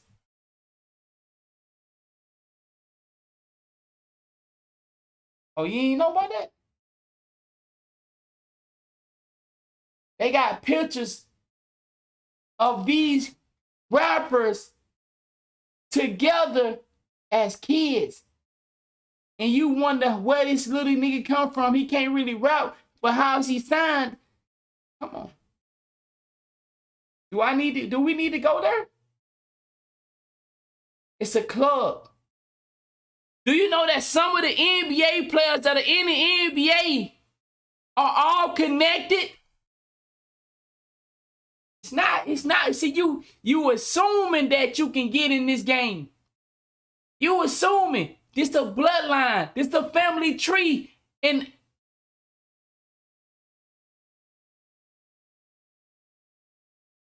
you can't do it, bro. I don't care what your mindset is. You not born into this game. You're not born into this organization. You can't do what they doing. You can't do what they doing, big dog. When I say that respectfully, it's a group. You wonder why you say, you look at these rappers, you say, this nigga can't rap, but he's signed. He got auto-tune. He got a ghostwriter. Come on, baby. Come on, dog. It's a bloodline. It's not just a random nigga making it. Everybody you know that is in the business have a relative in the business.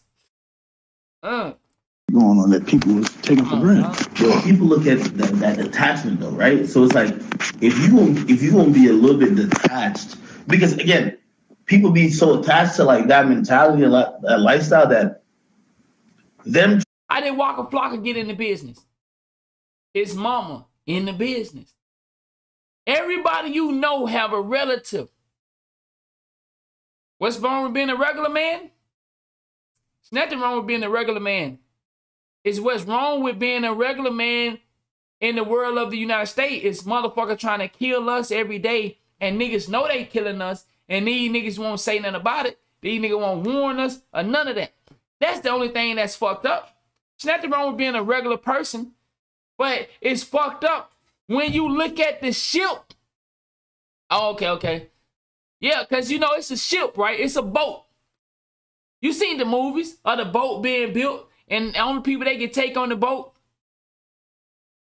You know the only people that can take on the boat is the people that are in the higher up class, and you wonder why you can't get on the boat. Y'all, what's that movie? It was a movie just came out probably a year ago. They built this, I think it was, I don't know, what's in Noah Ark. They built the boat, and two regulars, they was creating this world for these people. What's it, Noah? I think it was Noah Ark.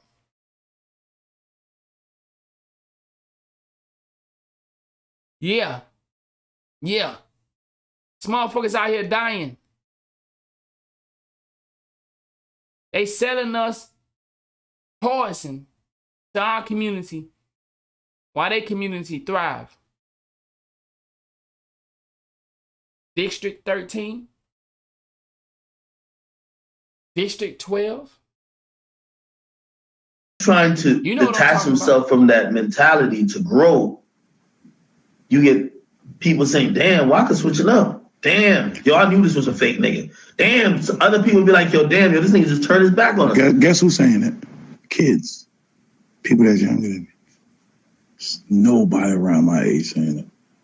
Only a fucking kid that don't know me or listen to somebody that's my age that act like he was around me to believe those lies. Because I'm telling you right now, AK, I don't care how fake you think I am, how much switch you think I am. I'm telling you, the only thing that'll help you in the word switch is the illegal shit that go on your Glock with me. Bro, other than that, bro, I'm not gonna play with you.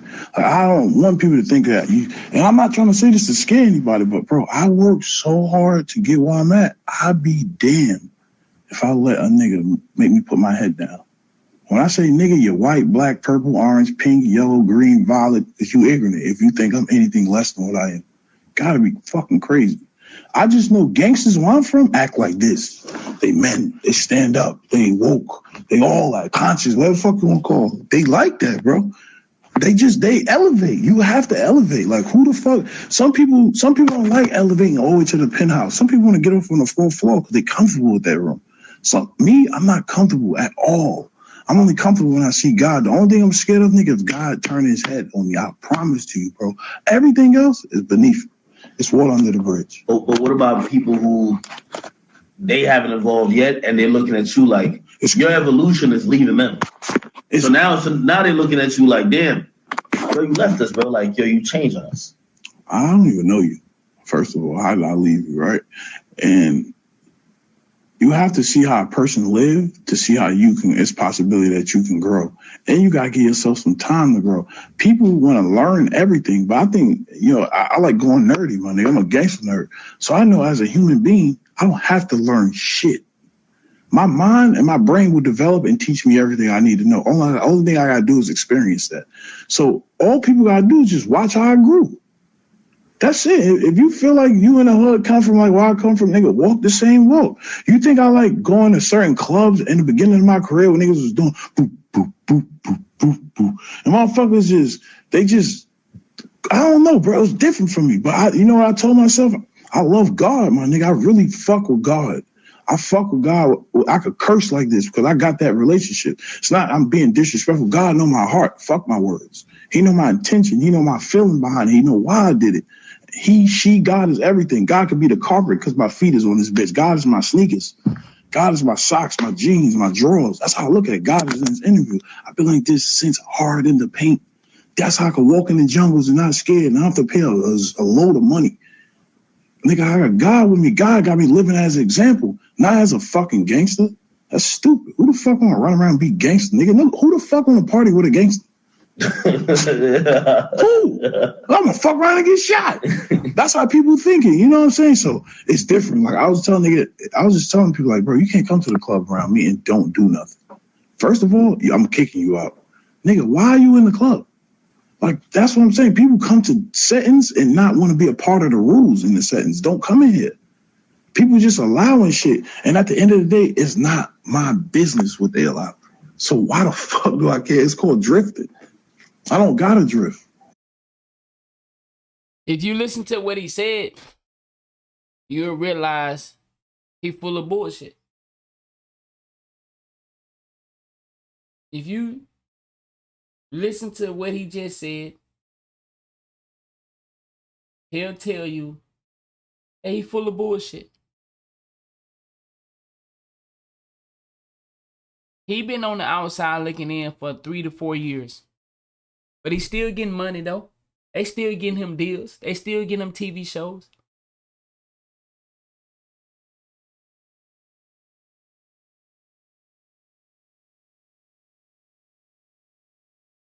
Some of these dudes, they sound good. They sound good. But they not playing the same team. They not playing on the same team you playing on.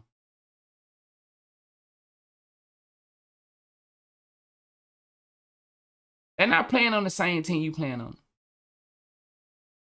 It's bullshit.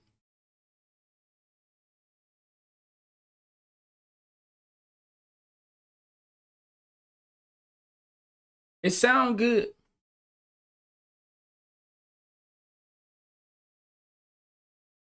But all you gotta do is do your homework. And you will see it for yourself.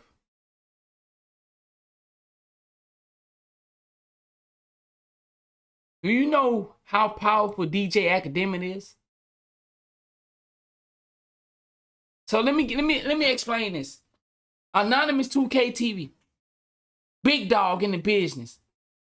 but you is out the business and you against me, then how would you come onto my show? That's just one. That's just one thing I want you to understand. DJ Academic is backed it. You understand that? DJ Academic is backed it. Flocka wouldn't even be on the show if he wasn't playing by the rules. I'm gonna just leave it at that. Man, we got into some pretty good stuff today, man. I appreciate y'all, man, for hanging out with me, bro. Going over, you know, some of the things that I feel like we should be aware of, you know. I had a good time, bro. I had a good time, and I feel like I did. I served my mission today. I talk about some things that matter to me worldwide. Okay, I'll check it out. I watched some things that I feel like, you know, we should be aware of. Some very important things. Man, we can make a difference if we work together. That's all I'm trying to do. All right. Yeah, I appreciate the gifted, man. Thank you so much. We can make a difference if we work together. All right. You stop looking at me as your enemy. I don't have more than you. I don't. Just because I'm on Twitch, I'm on your side. I'm on my side. I'm on our kids' side. I'm not on your side. I'm on your kids' side. You got kids? You plan on having kids? What world are we going to leave behind if we die right now?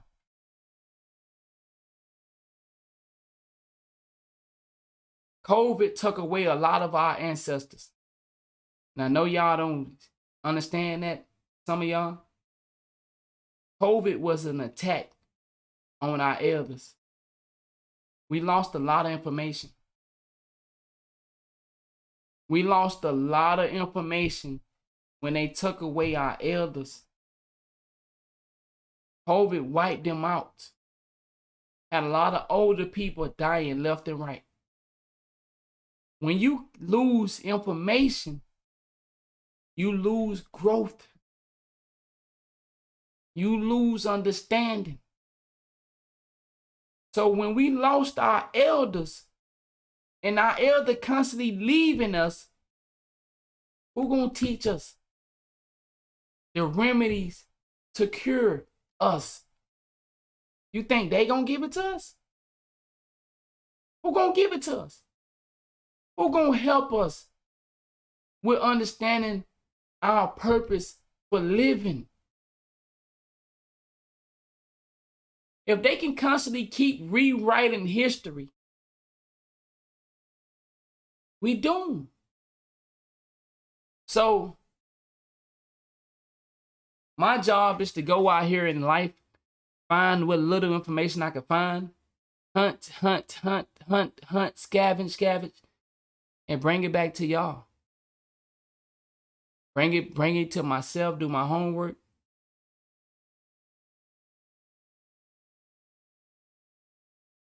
I'm grateful that you enjoy my 2K content. But I just want you to understand that we have a bigger purpose to serve here at Assist Game. Everything about me is for helping. The name of my organization is Assist Game. That's the name of our game. That's the name of our group. We assisting. So, thank you for taking the time out, man. We've been here for 4 hours and 36 minutes. I really appreciate it. I really appreciate y'all, man. I was nervous that I felt like a lot of y'all would run off. You wouldn't want to talk about these type of things, you would bash me and get on here and beg me to play 2K. But we didn't have a lot of that tonight. We had people that wanted to help each other, wanted to give what information they had. And I think in the future, I'm going to start doing Discord, open it up, man, let people give their opinion. Because I'm not the guy. I don't know everything. And I know it's some wise guys and wise women out there that can share their knowledge, what they know. And man, what would that do for us all? If we can have other people to come and give their input from time to time and say, hey, yeah, this is what I learned. Man, boy, we'll have something special. That's what I want to build. I want to build something special, man.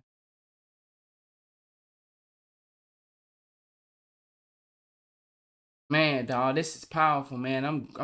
I'm glad that I was able to bless y'all with something and y'all bless me with something. Man, that's what I'm here for. So, man, I truly appreciate it. And, you know, we'll be back. You know, I hop on the 2K in the morning. I still play 2K. I just want you to know that, man, don't be surprised if you see me going live and I have my topics up there. Don't be surprised because that's what I'm really here for. I'm not here for 2K. I'm not. I don't give a fuck about 2K. 2K don't give a fuck about my family. You think 2K care anything about my household? You think 2K care about your kids doing fentanyl?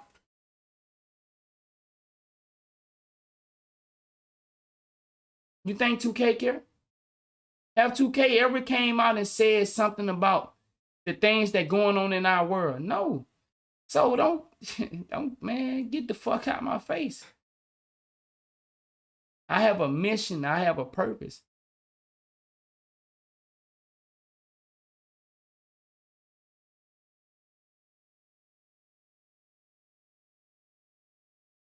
So, thank y'all for the support, man. Facts. Part of the distraction, bro.